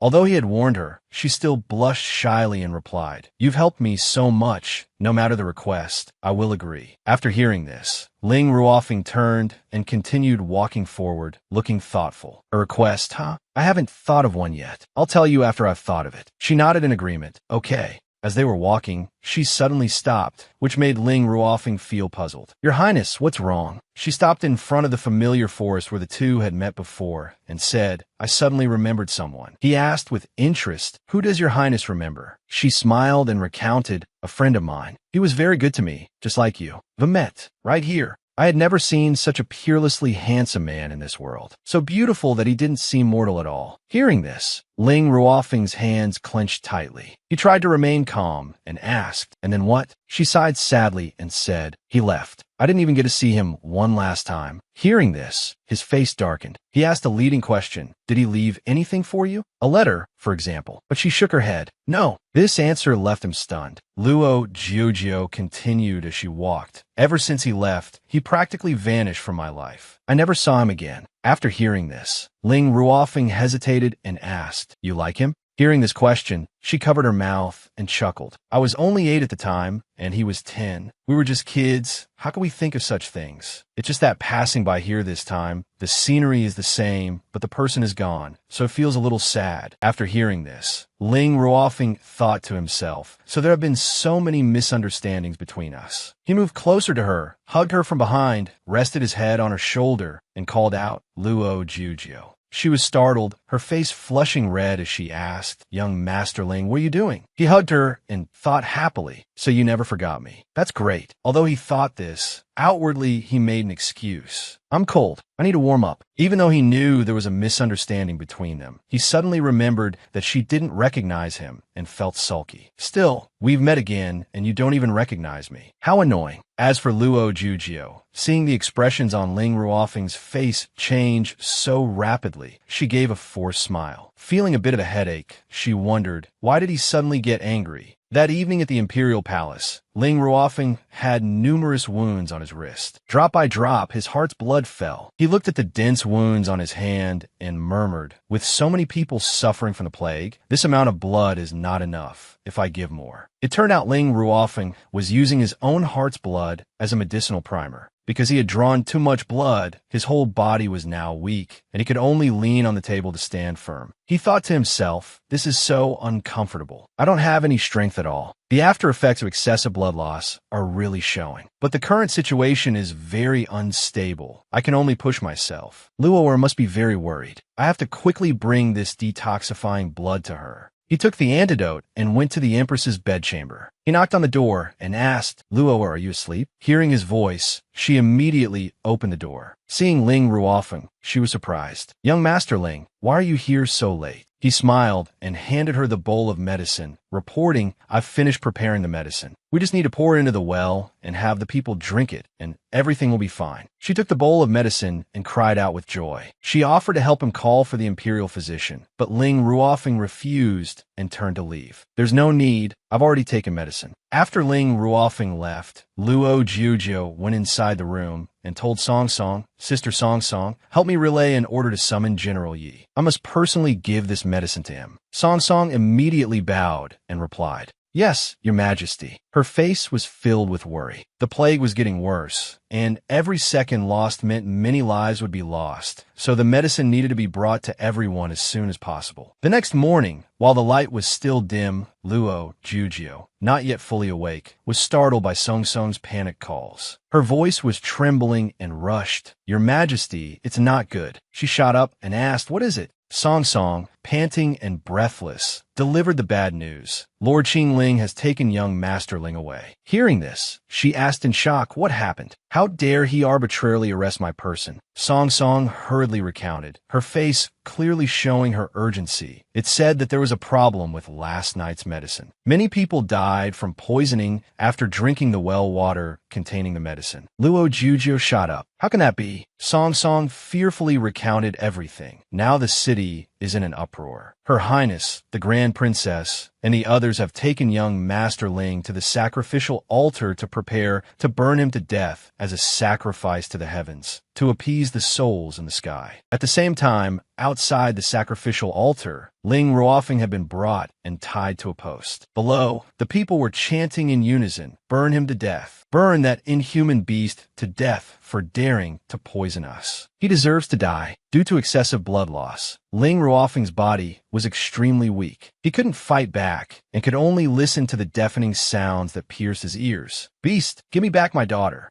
Burn him." In the crowd standing nearby, Luo Ruyen wore a very slight, curved smile. Her eyes were frighteningly bright. The smile was no longer hidden, clearly revealing her scheme. "Luo Jiuzhou, oh Luo Jiuzhou. This time, let me see if you can still sit firmly on this empress's throne." Late at night, she had seen General Yi secretly carrying something away. She never expected to discover that they had obtained a cure for the plague. "Luckily, I was quick to have someone secretly switch the medicine with poison. Otherwise, this empress's throne, I'm afraid you would have secured it. You rotten brat, you want to protect that waste Luo Jiuzhou, don't you? Well, this is your end. A pity for such a beautiful face. I haven't even touched it once." It turned out that all of it was a vicious scheme she had long since arranged. Everything that happened was not a coincidence, but a sophisticated chess game, step by step, aimed at pushing Luo Jiuzhou into a dead end, making her lose the people's support, and then bit by bit seizing the empress's throne. Indeed, one cannot judge a book by its cover. Who would have thought that behind that demure and virtuous appearance, that gentle smile, hid a heart as venomous as a snake's, chillingly cold? She knew how to perfectly conceal her wickedness, hiding her malicious face, replacing it with glistening, teary eyes and a trembling, sorrowful voice. At this moment, she stepped out before the crowd, her robes fluttering in the wind. Her fair face under the early morning sun made people mistake her for a pure lotus flower in the mud. Everyone calmed down. As a princess of a nation, to lose so many people in an instant, my heart is in great pain. Luo Ruyen bowed slightly, her eyes glistening with tears, her voice trembling as if choked with grief for the people. Wiping her tears, she said, "I have done my best to find the best solution to stop the plague from spreading." Unexpectedly, Her Majesty was bewitched by beauty and listened to such baseless words. Without even consulting us, she directly used medicine from an unknown source on the sick, causing them to end up like this. At this point, she pretended to choke up, letting out a soft sob. Then she glanced at Ling Ruofeng, a look like a sharp blade, implying that all the blame lay with the Empress and him. The people below, hearing this in their blind grief, their trust tilted completely towards her. They immediately shouted loudly, blaming Luo Jiuzhou. "Your Majesty, your trust has killed everyone. I really can't understand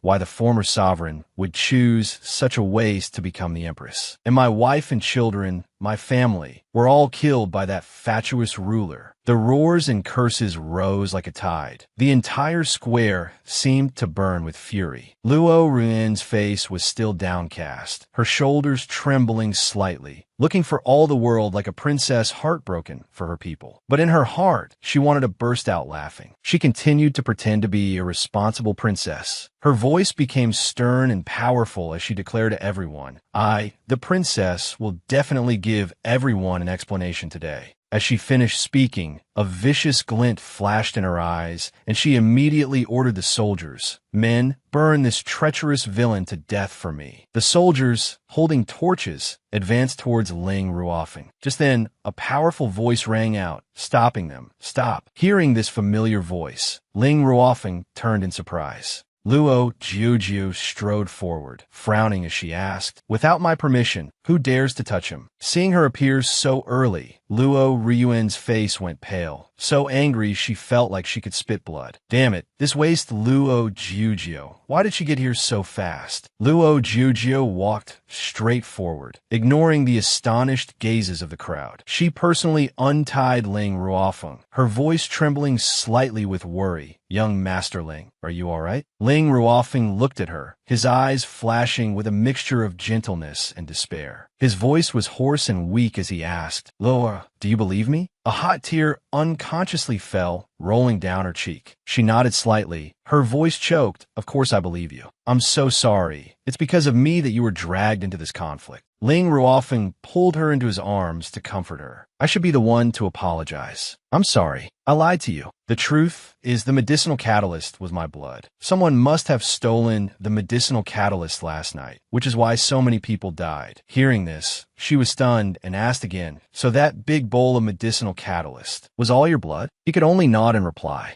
"Yes." Seeing his confirmation, she grew even more worried. A normal person losing so much blood would surely not survive. He shook his head and replied, "I'm fine. I just feel that I've truly failed you. Not only was I unable to help you, but I brought you trouble instead." Hearing this, Luo Jiujiu's tears fell like rain, her shoulders trembled, and her voice broke. Why are you so foolish? You're so good to me. You don't even care about your own life?" Seeing her crying so heartbrokenly, he quickly bent down and hugged her, calling Luo. Luo Rian, standing beside them, found the sight extremely irritating and spoke up to push things along. "Younger sister, how can you be so foolish? Let go of this treacherous villain. Where do you place the common people? Your Majesty, the time has come. Do you still want to protect the villain who killed the common people? Do you see the lives of the common people as mere weeds?" The people below, hearing her words, were agitated and shouted loudly, "If you are truly such a fatuous and immoral ruler, then you are not worthy of being our sovereign. Not worthy of being our sovereign." Luo Ryuan, seeing that the people had all been deceived by her, was extremely pleased. "Luo Jiujiu, let's see how you'll handle a situation like this." Luo Jiujiu, already heartbroken and now provoked like this, flew into a rage and shouted, "All of you, shut up." She stepped forward and questioned Luo Ryuan. "Is this a time for you to speak? Who is the sovereign, and who is the subject, huh? The matter of the poisoning has not yet been clearly investigated. You already want to burn my person to death. What exactly is in your heart?" At that moment, the Grand Princess knelt down to beg for mercy. This startled Luo Ryuan. "Mother, you..." She signaled to her with her eyes. "Kneel down. We cannot let the common people know our true intentions yet." As expected, the mother was wiser than her foolish daughter. She could only follow suit and kneel to beg for forgiveness. "Your Majesty, please forgive me." But her heart was still filled with resentment. "Luo Jiujiu, you wait. One day, I will make you kneel until you are crippled." After forcing Luo Ryuan to stop, she turned to the people below and said, "I am the one who proposed the cure for the plague. With such a major incident occurring, my heart is also very heavy. But your lives are lives, and his life is a life too, isn't it? To cure everyone, he nearly used all of his own blood. But in the end, someone heartlessly switched the medicinal catalyst for poison." Hearing this, the people fell silent and dared not speak further. Luo Jiujiu continued, "Now he is being turned into a murderer. Everyone, please show him some mercy and listen to what he has to say, all right?"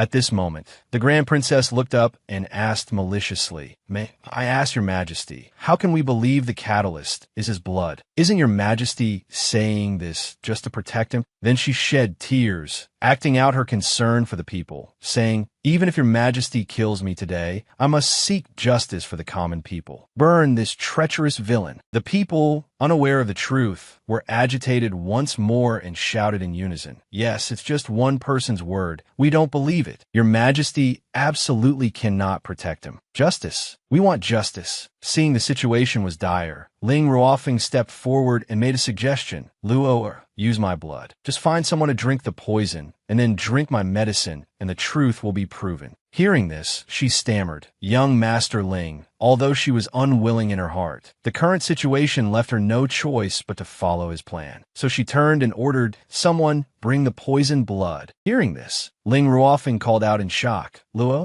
After a moment, a maidservant brought up a tray, holding a bowl of poisoned blood. Luo Jiujio took it and drank it directly. The people below were horrified. Good heavens, Her Majesty drank the poisoned blood? Is Her Majesty really not afraid of death? Next, Song Song brought Ling Ruofeng's blood forward, frowning with deep worry as she called out, "Your Majesty." After she drank that bowl of blood, the surrounding commoners all gaped in astonishment. "Look, everyone, Her Majesty drank the villain's blood." Seeing her go to such lengths to clear her name, Ling Ruofeng asked with a pained heart, "Are you not afraid that I was deceiving you?" She smiled affirmatively. "I believe you." Ling Ruofeng stared at her, stunned, and thought, "The moment you cried was the moment I felt the most distressed." After a while, Luo Jiujio still stood there without showing any signs of discomfort. Seeing this, the commoners began to murmur amongst themselves. Her Majesty is truly fine. It seems the truth is just as Her Majesty said. It looks like we really misunderstood Her Majesty. The commoners, easily swayed, immediately knelt down in unison to pay their respects, showing their loyalty after it was proven. "Long live Your Majesty, long, long live." One person couldn't hold back their anger and cursed. "Who on earth is so vicious, daring to switch the antidote with poison? They truly deserve to die." Seeing the situation turn, Luo Ruin was startled and thought in fear, "Damn it,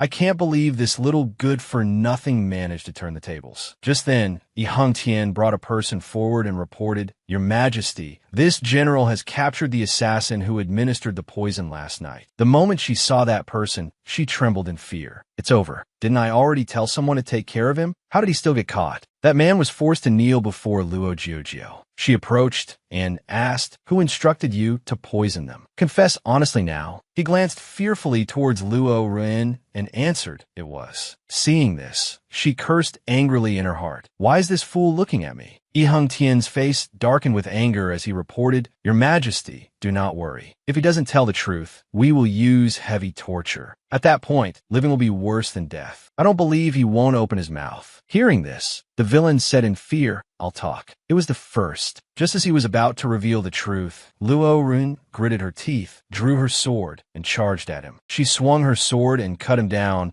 causing him to cry out in pain before falling to the ground, instantly losing his life. Luo Jiujio angrily held her sword to her neck and shouted, "Luo Rien." She showed a fearful expression and explained, "Younger sister, calm your anger. Just now, older sister was just too angry and couldn't help but enact justice on behalf of heaven in the heat of the moment." Luo Jiujio frowned and ordered, "Take her away." The soldiers immediately stepped forward and replied, "Yes." As she was seized by the soldiers, she struggled and screamed, "Let me go. What are you doing, younger sister? You can't arrest me." Guxia also stepped forward anxiously to question, "Your Majesty, on what grounds are you arresting Wan'er? Even though she killed the assassin just now, it was only out of compassion for the common people. You have no reason to arrest her." Luo Jiujio coldly looked down at her and asked, "This poisoning case has not yet been clearly investigated. Anyone could be the mastermind behind it. The assassin was just about to name the mastermind when older sister killed him. Isn't that a sign of a guilty conscience? Besides, I am the Empress. Do I need you to teach me who to arrest?" The aura she exuded made the woman so frightened that she hastily knelt down, trembling and pleading. This subject knows her mistake. "Please, Your Majesty, calm your anger. She cried and shouted at her mother, "Mother, save me! Quickly, save me!" At this moment, the woman gritted her teeth and thought to herself, even if we failed to win the people's hearts, she can't be taken away like this. That little good-for-nothing Luo Jiujio must die. At the Empress's study, Mu Zihan walked aggressively down the corridor. He arrived at the study door, knocking frantically and shouting in anger, "Luo Jiujio, get out here right now." Hearing the call, Luo Jiujio opened the door and asked, "What are you doing here?" Unexpectedly, he angrily questioned her, "You've taken Wanner away." Hearing this, Luo Jiujio frowned and retorted, "Yes, so what? What does that have to do with you?" He shamelessly grabbed her wrist tightly and ordered, "Release her from me now." Suddenly grabbed, Luo Jiujio cried out, "It hurts." Hearing her cry out in pain, he got scared and let go, asking, "Are you all right?" But then he muttered sorrowfully for the first princess, "Such a light squeeze, and it already hurts." A gentle person like Wanner has to be in a dark dungeon, suffering who knows how much hardship. He still thought of her as a fairy, so he frowned and told himself, "The flower fairy is so kind. I must find a way to rescue her quickly." Luo Jiujio turned her back and announced to him, "Mu Zihan, today I will grant your wish." She went to the table and picked up a brush to write. Seeing this, he thought she had agreed to release Luo Ruyuan and said gleefully, "Wouldn't it have been better if you had just agreed to my request sooner? I wouldn't have hurt you out of impatience." But before he could finish, Luo Jiujio threw the paper in her hand straight at his chest. He picked it up to read and was stunned as if struck by lightning, asking, "A letter of divorce? You dare to divorce me?" Luo Jiujio crossed her arms and asked irritably, "If not this, then what? Since you like Luo Ruyuan so much, isn't it great that I'm granting you to your wish?" He was startled and stammered, trying to explain but she wouldn't listen and immediately ordered, "Guards, see young Master Mu out for me." He shouted loudly, "No need," and walked out on his own. But in his heart, he was still extremely frustrated, asking, "What do you want by doing this? Isn't this what I wanted?" Suddenly, he felt an immense sense of loss. He clutched his chest and said sorrowfully, "Why do I feel so upset? Haven't I finally escaped from her?" He clenched the divorce letter in his hand, trembling with anger as he thought, "Luo Jiujio, you're nothing but a little good-for-nothing. What kind of sorcery did you use on me?" After dealing with Mu Zihan, Luo Jiujio personally brought medicine to find Ling Ruofeng and asked, "Young Master Ling, how are you?" He was resting in bed. As soon as he saw her, he immediately sat up, smiled, and replied, "Luo, I'm fine." But as soon as he finished speaking, he coughed up blood again. Seeing this, she rushed over in a panic and asked worriedly, "Young Master Ling, you're coughing up blood again." Just then, a Fei appeared at the window and called her Luo Jiujio. As soon as she saw him, Luo Jiujio asked in surprise, "A Fei, you're back?" A Fei proudly boasted about his feat to escape that group of assassins. "I had to take a long detour, so I came back a little late." Luo Jiujio was now so worried about Ling Ruofeng that she was on the verge of tears. She urged him, "A Fei, quickly take a look for me. How can we save young Master Ling?" A Fei came closer, stared at Ling Ruofeng, and frowned in confusion. "What's wrong with him? Why is his face so pale?" She sighed and explained everything. "To help me cure the plague, he used a great deal of his own blood, so his body has become weaker and weaker. I've used countless types of medicine, but his condition hasn't improved at all after so long." A Fei briefly examined Ling Ruofeng's body and came to a conclusion. His body is not like that of an ordinary person. Only by going to Weqing Mountain can he be saved. On that mountain, there is a spirit spring. Only the water from the spirit spring can nourish his body. However, I was injured before, and my body hasn't recovered yet, so I have no way to take him there. Hearing the solution, she immediately volunteered, "I'll take him." Hearing this, a Fei was startled and asked, "How can you take him? What if that woman sends people to harm you on the way? What will you do then?" She frowned and replied, "This time, I will leave the palace secretly without letting any word get out." A Fei was still worried. He sighed and suggested, "It's still better to let someone else take him." "I'm afraid that." Luo Jiujio immediately refuted, "No, his body is too weak. If anything happens to him, I will regret it for the rest of my life." With that, she turned and said, "I'll go make some preparations." After preparing, the group boarded the horse carriage and set off. In the carriage, Luo Jiujio said worriedly, "Young Master Ling, hold on for a little longer. You will definitely recover." Leaning against the carriage wall, Ling Ruofeng sighed and said, "Luo, life and death are determined by fate. You don't need to come to places like this for my sake. Luo Jiujio immediately pulled the weakened Ling Ruofing into her arms to comfort him. You ended up like this because of me. I won't let you die. Didn't you say you would take me to your hometown? When you get better, we'll go together. You can't break your promise. Having received her concern, Ling Ruofing's lips curved into a faint smile as he replied, all right. Just then, from within the forest, Qing Ling emerged with a group of soldiers, blocking their way and asking, Your Majesty, where are you going? Luo Jiujio lifted the carriage curtain, saw the people outside, and was startled. It's you. Guxie stepped out from behind the group, a vicious smile on her lips as she declared, Little good-for-nothing, today is the day you die. Luo Jiujio frowned, staring at them and questioning. I had already sealed off the news of my departure from the palace. How did they find out? Then, upon seeing a familiar person, she asked in shock, Huh? Sister Song Song? As soon as Song Song saw her, she called out, full of worry and unease, Your Majesty. Luo Jiujio looked at her in stunned disbelief and asked, Why is it you? I treated you like my own family. Why did you betray me? Song Song lowered her head in fear and stammered, Your Majesty, I'm sorry. This servant. Qing Ling smirked and cut off the conversation. What's the point of all this talk? She ordered, Men, kill them all for me. The soldiers immediately charged forward, replying, Yes. Seeing the situation was bad, Ling Ruofing immediately stepped forward to protect her. Luo, you should go quickly. Don't worry about me. But she had already drawn her sword, radiating killing intent as she said, I won't leave you here. Suddenly, Ling Ruofing noticed something. He was startled and lunged forward, shouting, Luo, be careful. Qing Ling swung her sword, and drops of blood fell.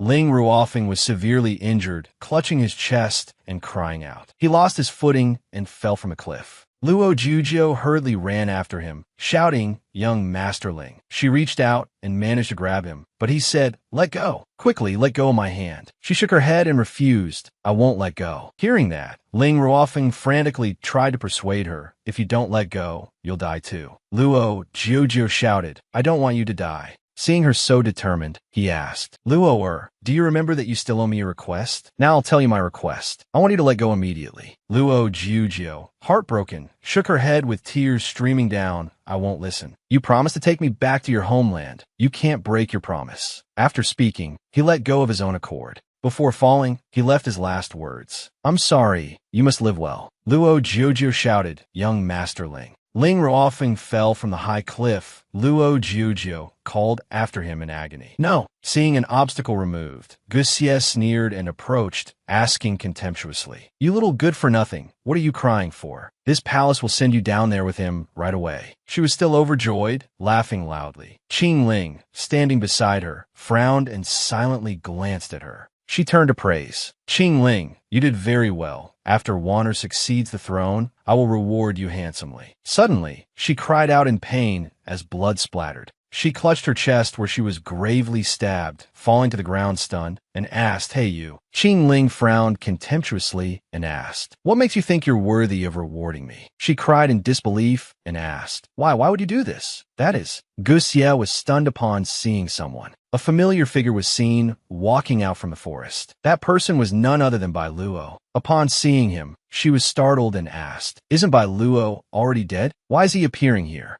Could it be? Qing Ling raised her sword, smiled, and said, Since you already know, then I'll let you go to the underworld with a clear understanding. She screamed in fear. No, but Qing Ling did not spare her, swinging her sword to end her life. After dealing with that obstacle, she knelt and paid her respects. Greetings, Lord Monarch. Bai Luo nodded and asked, How's the plan going? She respectfully replied, Everything is just as you calculated. Luo Jiujio, still by the cliff's edge, heard the familiar voice and came to her senses. This is Father's voice. She turned her head and was stunned to see Bai Luo. Father, what on earth is going on? Qing Ling, standing beside them, smiled faintly. Congratulations, Your Highness the Princess, on passing the test to succeed as Empress. She asked again, trembling as she cried. A test? Luo Jiujio angrily rushed forward, grabbing her by the collar and questioning. You just killed young Master Ling with your own hands, and yet you say it was just a test? She hurriedly explained. Your Highness the Princess, please calm down a little. Bai Luo stepped forward and spoke. This was all this monarch's idea. It has nothing to do with Qing Ling. She turned her head, tears streaming down, her tone filled with anger and grievance. "Father, you are my father. How could you do this to me?" Qing Ling hurriedly explained to her. "Your Highness the Princess, the Lord Monarch did all of this for you." She angrily pulled out a dagger hidden in her sleeve and cursed. "Harming the closest people to me, step by step, and you still say it's for my own good? You damn demon, bring him back to me." After speaking, she stabbed the dagger into Qing Ling's chest, stunning her. Seeing she wasn't calm, Bai Luo came forward and struck the back of her neck, knocking her unconscious. He caught Luo Jiujiu and ordered, "The child still can't calm down. Take her back." Qing Ling immediately bowed and replied, "Understood." He turned to instruct Song Song, "Take good care of the child." She hurriedly bowed and answered, "Yes, Lord Monarch." After settling the matter, he turned to ask Qing Ling, "How are you?" Her face was pale, but she still forced herself to answer, "It's just a small wound, I'm fine." "Lord Monarch, why don't you tell Her Highness the Princess about your illness?" "You don't say anything. Her Highness the Princess cannot understand your actions, so she can only blame you." He was walking, but stopped upon hearing Qing Ling's words, then frowned and instructed, "There's no need to let the child know. The path to becoming the monarch of the world requires one to abandon all personal feelings. I cannot let her repeat Her Majesty's mistakes." After hearing his words, Qing Ling felt heartbroken and lost, thinking, "Lord Monarch, you are so good to Her Majesty the Empress." 1 month later, inside the study, Bai Luo was reviewing memorials. Seeing Qing Ling, he stopped his brush, looked up, and asked, "How is the child?" She respectfully replied, "The princess has had people searching at the foot of the mountain for a month, but the body still hasn't been found. These past few days, Her Highness the Princess has been staying in the main hall without coming out." "Lord Monarch, would you like to go over for a bit?" Bai Luo frowned. The path to becoming the monarch of the world is one she must walk alone. No one can help her. Hearing this, Qing Ling hurriedly reminded him, "Lord Monarch, you're not going to let her walk the same path as Her Majesty the Empress, are you?" Suddenly, Bai Luo coughed. Seeing this, Qing Ling asked worriedly, "Lord Monarch, you're coughing up blood again." He waved his hand, dismissing her. "It's nothing. You may leave first." Qing Ling wanted to say more, but could only frown and reply,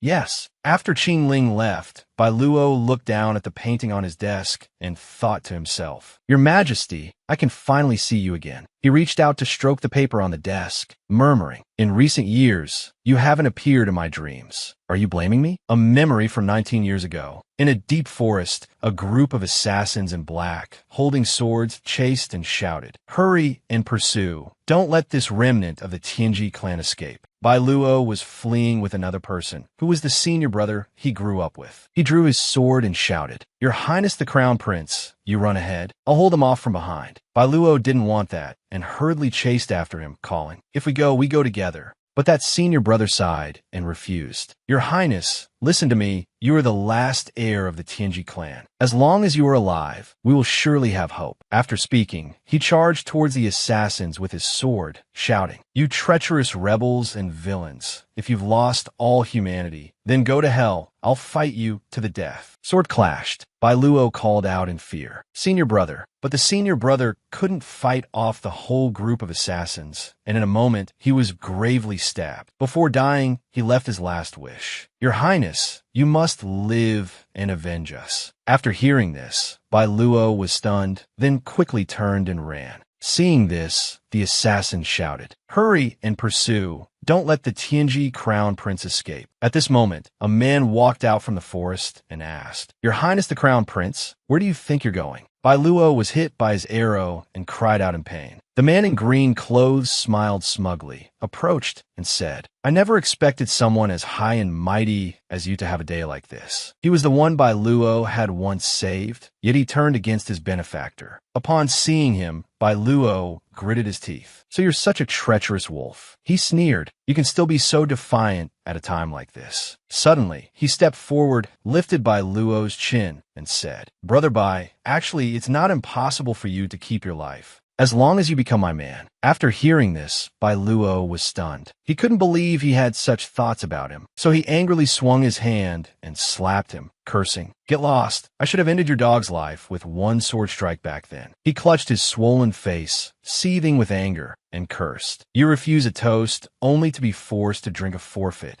You're just a good-for-nothing crown prince. What's there to be arrogant about? He raised his hand to slap Bai Luo back when he suddenly cried out in pain as blood appeared. An arrow had struck his heart, causing him to fall down dead on the spot. The assassins panicked upon seeing this. Oh my God, Lord Huang, Yin has been shot dead. The sound of horse hooves echoed from the forest. And upon seeing the newcomer, the assassins were terrified. This is bad. The one who killed the Lord is the Empress of the Tianyue Kingdom. Let's run. The former Empress of the Tianyue Kingdom, after chasing away the bad guys, frowned and slowly rode her horse closer. She stopped in front of Bai Luo and ordered, "Raise your head." She asked with great interest. "You are the one the common people often speak of, the one with the ability to foresee the future. The crown prince of the Tianji clan?" The empress dismounted her horse, walked over, and used her whip to lift Bai Luo's chin, remarking, "To be able to foresee the fate of others, but not your own, you are truly pitiful." He angrily turned his face away and said, "If you want to kill me, then kill me. There's no need for such useless words." Hearing this, she was stunned, her eyes wide. "Who said we want to kill you?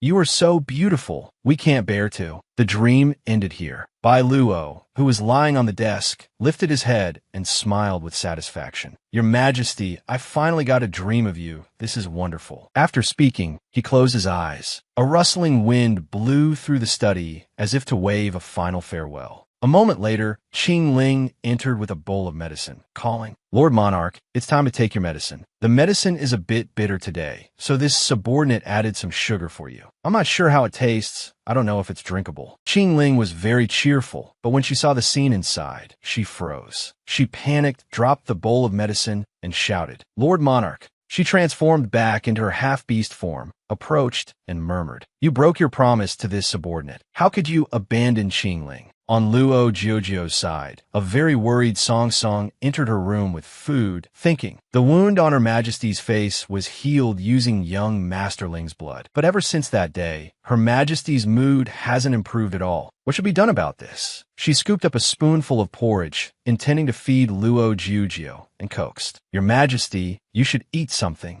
But Luo Jiujio shook her head, adamantly refusing to eat. Seeing this, Song Song frowned with great worry and asked, "If you don't eat or drink like this, how can your body endure it?" Just then, the sound of angry shouts from outside startled her. "Daring demon, get out of here now. Release the Lord Monarch." Hearing the commotion, she frowned and asked, "What's all that noise outside?" Song Song quickly stood up and ran out, replying, "This servant will go see at once." After she left, Luo Jiujiu lowered her gaze. She clutched her chest and murmured, "Why do I feel so uneasy?" After a while of gathering news, Song Song ran back in a panic to report, "Your Majesty, this is bad. The Lord Monarch is about to pass away." She questioned with disbelief. What trick is he trying to pull now? Does he still think I'll believe him like the fool I was before? Song Song, terrified, hurriedly explained, "This servant is not lying. The Lord Monarch's health is truly failing. Not long ago, he knew he would not live much longer, and he was afraid you would be soft-hearted on the path to imperial power. So he could only do this to help you mature. The Lord Monarch is gone, and Lord Qing Ling wants to take his body away from here. He is now being blocked by the guards outside. Outside the hall, Qing Ling was carrying Bai Luo's body away. Seeing this, the soldiers rushed forward to block him.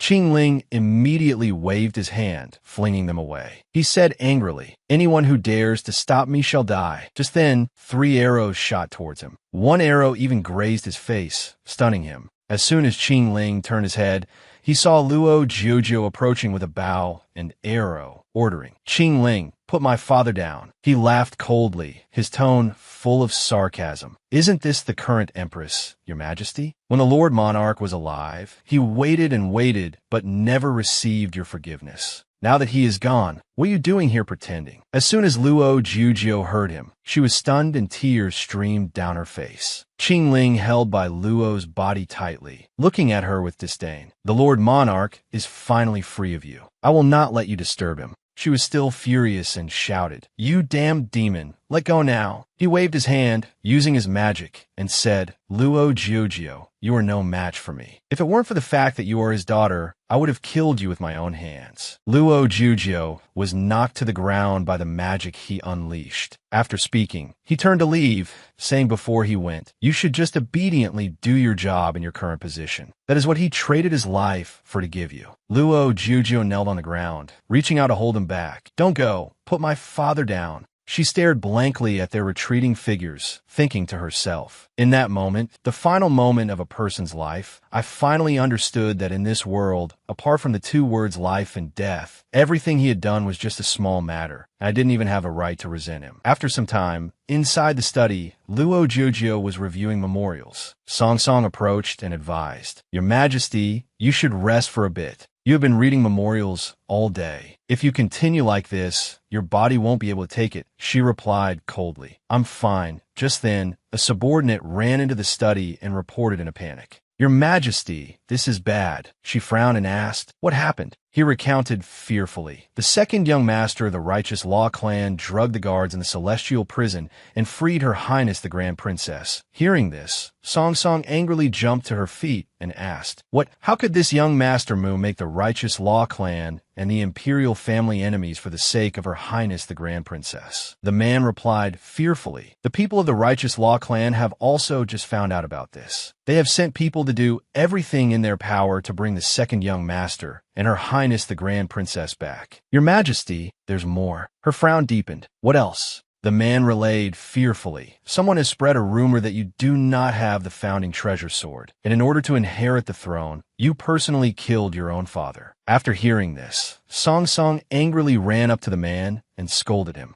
"Insolence! How could Her Majesty kill the Lord Monarch?" Then she turned to Luo Jujio with a worried expression and said, "Your Majesty, Luo Rien must be behind these false rumors. Her Highness the Grand Princess is not dead yet. They will definitely find a chance to come back." She nodded and replied, "I know. You may leave first." Song Song had to obey and left. Before leaving, she looked at her and sighed, "Such great pressure. It's really too hard on Your Majesty. Your Majesty's fate is truly bitter." After she left, Luo Jujio murmured sadly, "Father, is this what you were worried about?" Luo Jujio went to court. As soon as they saw her, all the ministers bowed. "Long live the Empress! Long live, long live." She nodded. "You may all rise." Lord Lu led the officials forward and spoke. "Your Majesty, this subject has something to report." She nodded and ordered, "Speak." He immediately brought up the treasure. "Although Your Majesty has resolved the plague since the founding of the Tianyue Kingdom, the founding treasure is what determines the realm." This startled both Song Song and Luo Jujio. As expected, they were using this matter to pressure her. She frowned and asked coldly, "What does Lord Lu mean by this?" He raised his head and said, "There is a rumor that Your Majesty does not possess the founding treasure sword. Although this subject does not believe it, there is no way to stop the rumors of others. Therefore, I implore Your Majesty to bring out the founding treasure sword so that this subject may broaden his horizons." As soon as he finished speaking, all the officials in the hall shouted in unison, "We implore Your Majesty to let us broaden our horizons." Hearing this, Song Song turned to look at her worriedly and called out, "Your Majesty, they." She also thought angrily, "These treacherous ministers." She clenched her fists worriedly. "They must know I don't have the founding treasure sword, so they want to use this to force me to abdicate. Father, you must have known this day would come, but I've ruined everything." Just as the atmosphere was extremely tense, the Imperial Preceptor stepped inside. He smirked contemptuously and asked, "The founding treasure sword is a sacred object. How can it be brought out to be looked at so casually?" As soon as Luo Jujio saw the Imperial Preceptor, she jumped to her feet in surprise. "It's him." The other ministers were also extremely surprised and hurriedly bowed. "The Imperial Preceptor has come out of seclusion. Greetings, greetings to the Imperial Preceptor." He glanced coldly at each group of officials in the hall and asked, "Who wants to see the sacred object of the Tianyue Kingdom?" The minister hurriedly knelt down and stammered an explanation. "Imperial Preceptor, this subject had no other way to stop those rumors."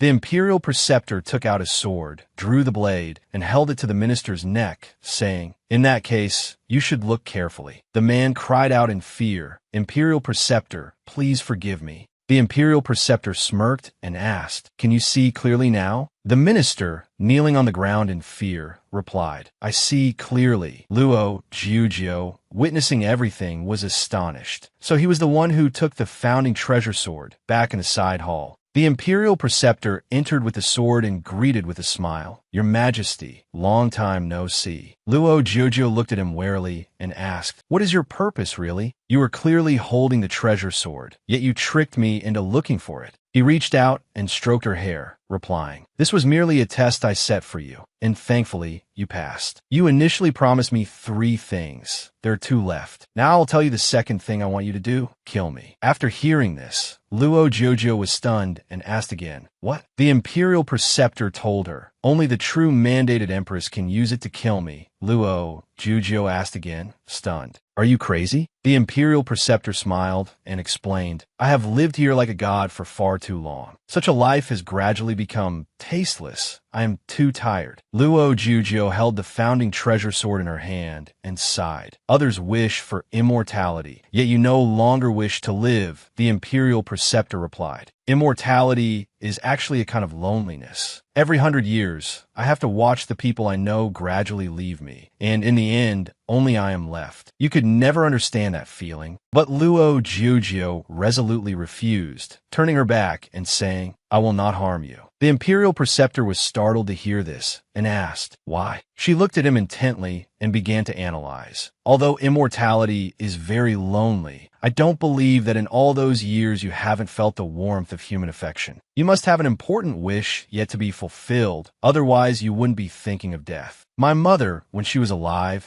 could have killed you in one move. Am I right? What's more, you are willing to die. You wanted me to kill you is just a cover. Tell me, what is the real purpose of you wanting me to kill you?" Hearing that Luo Jiujio could calmly discern the thoughts hidden deep within his words, the imperial preceptor smiled, reached out, and pinched her cheek in praise. "I never expected you to understand me so well." Luo Jiujio angrily swatted his hand away and scolded, "You damned old geezer. It's a blessing you're not causing more trouble. And now you want to die in such a ridiculous way? Don't even dream of it." The imperial preceptor smiled, took off his robe, revealing a firm chest with lines like a sculpture. He smirked and said, "Since you already know, then there's no need for me to hide it anymore. I'll tell you the truth. My second request is..." Seeing this, Luo Jiujio was startled. Her face flushed red, and she quickly stepped back, questioning, in broad daylight, "What are you trying to do?" Luo Jiujio shouted. She fearfully swung her hand and slapped the imperial preceptor's face. She squeezed her eyes shut and angrily scolded him. Shameless, the imperial preceptor pulled his robe down further and asked, "What are you thinking?" As soon as she saw his body, she was startled. "What is this? Why are there so many chains on his body?" She could see that on the imperial preceptor's body, there were many chains binding him. He snorted coldly and raised his arm, which was bound by chains, explaining, "This is the heavenly Tao's punishment for a fallen god. This is also the reason why I can never leave the Tianyue kingdom." After hearing this, Luo Jiujio was stunned and asked back, "You are a fallen god?" The imperial preceptor recounted, "Since ancient times, fallen gods have represented cruelty, being deities who committed great sins among the gods. Legend says that if a fallen god is released, one will suffer the curse of the gods." After hearing this, she was stunned and asked him, "So what you just did was merely to trick me into releasing you?" The imperial preceptor put his robe back on and replied, "You're half right. I don't want to die, so I deliberately tricked you into cutting the chains. But I also truly loathe this so-called immortality. You and I already have an agreement. If you don't fulfill my request, then you will have to bear the curse of a fallen god." After hearing this, Luo Jiujio was not afraid at all and still resolutely refused. "I'm sorry to disappoint you, but I won't help you. The curse of the gods is far more terrifying than the curse of a fallen god like you." She gave the order to send him away. "Lord Imperial Preceptor, please see yourself out. I won't see you off." The Imperial Preceptor smirked and brought up a matter she cared about to make it impossible for her to refuse him. "Luo Jiujio, don't you want to know how Ling Ruofeng is doing?" Hearing this name, she turned her head back in surprise, full of doubt. Ling Ruofeng, didn't he return to the neighboring country 12 years ago? How is he?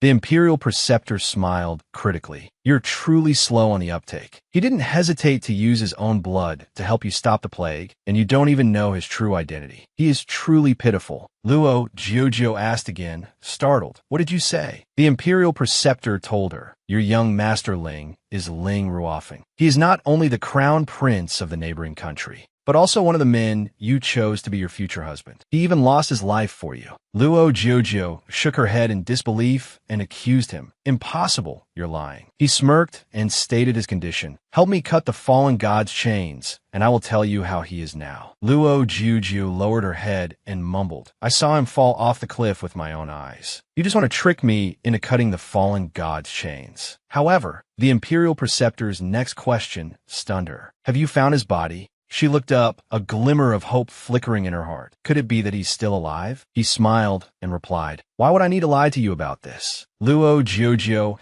immediately picked up the national treasure sword. She drew the sword and slashed through all the chains on his body while he was still stunned. One by one, the chains fell to the ground and disappeared. She urged, tell me where he is. After being freed, the imperial preceptor rubbed his hands and said with a smile, you dared to bear the curse of the gods for him. This kind of affection is truly admirable. He is in a place you can never reach. Seeing him still teasing her like this, she angrily scolded, speak properly. The imperial preceptor leaned down and whispered, actually he is at. Hearing this location, she was startled. After relaying the information, the imperial preceptor turned to leave, saying, finally getting rid of this damn thing. It really is much more comfortable. Goodbye, my majesty. See you later. As he left, he even gave a wink. A few months later, Song Song entered the study, bowed, and reported, your majesty, General Yi Fanchun requests an audience. She asked back, young General Yi? She was full of doubt. The lost territories at the border have been reclaimed. Isn't today the day he receives his investiture? What is he doing here to see me? Just then, young General Yi walked inside and announced his presence. He gradually approached Luo Jiuzhou. The scar on Luo Jiuzhou's face was gone. Young General Yi did not recognize that Luo Jiuzhou was his missing vice general. Xiao Yi knelt before her, bowed, and said, your humble subject, Yi Fanchun, kowtows to your majesty. She nodded. General Yi, you may dispense with the formalities. But he remained kneeling there. Seeing this, she was puzzled. General, why don't you rise? He replied, your humble subject has a request and hopes your majesty will grant it. Luo Jiuzhou asked him,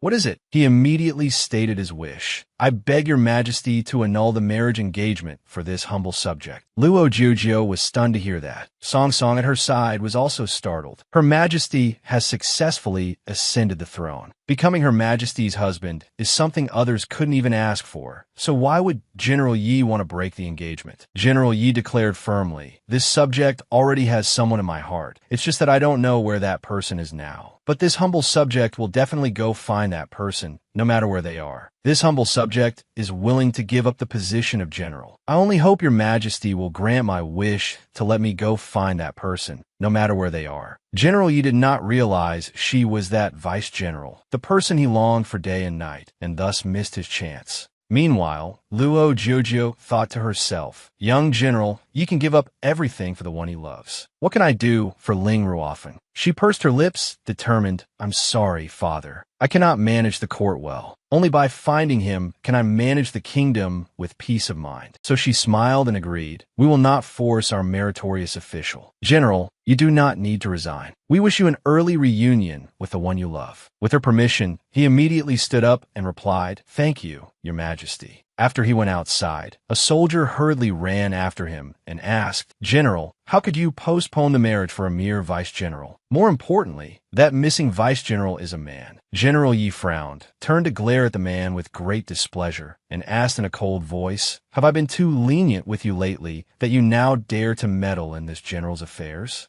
The soldier bowed in fear and admitted his mistake. This subordinate knows his mistake. It's just that this subordinate has followed the general for so many years and doesn't want to see you go down a path of no return. He replied resolutely, There is no turning back from this path anymore. That night, deep in the forest, Luo Jiuzhou was standing before the cliff where Ling Ruofeng went missing. A Fei stood beside her and asked, "Do you really want to go to the demon realm to find that stinky brat Ling Ruofeng? What if you can't find him?" She replied sadly, "Although I am still alive, my heart is as good as dead. He did so much for me. I must find him, even if there's only the slightest chance." After hearing this, a Fei couldn't help but exclaim, "Your love for each other is truly admirable." He reached out and cast a spell, and a magic circle appeared. He sighed and said, "Forget it. I can't return to the demon realm anyway. I will take on your appearance and manage the court affairs for you." He walked over, put a necklace around her neck, and instructed, "This pendant has demonic energy. It can help you hide your human aura.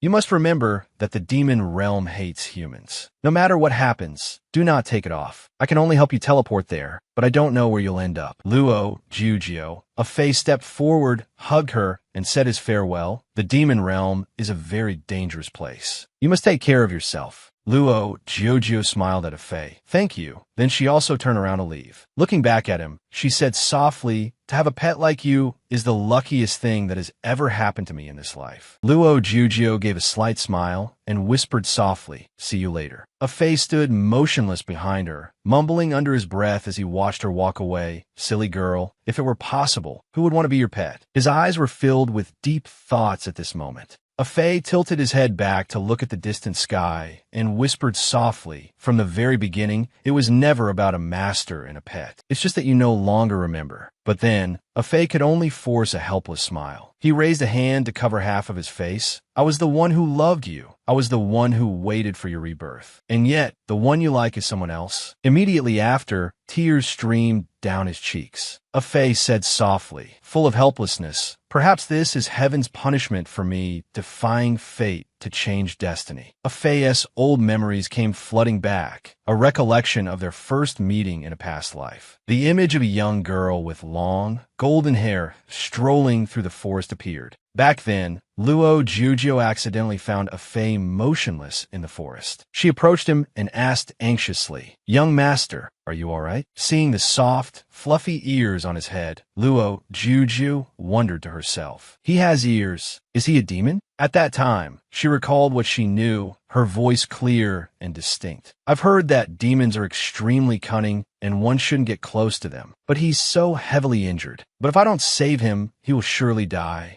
After thinking for a moment, she stood up and struggled to grab a Fei's clothes and drag him away. While dragging him, she mumbled, "Father Monarch hates demons the most. I can only hide him and bring him back." The scene appeared with a sunlit window and small rose petals falling with the wind. In the room, a Fei's blurry vision gradually cleared. Reflected in his eyes was the image of a gently smiling Luo Jiuzhou. "You're awake." Realizing something was amiss, a Fei's pupils constricted. He immediately shot up. He looked at Luo Jiuzhou in front of him, frowned, and interrogated, "Who are you?" Then a Fei moved closer to her, causing the frightened Luo Jiuzhou to tear up slightly. He didn't care and continued to question her pressingly. "What were you trying to do just now?" A Fei urged repeatedly, growling, "Speak." Luo Jiuzhou's trembling, frightened voice echoed in the space. I just wanted to save you." Hearing this, a Fei's hand gradually loosened, and his voice also became gentler towards her. "It was you who saved me." Luo Jiuzhou turned away, choking on a cough. She spoke softly, "If you're awake, then you should leave quickly." A Fei watched Luo Jiuzhou walk away and thought to himself, "This foolish woman wants to send me away? She saved me and doesn't want anything in return? How could she be so foolish?" Luo Jiuzhou's eyes were brimming with tears.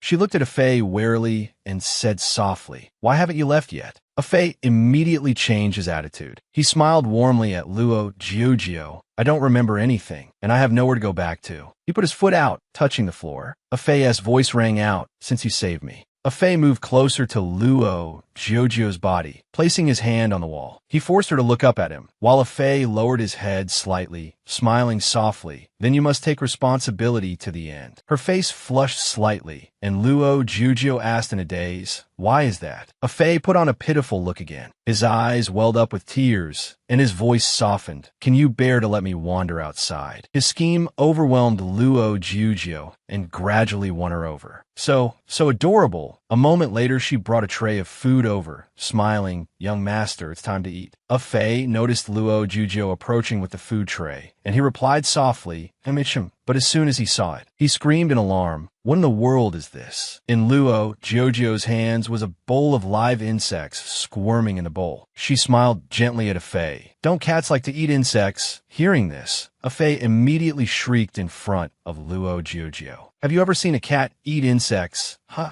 He broke out in a helpless sweat but still forced a smile. Besides, then Afei stepped closer to her, his voice laced with a teasing tone in every word. From the very beginning, the thing I wanted to eat was clearly only you. The scene changed. The image of Afei lying stretched out on the green grass appeared. He was bathed in sunlight, adorned with small flower branches. Luo Jujio's voice suddenly echoed, "Young master." She quickly walked closer, looking at Afei lying on the ground with his eyes closed, and spoke softly. "So you're here." Seeing that he was still there, Luo Jujio's face lit up with joy. She watched him intently and spoke softly, "I thought you had already left." Suddenly, Afei's hand reached up and gently grabbed Luo Jujio's wrist, pulling her down. His voice echoed through the space, "Don't be like that, young master." He pressed her down onto the lush green grass. Propping himself up on his hands, his long hair fell forward. Afei spoke, looking at the person beneath him. "Today I heard you call a new eunuch young master. I don't like you calling me that as well."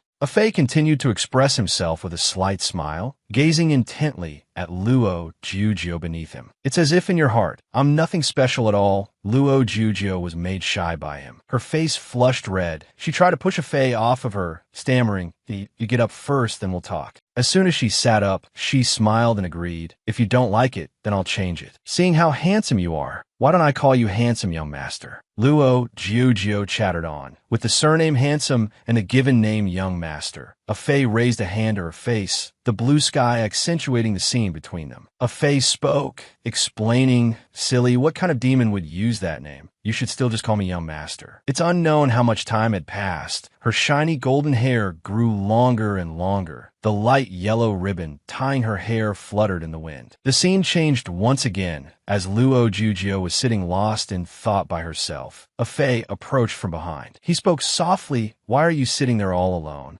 Her face was filled with sorrow. Luo Jujio curled up even more, not turning around. She spoke, "Today, at the 100-pace archery practice, I didn't hit the target with a single arrow. Father Lord couldn't even be bothered to look at me. Everyone watching laughed at me." Luo Jujio's mood was gloomy. Her brows furrowed slightly. Luo Jujio complained softly, "It would have been better if I were born a favored princess." Hearing this, Afei suddenly froze, looking at her sitting motionless. Then he grabbed Luo Jujio's hand and pulled her along with him in one motion. Afei spoke, "Follow me." Luo Jujio looked around the place Afei had brought her to at the equestrian archery training ground. She asked in a daze, "What did you bring me here for?" Afei moved behind her. He had Luo Jujio hold the bow, slid his own hands over hers to grip them, and then drew the bowstring taut. He instructed her caringly, "Hold it steady. I'll teach you today." Arrow after arrow was shot, aiming straight for the target placed ahead. Afei patted her back while praising her effusively. One shot, 3 arrows from 100 paces. Meanwhile, Luo Jujio's heart was full of excitement. She exclaimed joyfully, "That's amazing." Things continued on like this. Sometime later, her face was painted with joy. Holding a small lotus flower in her hand, Luo Jujio walked slowly across the ground. When she arrived, she saw Afei sitting with his back to her on a large tree branch up ahead. So she smiled and agreed, "We will not force our meritorious official. The general does not need to resign. We wish you an early success in finding your soulmate." With her permission, he immediately stood up and replied, "Thank you, your majesty." Luo Jujio walked with Afei in the dark night, fireflies serving as their guiding lights. The two stood near the edge of a lake. Her voice rang out. "They say if you write your wish on a flower lantern and release it to the end of the river. Her glowing lotus flower was also placed on the water's surface to float along with the current. Luo Jiujio smiled happily, full of hope. Beside her, a face smiled lightly as he looked at her. Luo Jiujio's voice echoed through the space. Then the wish written on it can come true. The scene shifted to the morning. Luo Jiujio stood by the door, waiting, her heart full of anxiety and unease. She whispered softly, "He clearly said he would return today. Why isn't he back yet?" The scenery gradually changed. The early morning sun softened, and the fireflies of the night began to flutter in the twilight. By evening, Luo Jiujio was still sitting silently, waiting in the room alone, feeling tired and worried. Her gaze gradually drooped, her voice tinged with an indescribable sense of loss. Did something happen to him? That's why he didn't come? Time passed just like that. Her feet moved in an exquisitely embroidered yellow dress. The next day, Song Song was startled when she saw Luo Jiujio bustling about in the kitchen, utterly stunned. "Your Highness, are you making fish soup again, or should you let this servant do it?" But she coldly refused her, continuing her work in the kitchen. "No need, you go and rest for a bit." At night, Song Song walked along the corridor. She noticed Luo Jiujio standing up ahead. Seeing this, Song Song was a bit confused and looked at her, thinking, "It's so late. Why isn't Her Highness asleep yet?" Then she rushed over, carrying a wooden basin. Her voice was full of urgency, trying to persuade Luo Jiujio, who was curled up gloomily on the ground. "Your Highness, are you still waiting for him? It's so late. He probably won't come. You should go rest." But Luo Jiujio still wouldn't listen. She refused the idea. "I'm not sleepy. You go rest first." Seeing her condition, Song Song secretly pitied Luo Jiujio. Her Highness is so pitiful. She must be waiting for the Lord Monarch to arrive. Luo Jiujio was now being honest. She thought sadly to herself, "Actually, I know."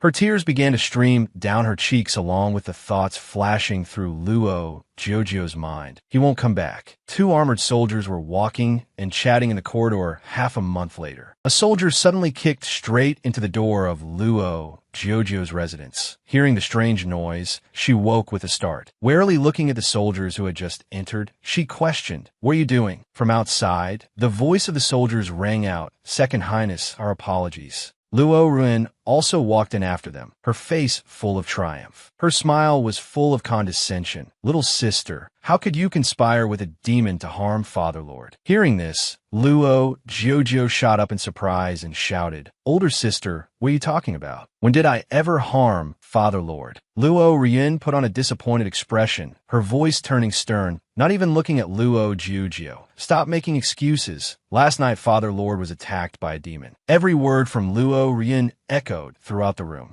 "Someone in the palace saw with their own eyes that you were with a demon a few days ago." Luo Jiujio hurriedly knelt before her, trying to clear her name. "That's impossible. He would absolutely not harm Father." "Older sister, please believe me." At this moment, Luo Ruin leaned close to her ear, full of insinuation. She whispered softly in Luo Jiujio's ear, "Of course I believe my good little sister. However, the demon that attacked Fatherlord last night was sent by my mother." Hearing this shocking information, Luo Jiujio's pupils immediately constricted, her voice filled with panic. "What did you say?" Luo Jiujio continued to shout and question. "How could you harm Fatherlord? I have to go tell Fatherlord." But Luo Ruin burst out laughing. She looked at Luo Jiujio provocatively. "Right now, the one who was seen with a demon is you." She relentlessly taunted her with a triumphant look. "Do you think Fatherlord will believe what you say? Don't tell me you still think the demon you saved is just an ordinary little demon. Are you still waiting for him to come back for you?" Luo Ruin's words rang out, overwhelming Luo Jiujio. "Don't be so naive." Those last words stunned Luo Jiujio even more. She asked worriedly, "You know where he is?"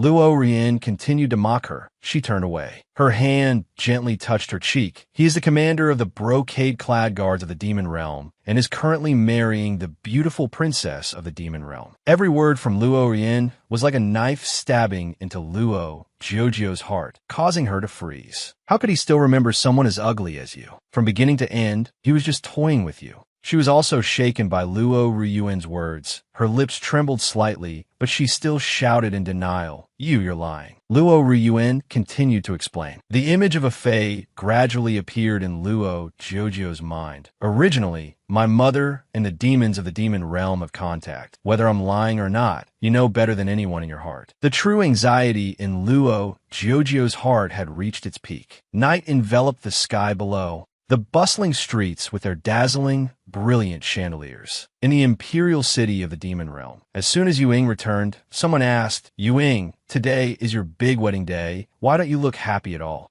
He was lost in thought for a moment, then began to speak about the feelings he was experiencing. "I always feel uneasy in my heart. I can't get married." The other person heard this and advised with some worry, "The third princess is on her way here. Don't joke with me like that, okay?" But Yuing remained firm. His feet stepped onto the stone floor. Yu Ying's voice rang out, "I'm not joking." Hearing this, Lu Shang became angry and grabbed his clothes, threatening him. "Yuing, don't you dare cause trouble. It's almost time for the wedding. If you leave, you won't be able to bear this responsibility." To reassure him, Yuing could only smile and go along with it. "Silly, I was just saying that casually, and you believed it." Lu Shang scowled, and then he turned his face away, his brows furrowed slightly. "That's good then, you gave me a scare." Suddenly he struck out, causing Lu Shang's eyes to widen. Looking at Lu Shang passed out on the ground, Yuing whispered guiltily, "Lu Shang, I'm sorry." Then he quickly fled across the rooftops, muttering as he ran, "I can't betray my own heart." On the way, Yuing smiled brightly, inwardly celebrating. "My little fool will definitely be startled when she sees me suddenly return."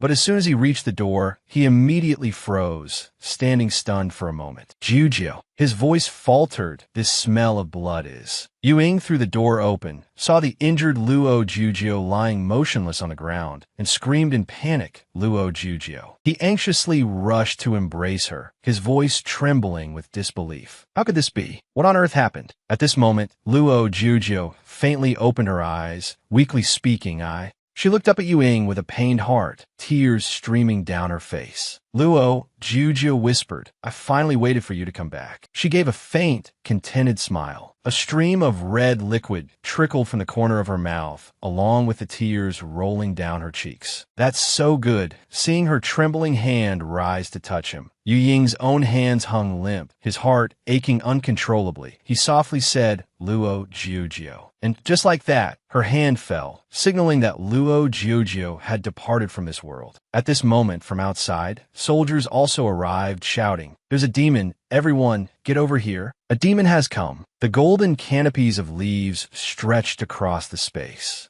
In the mountain forest, Yu Ying's entire body was covered in wounds, big and small. In his arms, he held the lifeless Luo Jiujio, and as he walked, Yu Ying whispered to her, "Luo Jiujio, did you know on the way here I was thinking about how to propose to you?" His feet stepped on the bed of leaves, each drop of red liquid falling and staining the yellow leaves. Yu Ying's voice rang out, "I like you so much." Yu Ying's face still forced a faint smile as he continued to console himself. "You must be very happy in your heart, too. Little fool, don't sleep anymore. Aren't I the one you care about the most?" He kept rambling on to himself, hot tears beginning to fall. Yu Ying lamented in a low voice, "You're so heavy. I've been carrying you for so long. I'm getting very tired." Suddenly, under Yu Ying's foot was a small rock that made him trip. Yu Ying's body staggered forward, and suddenly he was startled when he saw something. He softly uttered, "This is..." Seeing the lotus flower on the bank, Yu Ying mumbled, remembering the flower lantern she had released by the riverbank before. The happy memories of that night also came flooding back. Yu Ying reached his hand toward the slightly torn flower. He spoke,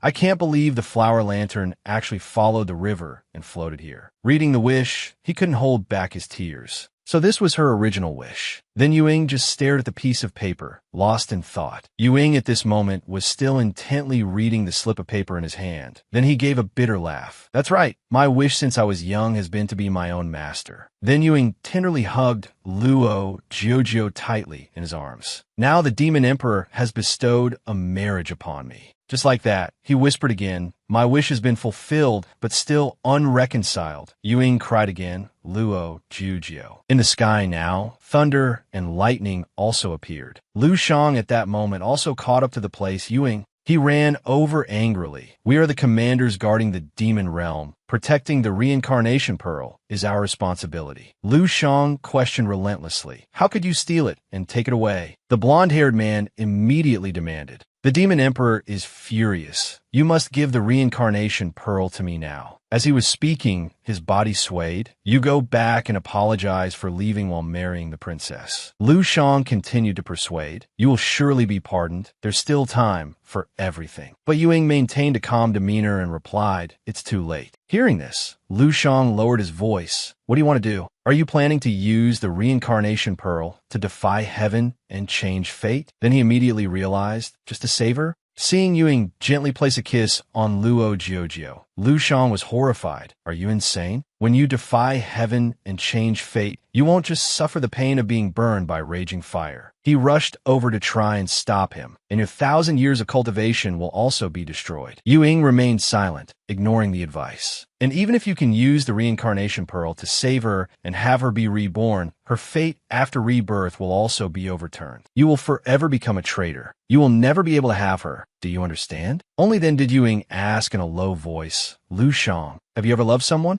He looked at her lovingly. When you truly love someone, you will understand that her being able to live is more important than anything else. The reincarnation pearl was now stained with blood. In this life, Ying was sitting thoughtfully on a tree branch. He sighed sadly. Why am I remembering these things again? If it was all for nothing, then Ying could only resign himself to it. Then let it be a secret forever. Luo Jiujio, I hope you can find him in the demon realm, but I hope even more that you, but he was still a little petty, can never find him. Elsewhere in the demon realm, a blue-haired young man was analyzing the ancient tree. Is this the famous matchmaker tree of the demon realm? It looks pretty ordinary. This blue-haired young man is the third prince of the demon realm. Shanin, he declared, if you're really that powerful, then hurry up and give me a destined relationship. If you can't give me one, then it proves you, matchmaker tree, are fraud. Then he gave a wicked smile and decided, when that time comes, I'll use this as an excuse to chop you down, to prevent you from deceiving my older sister in the future. Suddenly, a noise made him jump. What's that sound? Luo Jiujio appeared, leaving the blue-haired young man stunned. That is, her head just plunged straight into him. Seeing clearly, the blue-haired young man thought in alarm, a woman, while Luo Jiujio was in pain from the collision. So painful. After a moment, Shanin pushed Jiujio awake. You ugly thing. How much longer do you plan to lie on top of me? She opened her eyes in astonishment, wondering to herself, I'm actually not dead. Jiujio staggered to her feet and chirped her thanks. Thank you. I thought for sure I would die falling from such a height. Thinking this, Luo Jiujio quickly searched her bag, that then shoved it into the third prince's hand. This is for you. Thank you for saving me. He took it bewildered and full of doubt, a gold ingot. He grumbled and cursed her in his heart. What does this ugly thing take this prince for? But before Shanin could say anything, Luo Jiujio had already hastily composed herself to leave. I have some business to attend to. See you later. But Shanin didn't let her go just like that and pulled her back. Hey, who said you could go? Jiujio thought the gold ingot wasn't enough and couldn't help but worry. Young master, do you feel this isn't enough? But I don't have that much money on me. Otherwise, young master, give me your address, and I'll bring the money to you later. Shanin snorted in frustration. Who told you that was what I meant, since I was the one who saved your life, then starting from today? He smirked and stated his condition. You are my servant. Jiujio was momentarily startled. Servant? She grinned cheerfully and then bluntly refused. I'm very sorry. I can't be your servant. Shanin, being rejected for the first time, couldn't control his power. With one hand, he caused a large tree beside them to split in two. Luo Jiujio heard the noise and turned back in terror. Behind her was Shan Yin's furious voice. Say that again for this young master to hear. Jiujio swallowed nervously, showing a respectful expression. Finally, she put on a smiling face, bowed her head shyly. It's a pleasure to meet you. Please take care of me, master. Shanin smiled sinisterly. That's more like it. At this moment, Jiujio was gritting her teeth and calculating in her heart. I just got here and already ran into such a powerful demon, who even calls himself a prince of the demon realm. This luck is really a bit too much. I have to stay alive first. Only then can I find a way to look for Ling Ruofen. After a moment,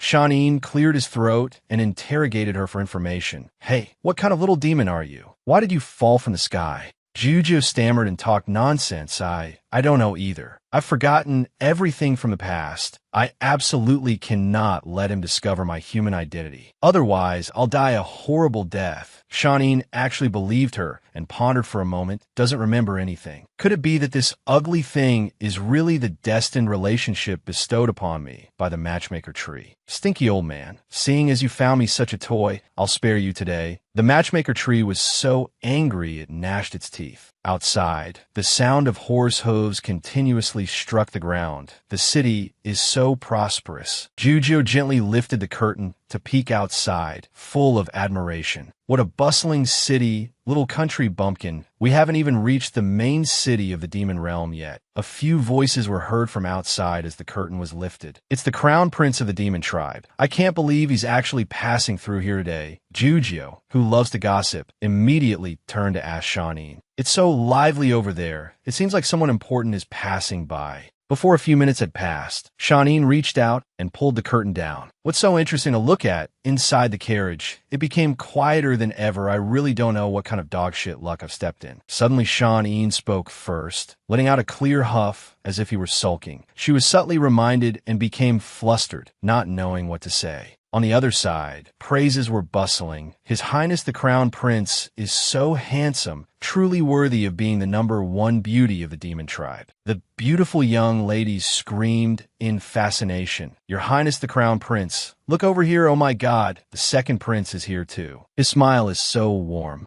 The third prince's residence, the palace, made Shawneen return, and all bowed respectfully. We respectfully welcome your Highness back to the residence. He cleared his throat slightly and glanced at her, then looked at them and instructed, go arrange for her to stay in the room next to my bedchamber. This young lady was slightly startled. The room next to His Highness's bedchamber is usually used to receive honored guests. Could it be that this young lady is a princess from some tribe? Princesses from each tribe have different living habits, so I should ask for clarification to take good care of her. She awkwardly and respectfully asked for clarification. Your Highness, may I ask about this young lady? But Shawneen just replied indifferently. She's a servant I picked up. From now on, she will always be by my side. She stared stiffly at Jujio. This young lady is a servant. Having said that, Shawneen stepped into the room. I have some business to attend to. Go to the study and wait for me. Jujio at this moment felt like she had grasped a life-saving straw. This is great. This is a good chance to escape. But suddenly, he stopped and gave a subtle reminder. Oh, right. Just as Jujio was gleefully turning to leave, an icy voice rang out. A barrier has been cast around this place. Don't even think about flying out. If you dare to run away, I will take your head. Jujio was scared out of her wits.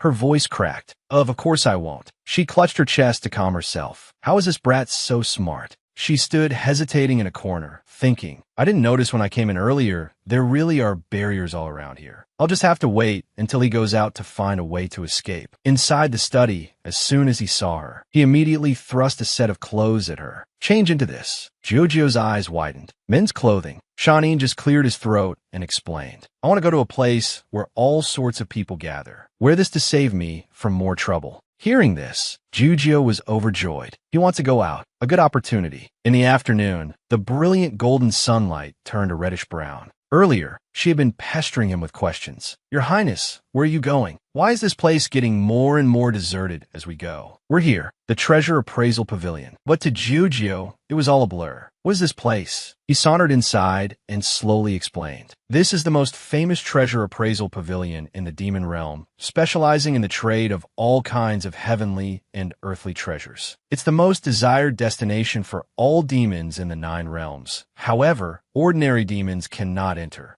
A horse-drawn carriage also happened to arrive. A heroic-looking man stepped out of the carriage. It's the second prince of the demon realm, Wen Xiao, along with Ling Ruofeng. Ruofeng, we've arrived at the treasure appraisal pavilion. Ruofeng sighed softly. After so much effort, I've finally found her. Wen Xiao led the way. Let's go. At this time, Jujio was touring the inside with Shawneen. So many people. No, that's not right. It should be so many demons. Suddenly, Shawneen tossed a brocade pouch at Jujio with a commanding tone. Take it. She was bewildered and didn't understand. This is, until he scowled. What are you still standing there dazed for? Go to the counter and exchange this for purple gold stones for the auction later. How do you not even know this? Such an idiot. Before leaving, he even gave careful instructions. Remember, my VIP room is the heaven character room on the second floor. Don't go to the wrong one later. I remember. She sauntered down the steps into the main hall on the first floor of the treasure appraisal pavilion. Seeing the crowd passing by,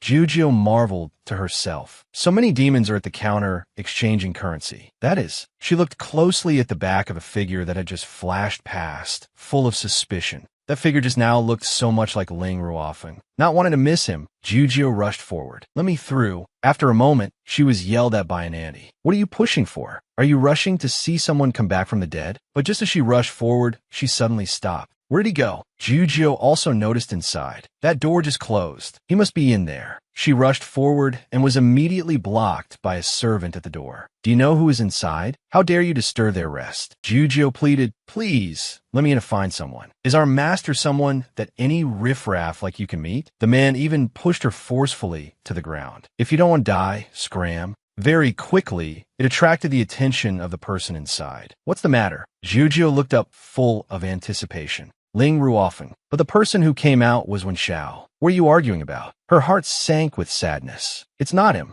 The servant hurriedly said respectfully, Your Highness, please forgive me. It's this brat who was making a scene. When Xiao glanced at her and asked, Are you all right? Jujio coldly turned away. I'm Fine. I mistook someone. I've disturbed your rest. Ling Ruofeng, who was inside, didn't show his face until the second prince went back in. What was that argument outside about? When Xiao gave a dismissive smile. It's nothing, just a young boy who went to the wrong room. At this time, in the room upstairs, Shan-in was grumbling. Why did you take so long to exchange the purple gold stones? Jujio made an excuse. There were too many people at the counter. In the hall below, an announcement rang out. The next auction item is the golden thread treasure robe. The starting price is 100,000 purple gold stones. Hurry up and sit down. The auction is about to start. I bid 100,000. I bid 200,000. Jujio sat to one side, resting her chin on her hand. Your Highness, the auction is almost over. Why haven't you bid on anything? Shan-in just smiled and replied softly. To get the best item, of course, you have to wait for the final item. Jujio said, oh. At the same time, an announcement was made in the hall below. The final item. The beautiful woman's clear voice echoed through all the rooms. Esteemed patrons, please look carefully. Next is our final item. The beautiful woman also pulled back the curtain behind her. Our final item this time is the legendary fallen god. The guests all gasped in admiration. The final item is indeed the fallen god. Her body is so seductive. The starting price is 2 million purple gold stones. The beautiful mistress announced the price, shocking many. Heavens, that's too high. 2 million can buy a luxurious mansion in the main city. A flurry of scolding voices arose. You fool, if this fallen god is truly the woman from the legends, if you get her, forget a mansion, you could probably buy the entire imperial city of the demon realm. Thus, the bidding immediately rose. I bid 2.01 million. I bid 2.02 million. The last one was Shan-in with a sky-high price. I bid 2.5 million. Jujio, sitting beside him, couldn't help but nod in amazement. This brat is really too generous with his bids. The guests were trying to find the person who just made such a high bid. Who is it to be able to bid such a high price of 2.5 million? Absolutely inhuman. They stood below, constantly discussing. To be able to sit in the heaven character room, they must not be an ordinary demon. Ling Ruofeng now slowly spoke up. 3 million. These words shocked everyone even more. Heavens, who is so bold? Who? He glanced down below, annoyed. That room. That damn half-demon, daring to ruin this prince's good business. Angered, Shan-in was about to jump up and raise the price. I bid 4 million, but Jujio held him back tightly. Your Highness, wait a moment. We only exchanged for 3 million purple gold stones. Damn it. Seeing no one else bidding, the mistress stepped forward to close the auction. 3 million going once. 3 million going twice. If no other esteemed patron continues to bid, then this item belongs to the guest in Heaven Character Room number 12. People gradually left the Heaven Character Rooms. This auction has concluded successfully. Thank you for the great support of all our esteemed patrons. Shanin looked at their two figures, furious. Damn half-demon. You think it's yours just because you won the bid? We'll just wait and see. Ruofeng suddenly glanced down below, his heart aching in pangs. Why does looking at that figure make my heart feel so heavy? When Xiao, walking with him, asked with concern, Ruofeng, what are you looking at? He shook his head without a word. It's nothing. Let's take the fallen god back first. In the woods, Jujio was frantically running away. She was trying to escape this place as fast as possible. It wasn't easy to take advantage of the distraction to run out here. I absolutely cannot let myself be caught again. Ling Ruofeng, I will definitely find you. Suddenly, a few demons rushed out and blocked her path. Hey, where's the little piece of meat running to? So lively, must taste delicious. Only then did Jujio realize with shock the terrifying truth that demons eat flesh. Their eyes lit up even more when they discovered, hey, she has no demonic power. Even more convenient to eat. Jujio panicked and ran in the opposite direction. Don't come here. Don't run.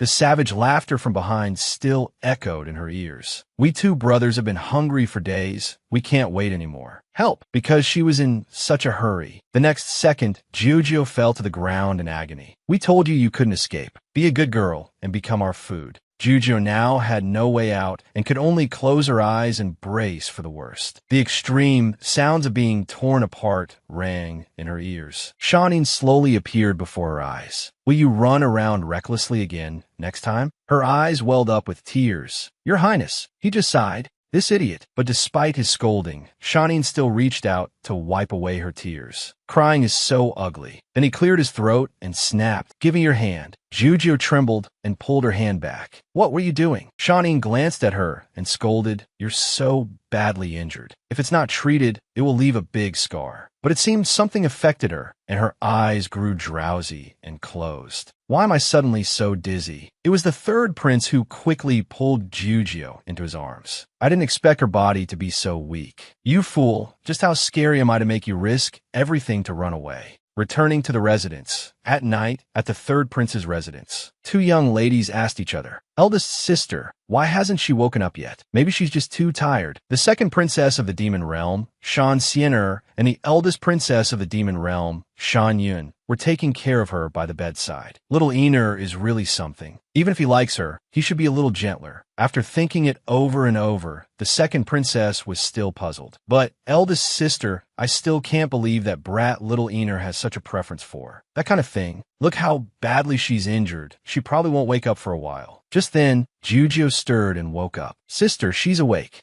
As soon as she opened her eyes, Jujio was astonished. Those two young ladies were so beautiful. She sat up and immediately asked, may I ask who you two are? Shan Xian'er cheerfully introduced, we are Xiao Ener's older sisters. Sister-in-law. From now on, just think of us as your own sisters. Her face flushed red, not understanding. Sister-in-law? Just then, Shanin appeared at the door, looking displeased. Why are you two here? Both sisters giggled and teased. I can't believe it's only been a few days, and Xiao Ener has already learned how to hide a beauty in his golden house. Shanin frowned and reminded them, don't talk nonsense. She's just a servant I picked up. Hearing this, the second princess clung to her and wouldn't let go. So she's a servant. As it happens, I'm in need of a handmaiden. Why don't you give her to me? In your dreams. Shanin irritably pushed her away and tried to shoo them off. If you have something to say, say it. If not, you should go home. She pouted in disapproval. You damn brat. Forget it. Let's talk business with you. The eldest sister slowly announced, I've already registered you for the Nine Realms Academy's entrance exam. Tomorrow, pack your bags and head there. Hearing this, Shanin couldn't be happy. Who gave you the right to decide for me? I'm not going. You have no idea how detestable those old geezers at the academy are.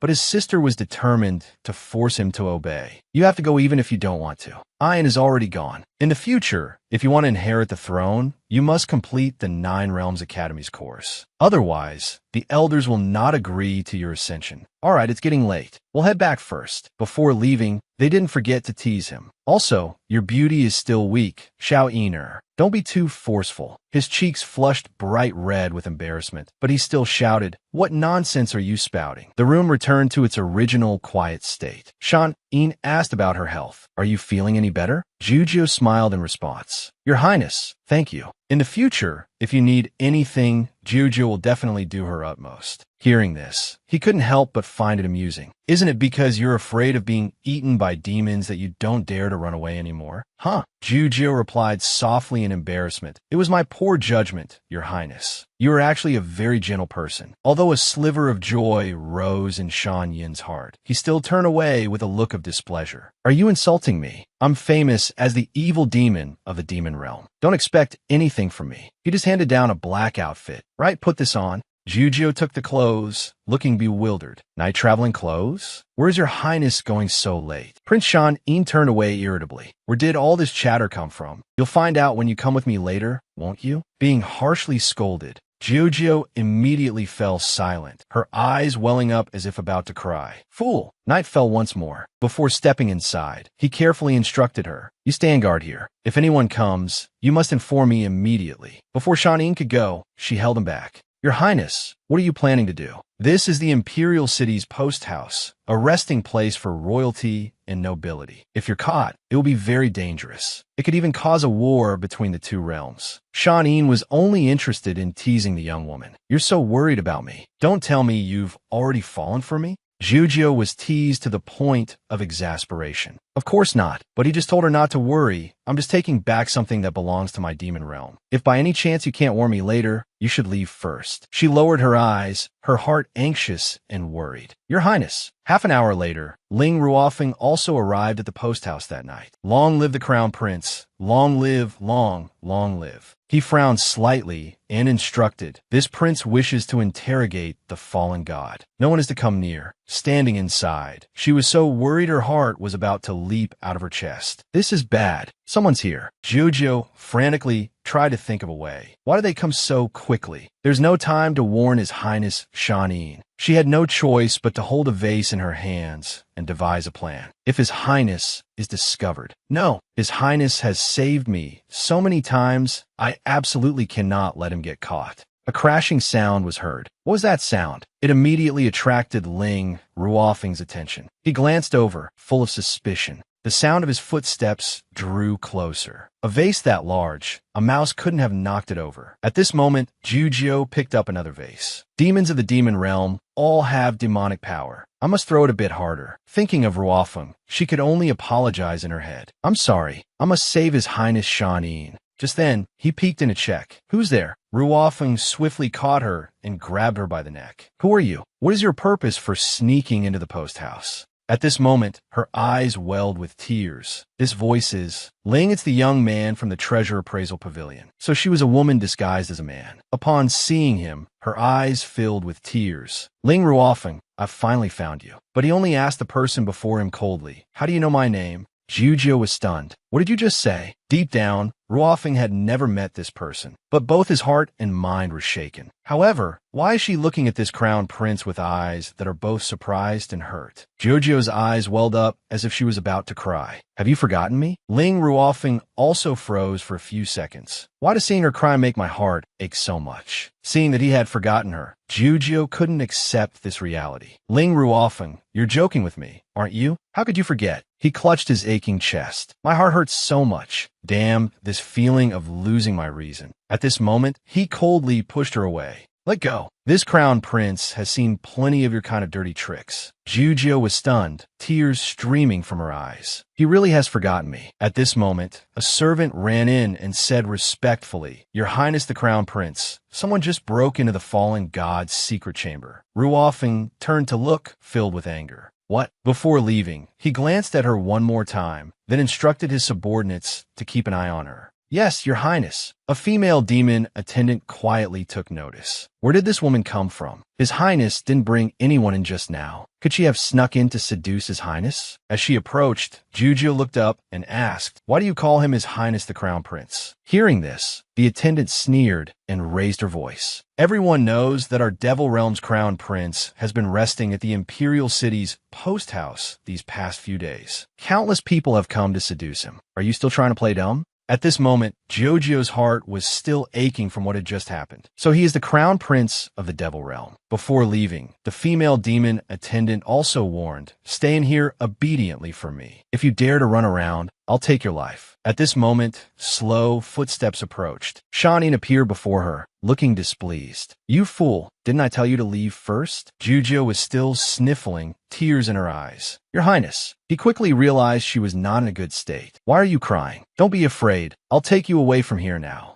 Just then, Ruofeng rushed over after receiving a report from his subordinates. "Your Highness the Crown Prince, the stone door was broken, but luckily it was discovered early, so the assassin didn't get inside. The fallen god is still inside." As soon as the fallen god Yinner saw him, she rushed forward and hugged him tightly. Crown Prince Giga, Yunea was so scared, but he just pushed her hand away, showing his disgust. This prince does not like people getting so close. "Yes, Crown Prince Gitch." His icy gaze swept over the subordinates. "Consider yourselves lucky this time. If anything else happens to the fallen god." They hurriedly knelt to accept their punishment. "Thank you for your Highness's mercy. There won't be a next time." Returning to the previous room, Ruofeng deliberately passed by again. "Where is she?" "Your Highness, that woman is in the room." But the room was empty. She had only turned around for a moment and had already lost her. "What's going on? Where did that woman run off to?" He was already angry, and now he was even more furious. "Didn't you say she was in here?" The attendant didn't know how to explain properly. She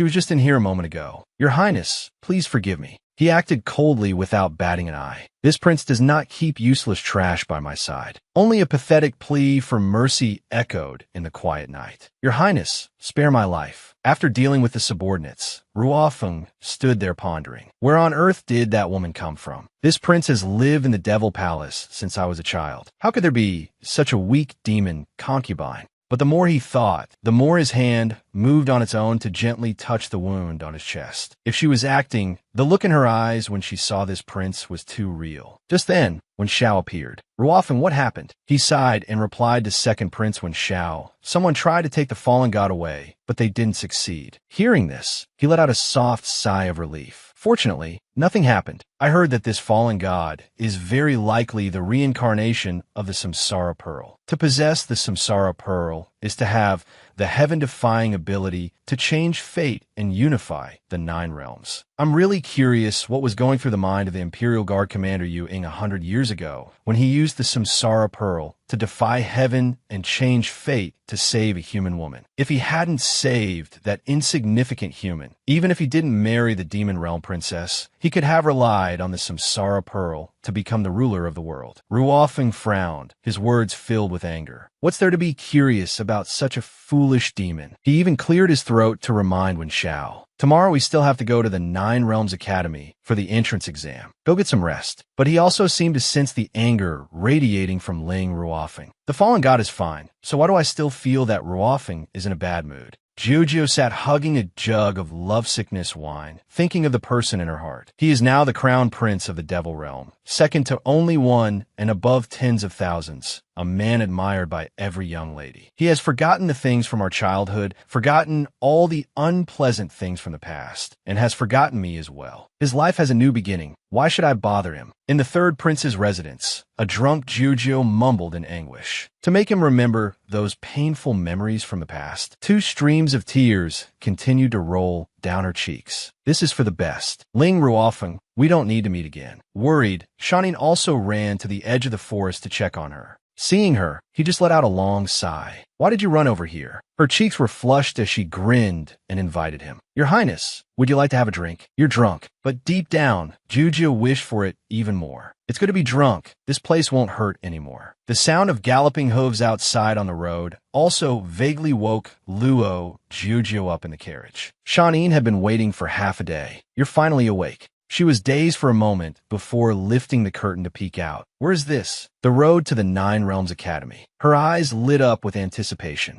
It is said that the 9 Realms Academy is the best institution in the 9 Realms. With my current abilities, only by first entering the 9 Realms Academy can I find a way to pass through the spatial barrier and return to the Tianyue Kingdom. Upon arrival, Shanin pulled her inside. "We've arrived at the 9 Realms Academy. Let's go." As soon as they reached the gate, a beautiful woman approached to inquire. "Greetings, junior brother. New disciples reporting for enrollment must go to the main hall to get the identity gold plate of a trial disciple." But he immediately stopped Jujio and instructed, Wait, seeing how jittery you look, it's better if I go. Stay here for me. Don't run around. She smiled shyly and thanked him. Thank you, Your Highness. Flattered, Shanine turned away in embarrassment. Fool, it's not because I'm worried about you. At this moment, a voice was heard from the other side. Zixin, I heard that this year's new students not only include the outstanding third prince of the demon realm, but also the crown prince and second prince of the devil realm. If they want to become future successors, they must come here to study and train. Rowan happened to appear here with Mu Zixin, holding hands and chattering next to each other. Zixin, for my sake,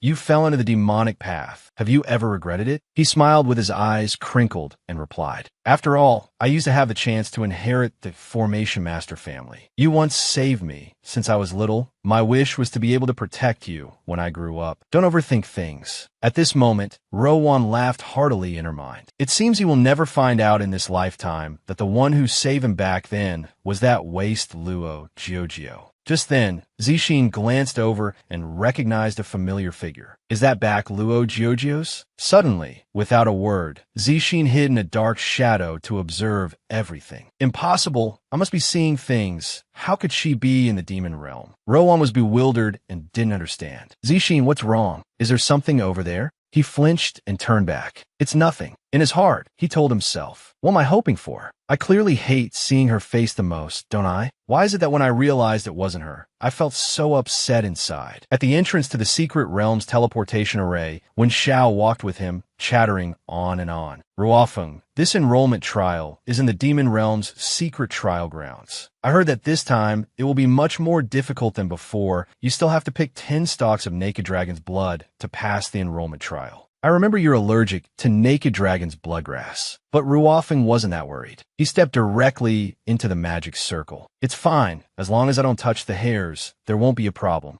Over here, Shanine was scowling irritably. Why are there so many people at the teleportation array? It's so annoying. Standing beside him was Giorgio, giggling. Your Highness, don't be angry. It's almost our turn. In the demon realm's secret realm, just as Giorgio was about to pick a flower, another strange shadow appeared behind her. A shout rang out along with a swift strike that took it down. Be careful. Shanine was seeing red. Didn't I tell you to just stay in one place? Do you know how powerful the demonic beasts in the secret realm are? Do you know how dangerous that was just now? Giorgio could only sigh and speak her mind. I'm sorry, Your Highness. I saw that it was too hard for you to look for the naked dragon's bloodgrass alone, so I came out. Shanine stood frozen, both his cheeks suddenly flushing red. Embarrassed by her concern, he turned away. Forget it. Seeing that you have the heart to share your master's burden, I'll forgive you this time. Suddenly, he turned back and gently pulled Giorgio's hand. We've picked enough naked dragon's blood. Let's go back. The two of them thus walked out of the secret realm at their own pace. But suddenly, the ground beneath their feet shook violently. Why is there an earthquake?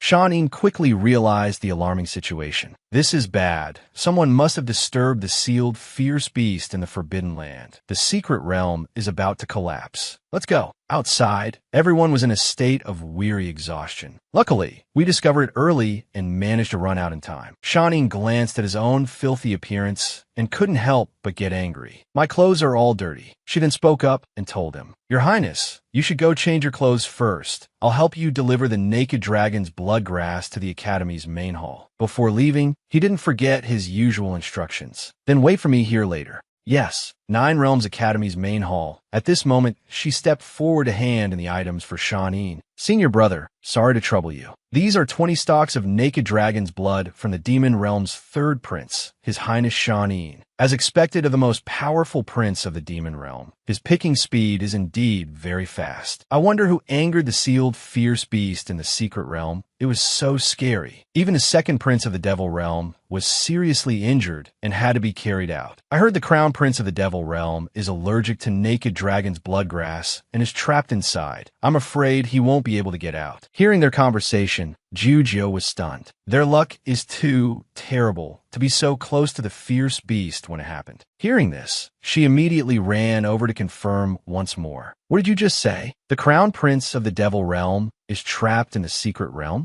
After that, she dashed towards the magic portal. Ling Ruofeng, ignoring the many voices trying to stop her from behind. Hey, what are you doing? The secret realm has collapsed. You can't go in there. It didn't take long for her to fall back inside once again. In the secret realm, Jujio desperately searched for him. Ling Ruofeng, where are you? Inside was nothing but a pile of ruins. Jujio was careless and fell. Even though her whole body ached with pain, she still tried to push on. It hurt so much, my ribs must be broken. Jujio still forced herself to drag her body forward. I can't stop until I find him. After a short distance, she saw him lying ahead, barely breathing. That is, tears welled up in her eyes as she ran to his side. Ruofeng. But as soon as she arrived, Jujio used her body to shield him. If you want to eat someone, eat me. You're not to harm him. The demonic beast drooled upon seeing her. This little demoness is actually the reincarnation of the Samsara Pearl, and she even has the heavenly punishment curse on her. The heavens are truly helping me. Little demoness, if you want to save him, that's fine. Exchange your heart for him. She flinched in shock. What? Seeing her reaction, the demonic beast laughed. It seems you still don't know your own secret, but you don't need to know. As long as you willingly give your heart to this venerable one will spare him. Jujio was firm. You send him out first, and I will agree to your terms. But the demonic beast did not agree, frowning in displeasure. You have no right to bargain with this venerable one. Immediately, she pulled out the dagger, tucked at her waist, then held it to her own neck as a threat to it. I do. You just said I have to willingly gouge out my own heart. But if I am not willing, I'm afraid it will be of no use to you. The demonic beast sneered. I didn't expect you to be so clever, little demoness. If that's the case, this venerable one will grant your wish. At this moment, Jujio lifted him up with deep reluctance. Ling Ruofeng, I like you. I used to think a lot about how I would tell you this. I just never thought I would say it in this situation. If one day you remember me, you don't need to be heartbroken. I have never blamed you. Outside the secret realm's entrance, everyone saw his figure lying sprawled on the ground. The crown prince of the devil realm is out. That's great. Quickly take him for treatment. But he's clearly unconscious. How could he have escaped from the barrier? At this moment, Rowan stepped out and shyly took all the credit. I was the one who saved him. Everyone let out a gasp. So it was senior sister Luo who saved the crown prince of the devil realm. No wonder senior sister Luo was the first to find him. But senior sister Luo, how were you able to enter the secret realm? Besides, everyone who entered the secret realm today were new students. She shrugged and recounted naturally. I heard someone was trapped in the secret realm, so I rushed in anxiously. Luckily, I was able to save the new junior brother in time. The people around her praised her endlessly. Senior sister Luo is so brave. Senior sister is truly worthy of being the most beautiful and kindest woman in our 9 Realms Academy. In her heart, she sneered. A bunch of idiots. How could I risk my own life to save him? Earlier in the main hall, I saw a back that resembled that waist Luo Jujio. After following, she was able to grasp the whole situation then. I never expected to find out later that it really was that waist. Rowan saw every scene at that time. To think I would find out that waist gouged out her own heart to save the crown prince of the devil realm. How foolish.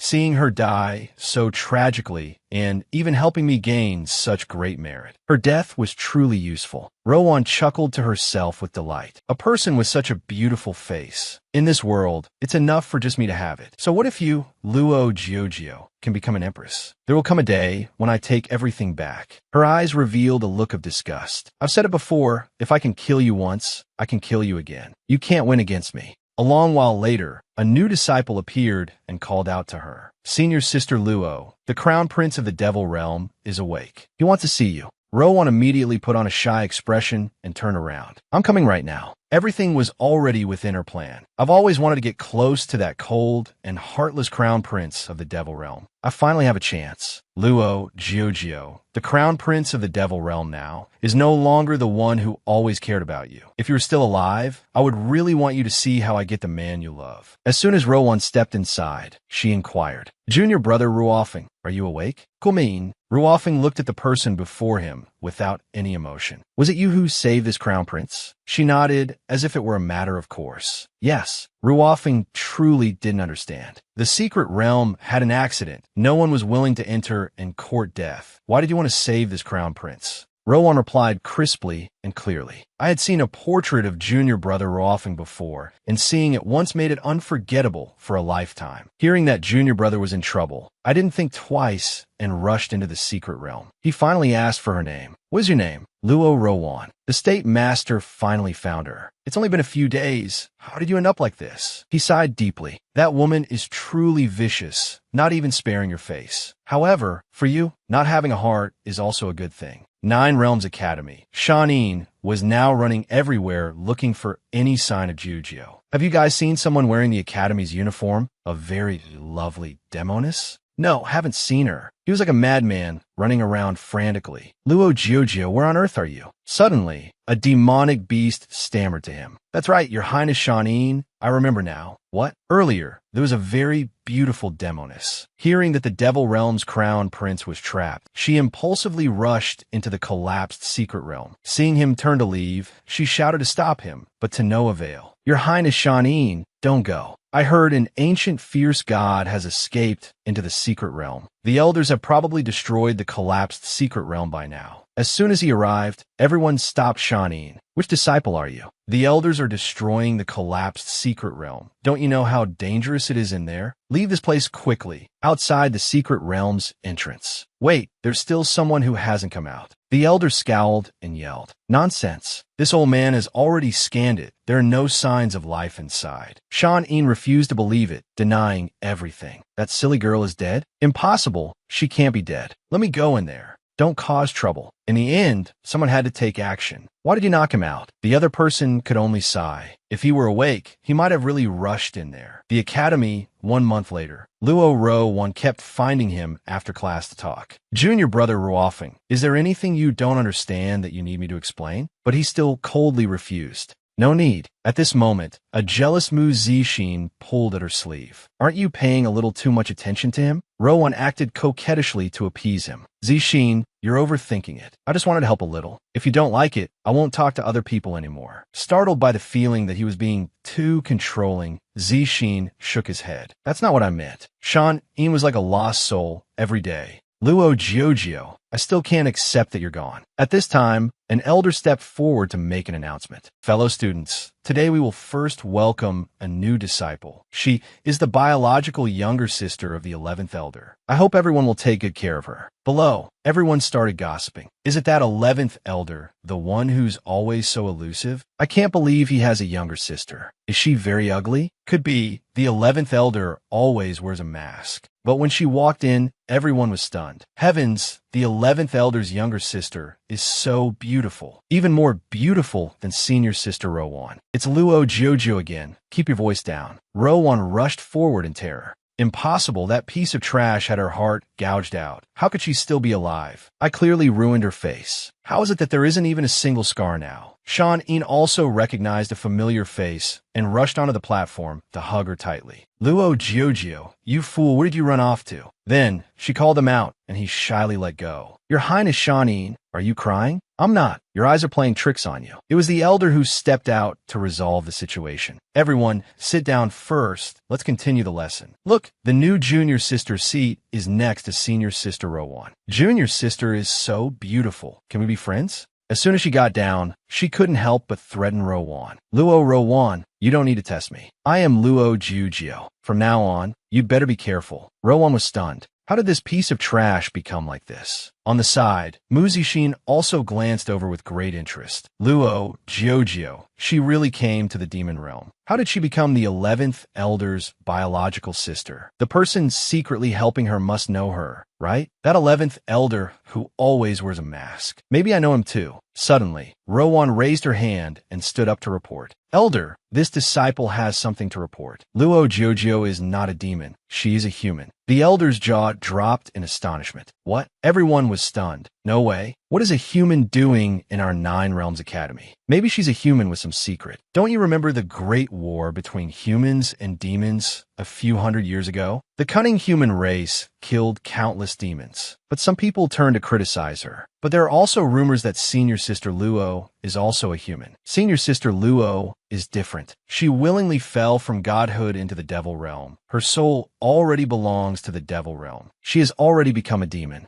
Using this as an excuse, Rowan shouted, determined to take her down. Elder, in the human world, she is the empress of the Tianyue kingdom. She must have come here to harm our demon race. I request the elder to throw her into the 10,000 serpent cave to prevent any unforeseen trouble. At this moment, Sean Ean stood up to protect her. You're lying. How could she be a human? What proof do you have that she is the empress of the Tianyue kingdom? Rowan explained with a serious face. Based on the fact that before I fell into the demon realm, I was her older sister, the eldest princess of the Tianyue kingdom. If they are sisters, how could she be mistaken? Everyone nearby clamored. How dare a mere human barge into our demon realm? Kill her. Sean Ean was cornered. But this time, Jujio erupted to protect herself. Her voice was ice cold as she retorted. What you're saying is ridiculous. Can your few petty words prove that I am the empress of the Tianyue kingdom? This act is too forced. You and I grew up together since childhood. I am the proof. There's also Zishin. We are both witnesses. Zishin was dragged into it. He was caught between two sides, unable to decide whose side to take. It has come to this. Which side should I help? Wanner is the Lotus Fairy, and she once saved me, but Luo Jujio. In the end, he had no choice but to admit it. I can prove that she is the empress of the Tianyue kingdom. After speaking, Zishin lowered his head, avoiding her gaze. Jujio could only sigh, never expecting to be stabbed in the back by him today. Even senior brother Xin has confirmed it, so it must be true. I can't believe the human empress dared to enter our 9 Realms Academy. She's got some nerve, daring to harm the demons of our demon realm. We must chop her into 100 pieces. The old man furiously roared. Luo Jojo, you have some nerve. Kneel before this old man now. At this moment, the masked state master stepped forward to intervene. Who is slandering this elder's younger sister? Are you tired of living? Rowan was terrified. It's the 11th elder. The state master glanced at Rowan with displeasure. Was it you who doubted the identity of this elder's younger sister? Or do you think this elder was lying? Luo Rowan expressed her feelings. This disciple did not doubt, but Luo Jiojio is indeed. 11th elder, please calm your anger. It was us who mistook her for someone else. He chuckled lightly and punished them. To know your mistake and be able to correct it is a great virtue. For your crime, how about you go scrub the toilets for a month? What? She didn't stop and continued to argue. 11th elder, Luo Jujio really is a human. No matter what Zishin said, he couldn't dissuade her. Wanner, stop talking nonsense. Before leaving, the state master warned. It's best that such words never reach this elder's ears again. Otherwise, you will be expelled from the 9 Realms Academy. Mu Zishin obediently complied and said respectfully, "Thank you, elder, for your mercy. Let's leave it at that. Jujio, you come with me." Watching the two of them leave, Rowan turned back to blame Zishin. Zishin, why did you stop me? Is it because you still have lingering feelings for her? How could that be? I have never liked her. Then why didn't you expose her? He just sighed and talked around the issue. We don't have any proof, and besides, the 11th elder is backing her. The 9th princess of the Netherworld has not yet returned from her training. If something happens during this time, we will have no one to back us up. Rowan still held a grudge from today. Jujio, I will definitely find evidence and push you to your death. In a private room, Jujio thanked him in a small voice. Thank you so much for today. If you hadn't appeared in time, my identity would have been exposed. As soon as she finished speaking, she coughed up blood. The state master worriedly urged her to sit down. Sit down quickly. I can heal the wound on your chest, but without a heart, you still can't live for more than 3 months. You are too weak to stand for long. That's right. The fact that you are the reincarnation of the Samsara Pearl, you must never let anyone else find out. Why? He sighed and explained, although your heart has been gouged out, your flesh and blood still retain some of the Samsara Pearl's power. If the demons find out, they will definitely eat you to accelerate their cultivation. She leaned wearily against the window. Is there any way to send me back to the Tianyue kingdom? The state master took off his mask, poured some tea, and shook his head in frustration. The spatial barrier of the demon realm has immense pressure. In your current physical condition, I'm afraid you would be crushed to death by the pressure the moment you step in. The only way is to find the fierce beast that escaped from the secret realm within 3 months and retrieve your heart. Receiving the cup of tea, Juju no longer held any hope. By this time, I'm afraid my heart has already been refined into the Samsara Pearl by the fierce beast. It would be useless even if I get it back. But the state master patted his chest. and said with confidence, I have a way to restore your heart. It's just a little troublesome, but there's still a chance to return it to its original state. Ling Ruofeng is still alive, so I have no more lingering attachments. Thank you for these past few days. He frowned and reminded her, you are not allowed to give up, nor are you allowed to die. But her eyes were filled with revulsion. I feel that life is so tiring. Finally, the state master had to reveal the secret. Do you know who traded their life for yours so you could be reborn for another lifetime? Do you know who lost 1,000 years of cultivation for you, just wanting you to live a peaceful and prosperous life? He never mentioned his past to you because he didn't want you to sink deep into the pain of the past. Someone suffered so much for you. Don't you want to meet them just once? Jujio was startled. What did you say? He replied with a bitter smile, you don't really think you were reborn by sheer luck, do you? How could that be possible? If that person knew you just died like that, I'm afraid they would die of a broken heart. She desperately wanted to know who that person was. Who is it? Who is the person you're talking about? Her mind was now a tangled mess. She clearly had no heart, but why did she feel such sorrow upon hearing him mention that person? Wait until you get your heart back, and I'll tell you who the person I'm talking about is. Why are you helping me? He shrugged and replied, perhaps it's because I've taken a liking to you, little girl. She immediately backed away 3 meters and sneered. You spew such nonsense the moment you open your mouth. Do you think I believe you? The state master just smiled and praised her slyly. Being so smart is truly detestable. Rest assured, no matter what, I will help you. I won't harm you. You should go out first. I want to rest. As soon as she stepped outside, she ran into Ling Ruofeng. Why are you here? Ling Ruofeng stared at Jujio with suspicion. Who exactly are you? She didn't remember who he was. Who I am has nothing to do with your highness the crown prince, does it? With that, she was about to leave, but was stopped by him. Stop. But Jujio just turned back coldly. Is there anything else, your highness? He brought up the other day's matter with suspicion. That day, when you said you knew this crown prince, were you lying?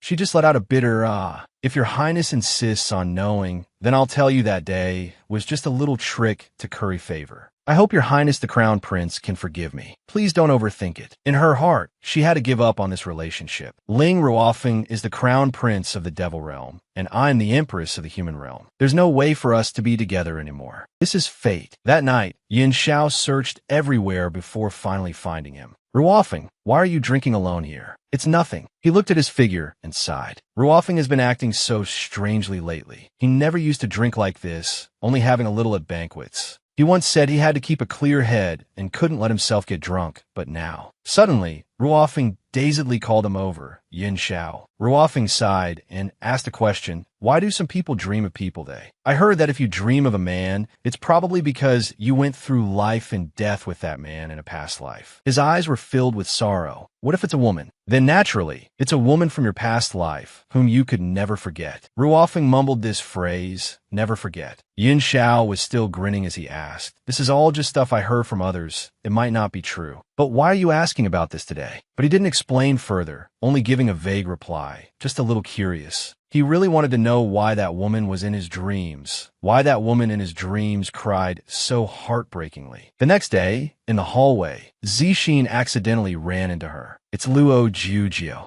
I can't believe I ran into her so soon after arriving. He was in a bind, awkwardly not knowing what to do. I didn't do anything wrong, so why am I in such a hurry? I really didn't expect her face, now fully healed, to look so much like Wanner. Suddenly, he gathered enough courage to run out and block her path. Luo Jujio, wait. She looked over, slightly surprised. Mu Zixin, what is it? Just now, seeing her about to leave, he didn't expect to subconsciously stop her. Jujio still didn't understand what he meant. Mu Zixin, what are you trying to do? Facing her, his tongue suddenly became tied. Zixin finally said what was on his mind.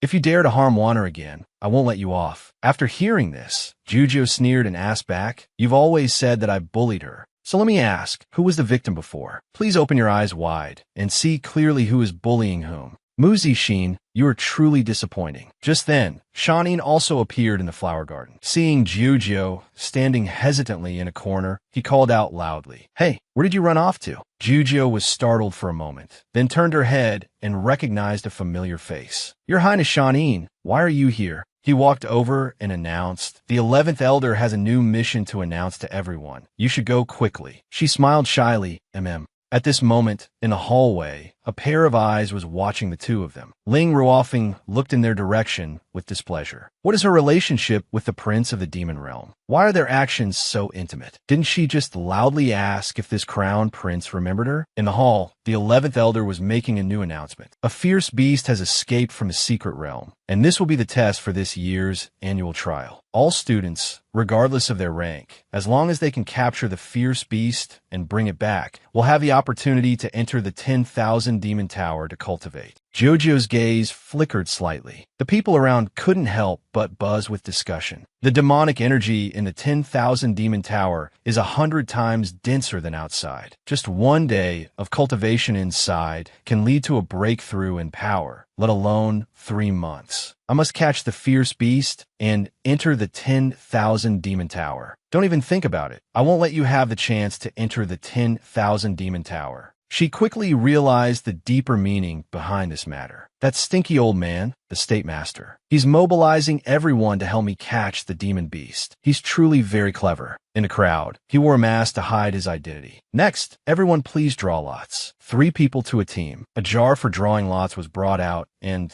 people stepped up one by one to draw. A cheerful shout rang out from the other side. Zixin, I drew Team 6 too. It's great that we're in the same team. Zixin, besides me, is there someone else you wanted to be on a team with? You. Zixin looked towards Luo Jojo's figure and sighed, no longer insisting. No, it's nothing. Senior sister Luo is also in Team 6. Jojo turned back and smiled. I didn't expect to be in the same team as Her Highness Yunxiao. We are truly fated. After that, she cheerfully ran over to ask the 3rd prince of the Devil Realm, Your Highness Shanin. I'm in Team 2, what about you? Although he was happy inside, his words were inconsistent. My draw was terrible. I'm in the same team as you. Hearing this, she was secretly furious, anger flaring up in her heart. His Highness is still so childish. Looking at the two of them, Luo Jojo was really curious. But who is the other person? A deep, warm voice rang out. I drew Team 2. This voice was so familiar that Jojo recognized it instantly. Ling Ruofeng? How did he and the little girl end up in the same team? It's truly a twisted fate. She was embarrassed. Can